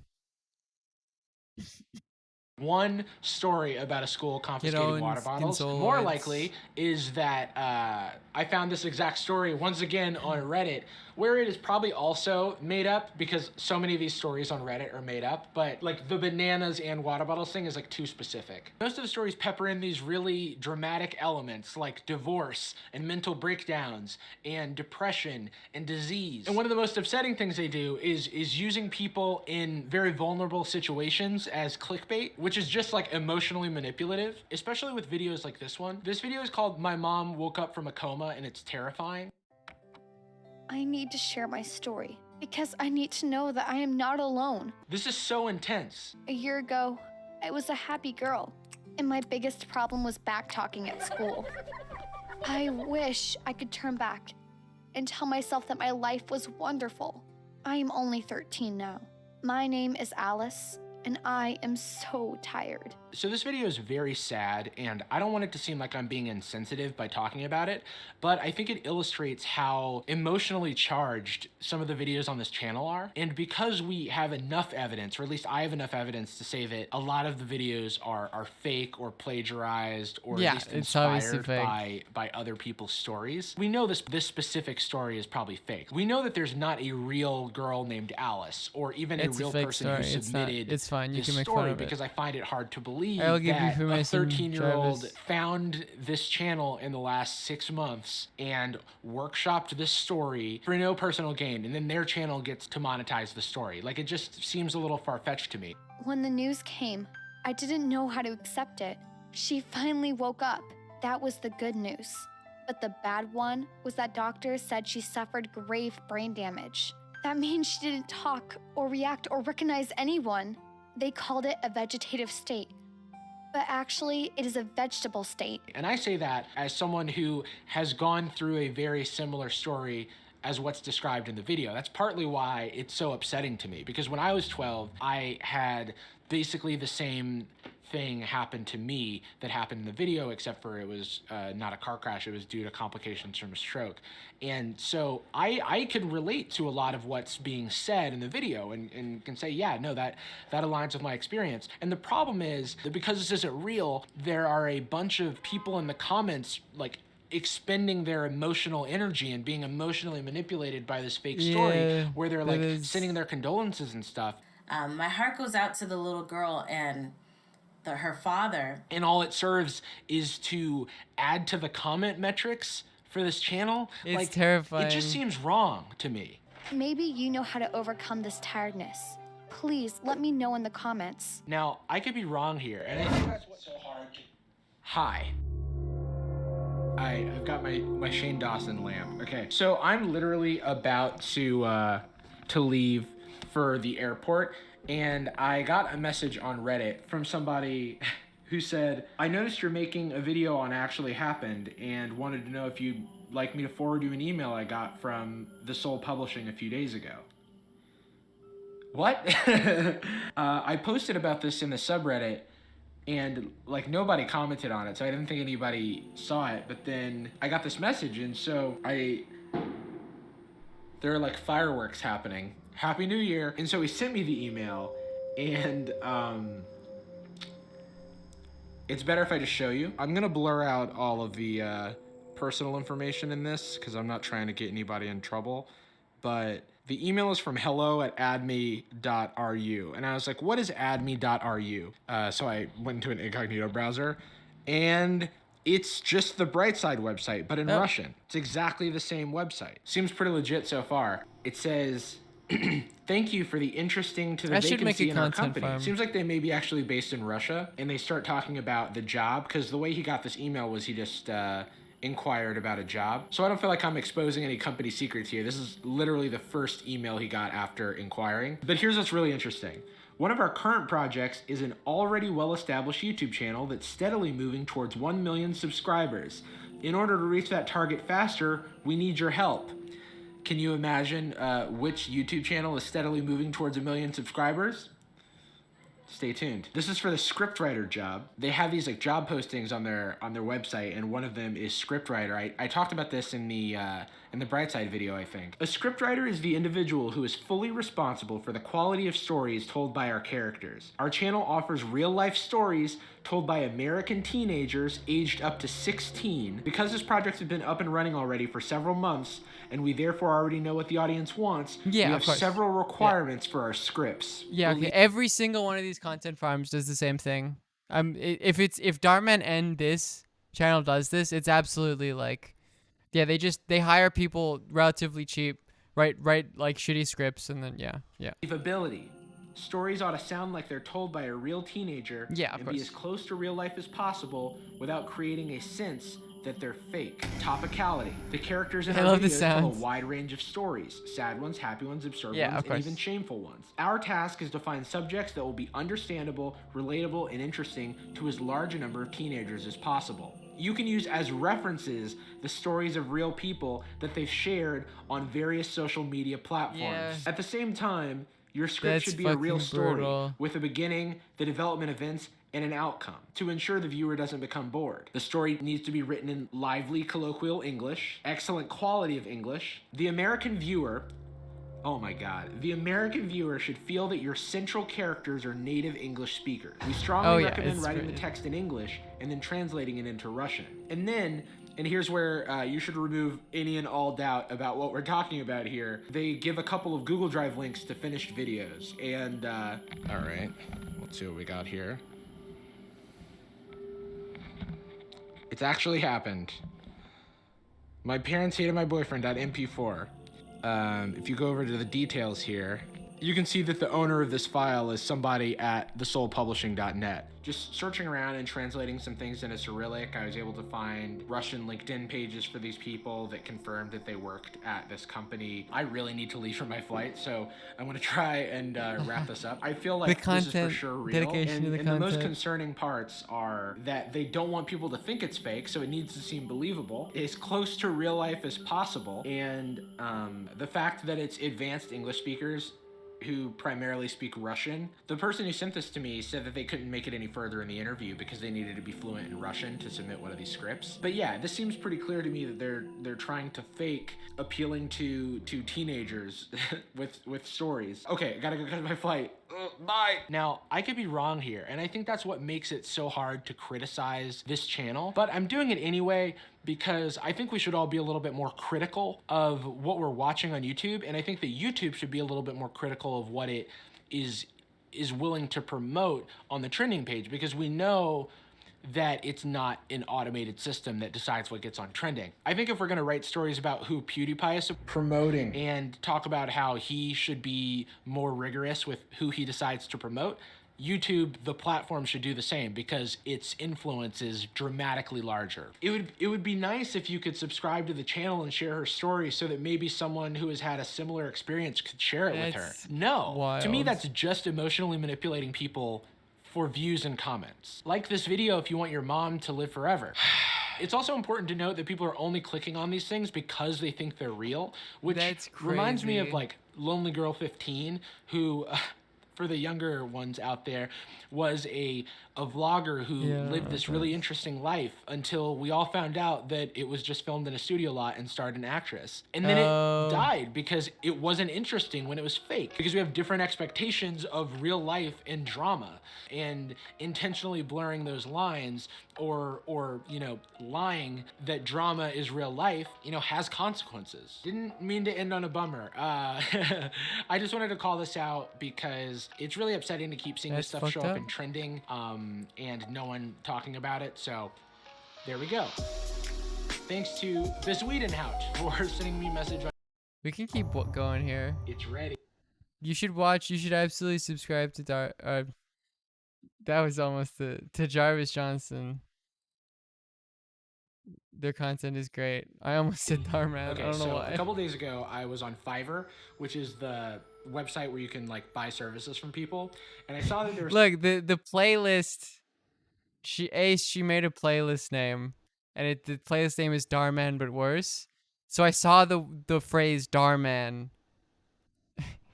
Listen, it's not my day, okay? someone willing to animate any story that you send them. So I recorded something, and I just got it back. So, moment of truth. Let's see what we got. Hello, and welcome back to Old Man Shouting at Cloud. I'm Jarvis, and today we're talking about My Story Animated, which is just the latest in clickbait animation channels full of overdramatic and probably fake stories submitted by kids. My Story Animated describes themselves as a digital platform that provides people with the opportunity to share the most interesting and life-changing stories with the world. It's a noble cause. Send us your story if you think it's worth sharing, and we will turn it into an animated video that describes it perfectly. Now, if that sounds a lot like Actually Happened, which is another animation channel with exactly the same premise that's been on trending a lot lately, that's because it is. And if you account for the fact that Actually Happened is just a copy of Story Booth, which is a legitimate channel that actually works with kids, that would make My Story Animated a copy of a copy.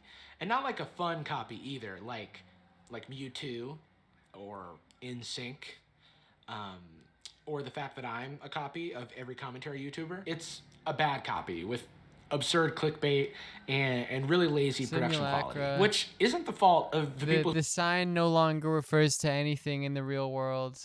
It is just purely on its own. Who animate the stories, but I'll get into that later. It's just clear to me that this is a money grab. Like, we're witnessing the birth of a content farm. Their channel started 3 months ago, shortly after my video about Actually Happened. I wouldn't give them any ideas. And they've since grown to... What mic do I use?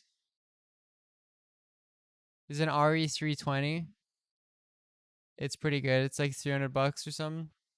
To over 500,000 subscribers with such viral hits. But this one, you need, it's got a fucking XLR, and you need to plug it into I have a Focusrite thing, and then that goes into a USB.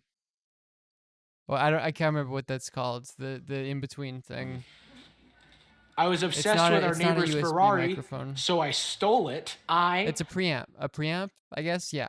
Am too pretty. An and of interface. Course, yeah. I'm the richest girl in school, and it's embarrassing. I first found out about this channel from my subreddit after I made my first video about Actually Happened.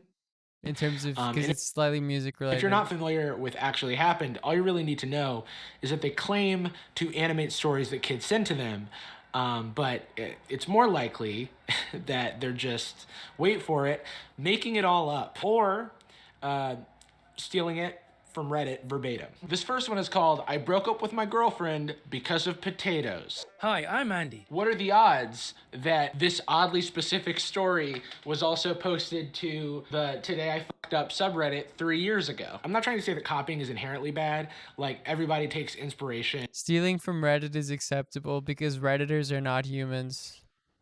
From something, but My Story Animated is such a copy of Actually Happened that when they made the channel, the subscribe button or the subscribe link on their About page still linked to Actually Happened. The main difference between the two is that My Story Animated has somehow figured out how to invest even less in production quality. It's actually quite impressive. And unlike Actually Happened, which is run by our dear friends at 5 Minute Crafts, My Story Animated is an independent operation run by an Italian man named Domino who loves cartoons and animates each video by hand with tender love and care.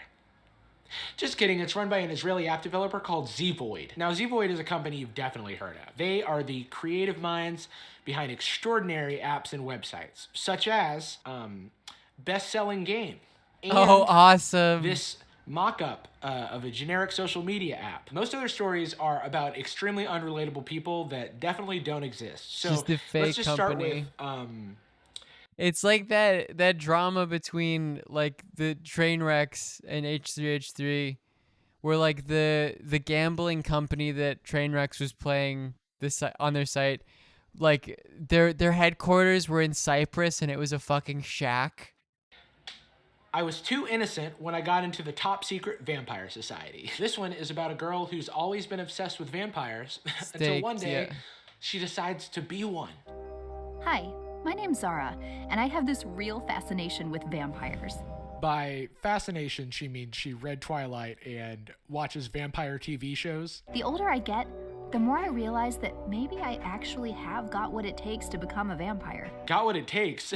Are there people working their way up to vampire? What are you up to this weekend? Oh, you know me. Just gonna put on some sunscreen and sit in the dark. Trying to get pale. I'm super pale for starters, and I do have slightly pointy teeth. And guys, this bit is so weird, but I'm properly allergic to garlic. She was making it sound like being a vampire is a sport where they recruit you for your natural abilities. Like you go into the school guidance counselor and she's like, well, you're too short for basketball. What other traits do you have? I've got this garlic allergy. Garlic allergy? Why didn't you say that sooner? We have the perfect spot for you on JV Vampire. So she's unfortunately ostracized from her peers because of course she's a vampire and no other vampires go to her school. I speak to some friends online who also want to be vampires, but they all live in Germany and Romania. I wish I could go live in Europe one day. That's where most of the vampires seem to be. Unfortunately, that's how they live in Romania is awesome. Her, she wasn't having any luck finding local communities because she was just searching the words local community. And one day, I found what I was looking for. It seemed like there was a group nearby, but every time I tried to get more info, it was like getting stuck at a dead end. They seemed to be really top secret. I like how she's like, it must be top secret because I don't know the password. Eventually, she makes her way to a bat forum where someone finally gives her the super secret password. Jackpot! There were a group of about 12 other teens who got together once a week to have meetings. All I had to do was give them the password that the guy had given me on the forum, and I was in. This is such a scam. What's the password? Cool vampire? You got it. Welcome to the club. I was so excited for that first meeting. It took place at this hut in a forest on the outskirts of town. So Zara goes to her first vampire meeting, which is definitely a cult, and she gets initiated. But she can't tell us much about the details. I don't really want to go into details. Because that might, well, honestly... That would require actual story writing. Probably help us determine that this didn't actually happen, and we can't have that. During the next week, I found myself feeling less excited. Like, that's the one cool thing about the story. What did you do at the vampire club? About the next meeting. By the time the second vampire meeting rolls around, Zara's starting to get cold feet, but she goes anyway. When the day arrived for the next meeting, I still went along because I didn't want them to think I was a chicken. You'd think she'd be a little more discreet about the giant reminder that shows up on her screen that says vampire meeting. When I arrived, there was a coffin lying outside. This is your vampire society? They look like a group of young professionals. I like how the coffin has like a different art style. Because it wasn't included in their like animation toolkit, so they probably just like Googled coffin.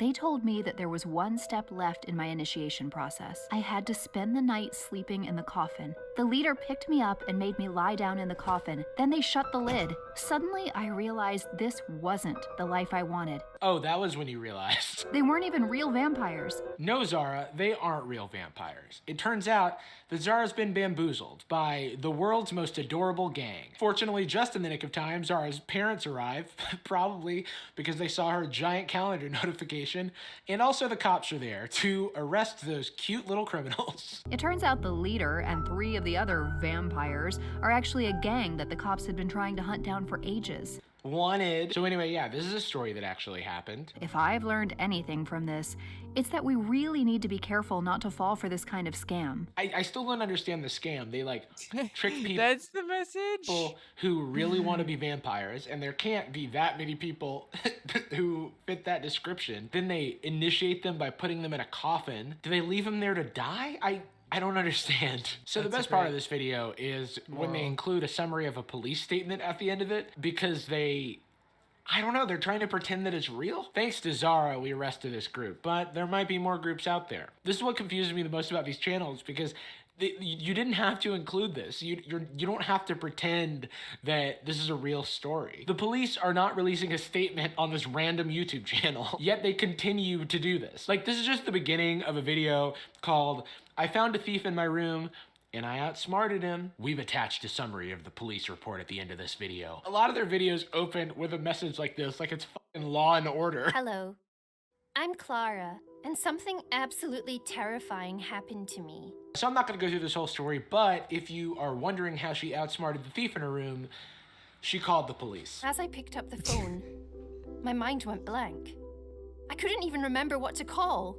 After a few seconds, You know, one of the best ways that I remember, this is the only 9/11 that I actually remember, is for situations like this. Oh, thank God. And the summary of the police report said that the thief was not locked up because it was his first time and he had no prior criminal record and he was only 16 years old. And Isn't it funny how that happens? How 911, like the emergency number, is the same as 9/11? Don't we think that 9/11 is funny? Sound off in the chat if you think that 9/11 is funny.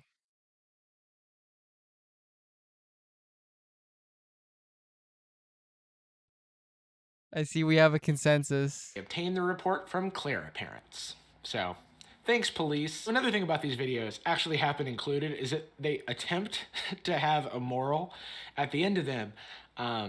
Emphasis on attempt. Sometimes in life, people learn the wrong lessons from their mistakes. This story is an example of that. Are they warning us that the lesson in the video is going to be bad? Just so you know, this is an example. No, but if we're all serious, there's nothing funny about 9/11. Of a bad video. It seems like they outsourced this video like they do probably all of their videos, and they got it back and were like, uh-oh, we have to put a disclaimer at the beginning of this video so that people don't think we're insane. Hi guys, I'm Sheila. I just moved to a new school. Let me tell you about the scandal that caused me to switch schools. This video, by the way, is called "I Told the Truth to the Wrong Person and It Ruined I thought of something funny in my head. It was another joke. That's why I was laughing. My life." Ever since I was a little girl, I had a habit of talking too much.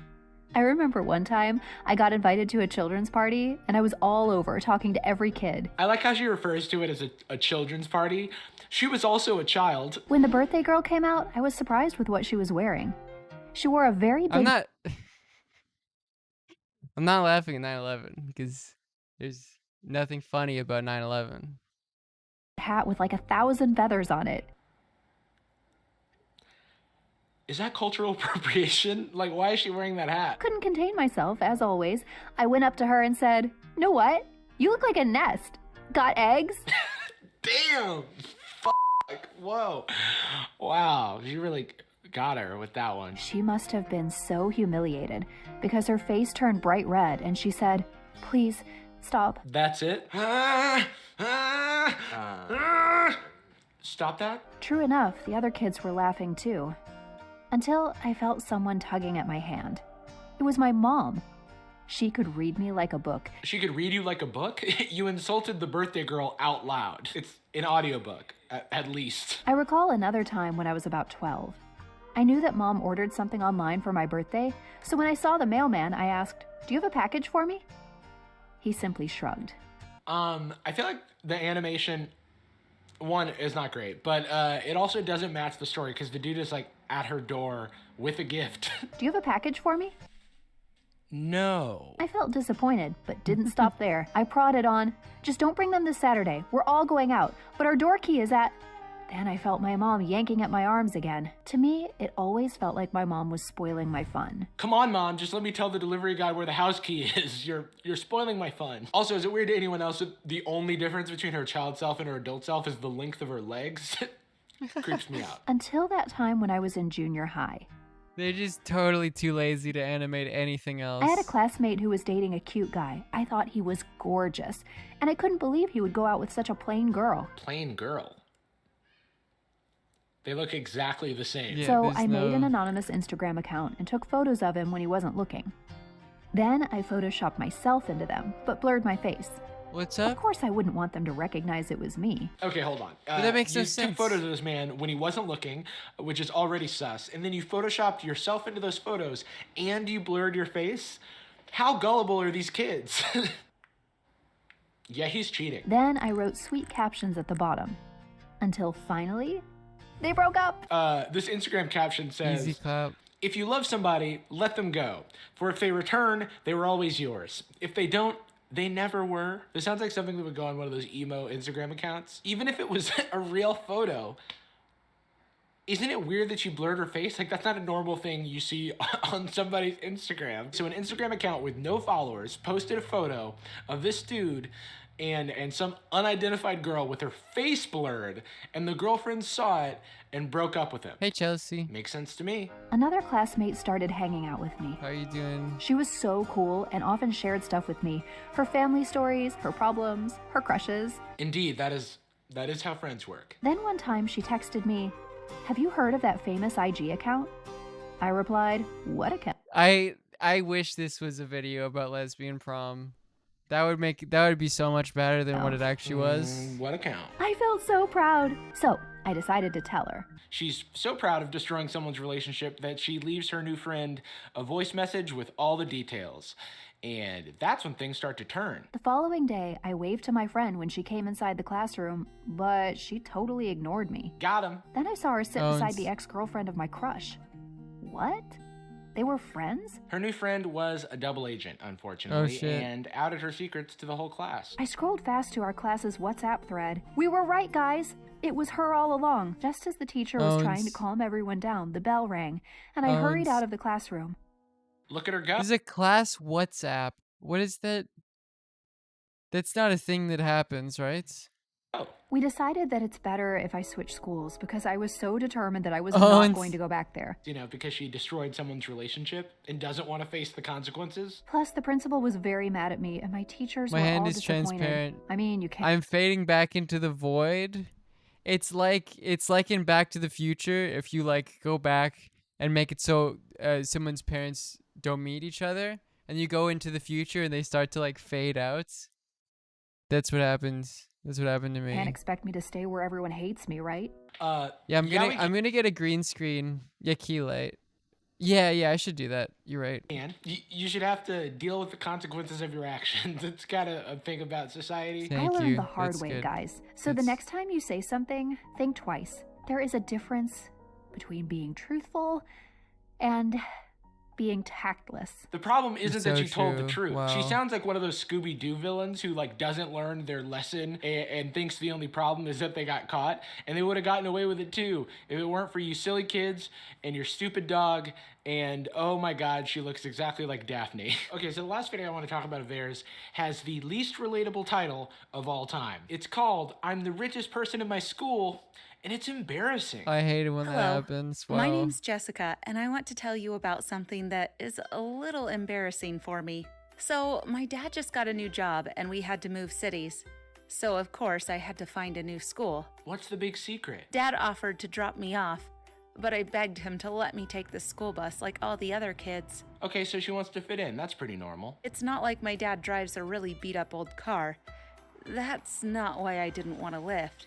Maybe this driverless convertible in the background is a hint. Also, why is she standing in the middle of the road? It's just, well, my dad's really rich. Like, stinking rich. I mean, can't you tell Don't by you hate it when the that strange geometric shapes in the look at background? him. He wanted He's to a drop me classic off rich in his guy. helicopter like he used to at my old school. Okay, pause.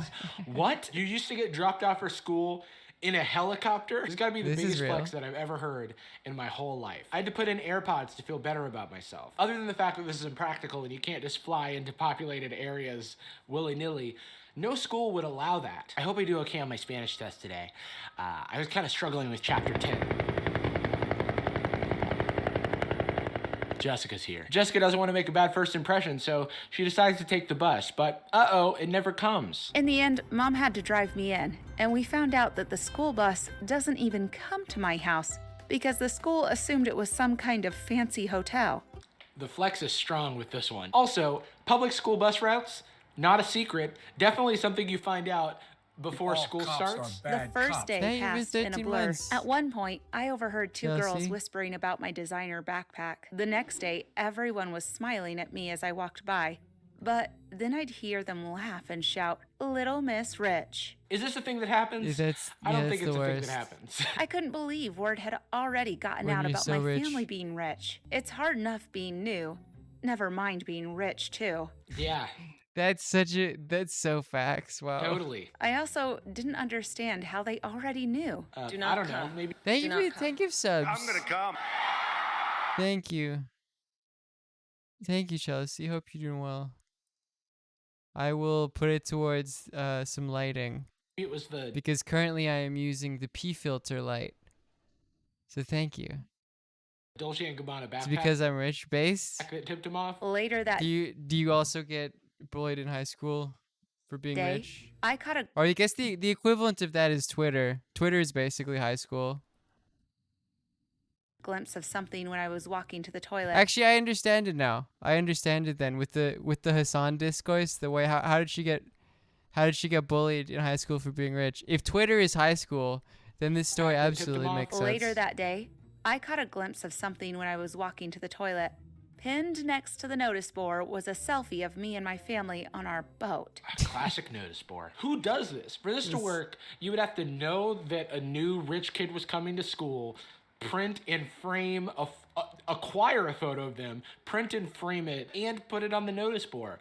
And it's no one is hard allowed enough to to bully wrangle those boards Chelsea. in the first place. I will destroy your free speech. I will make Stalin look like an anarchist. Laughing behind my back. Sometimes I just wished we could be a normal family with a normal. Remember, you see all of those bot raids that happen where I get Prodigy to come in and like ban all of the bot, and there's like a bunch of bans. Those aren't actually bots. Those are people whose opinions I disagree with. I put them on like a list.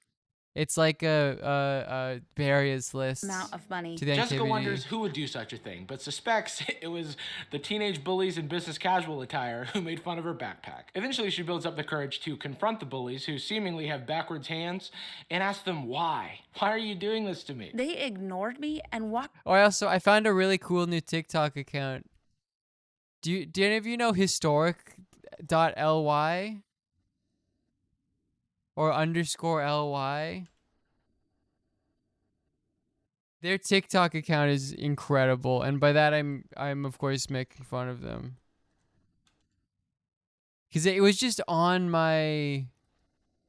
Let me find it. It was just on. I also need a mic stand. I don't have a mic stand here. Did they delete their accounts?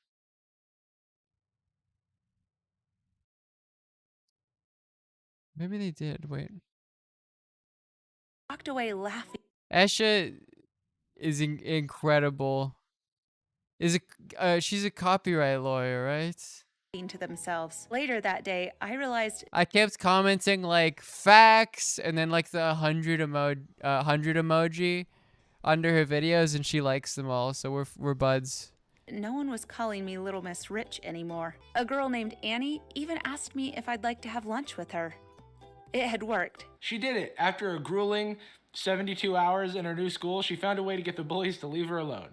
I certainly would like to know how she did it. That morning, I'd put a poster up on the notice board saying that, yes, my family is quite wealthy, but that doesn't make me a bad person. So and that true. I am still a normal kid like them. Couldn't find this account. Is her account deleted or something? What sort of alien puts up a poster that just says, I am a normal kid? They're probably terrified. That's why they're not making fun of you anymore. I couldn't believe it when I saw the two popular girls walking towards me. They had their heads turned down and looked nervous.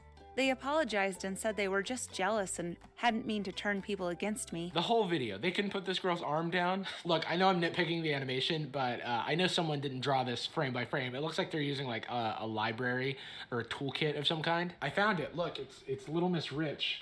I guess I'm gonna buy this. Okay, so why am I talking about this? My Story Animated to me represents another in a long list of content farms that just serve to make some company a bunch of money, where they like find a market. This time it's apparently animated story channels, and they just like pump out a ton of like low quality content and make money because they're able to advertise it to people who like don't know any better. We've seen this over and over again, and at this point I don't really know what more I can do or say about this kind of content. So I figured if you can't beat them, join them. Hi, my name's Jake. I'm a relatable American teenager who totally exists, and I wanted to tell you guys about something that's a little embarrassing for me. This video is called I'm Rich and Famous, but it's actually bad, and it's from my new animation channel. They actually animated my story, which animates stories that probably happened to someone. I recently had to move cities, which of course means I also had to change schools, and the reason I moved keeps me up I'm actually at so night. disappointed. Ashley deleted their account, so I can't. Damn, that's unfortunate. It's just that, well, I'm disgustingly rich. I know. Pretty bad, right? Ugh. I literally don't even know how to spend all the money I have. And if that's not bad enough, I'm also extremely famous. I post pictures of myself on this new app called TikTok, and millions of people like them. She'll be back? Now Okay, I'm like good. a national sensation. One of her takes was that you shouldn't praise Rosa Luxemburg, and the reason why, and that Lenin is better because Lenin won, and the Western left likes to praise Rosa because she lost, because they want to continue to lose. So Rosa is bad. It's the worst. I had to get out of town because everyone was just too nice and respectful to me. Very All I cool. want is for someone to bully me and treat me like the pile of absolute garbage I am. My new school seemed pretty awful, and it was also in a bad part of town, so I was excited. This place is bound to have bullies. I wanted Banger to take the post, bus on my Aisha. first day, but it turns out there are no roads that lead to the school, so I just had to use my lame teleporter to transport myself onto campus. Ugh. Hashtag rich kid probs, am I right? Around lunchtime, Also, I found some bullies trying to follow take a nerd's Chelsea lunch Manning money, on and I thought to Twitch. myself, this is my chance. So I approached them. Hello, bullies. I would like you to bully me now, I said. Streams and every then now and again. the leader of the bullies turned to me. My favorite Escher reaction is when Matt called Stalin a bitch and a coward. Oh, yes. Yes, dude. What? What are you talking about? Stalin was not a coward. What?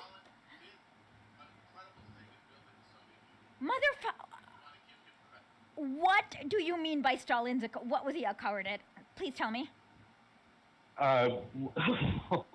Is he talking about like at the start of the Great Patriotic War when like I've heard he said claims that Stalin of is a fucking coward, and that's all.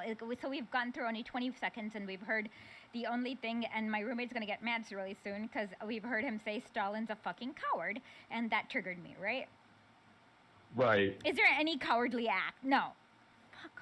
Well, not that I can think of like off the top of my head, but like I don't know what goes on in the liberal brain. Okay, let's go on further.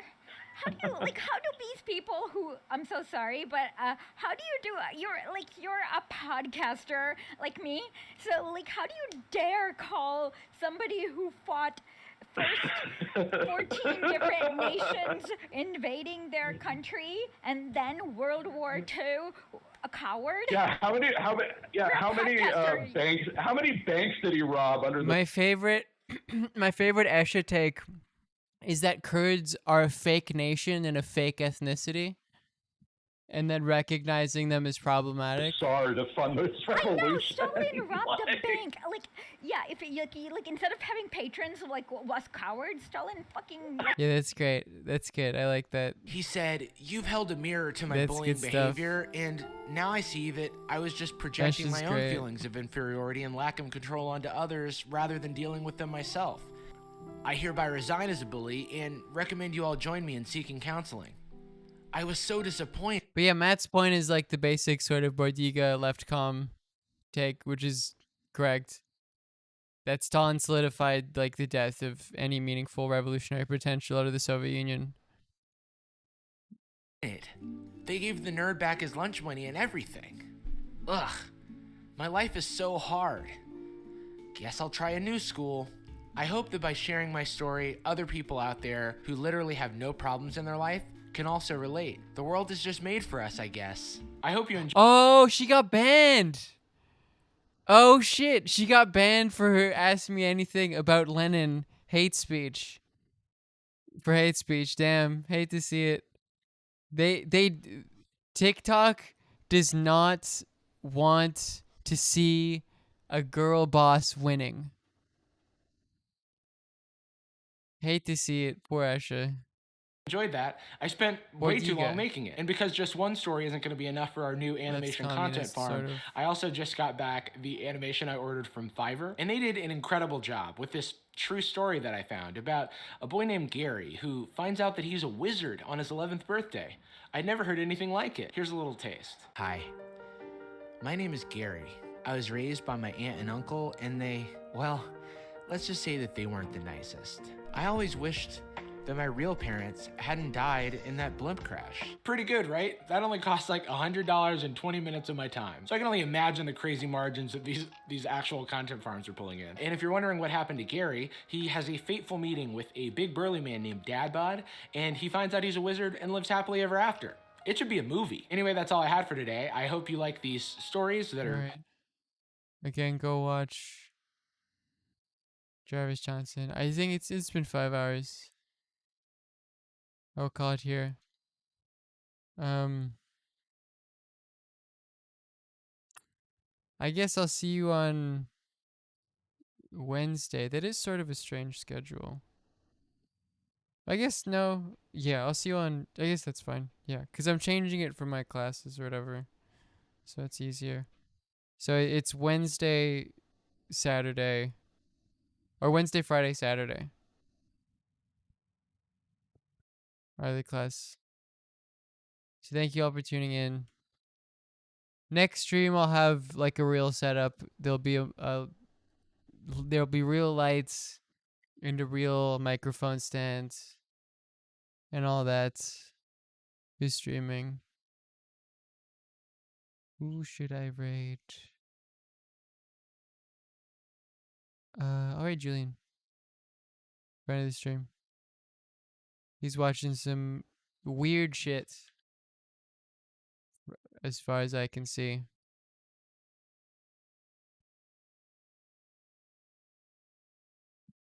He always is, as per usual, yes. Okay. I'll see you all. Goodbye. And YouTube video / podcast out soon, I think. We're almost done it. Goodbye, everybody.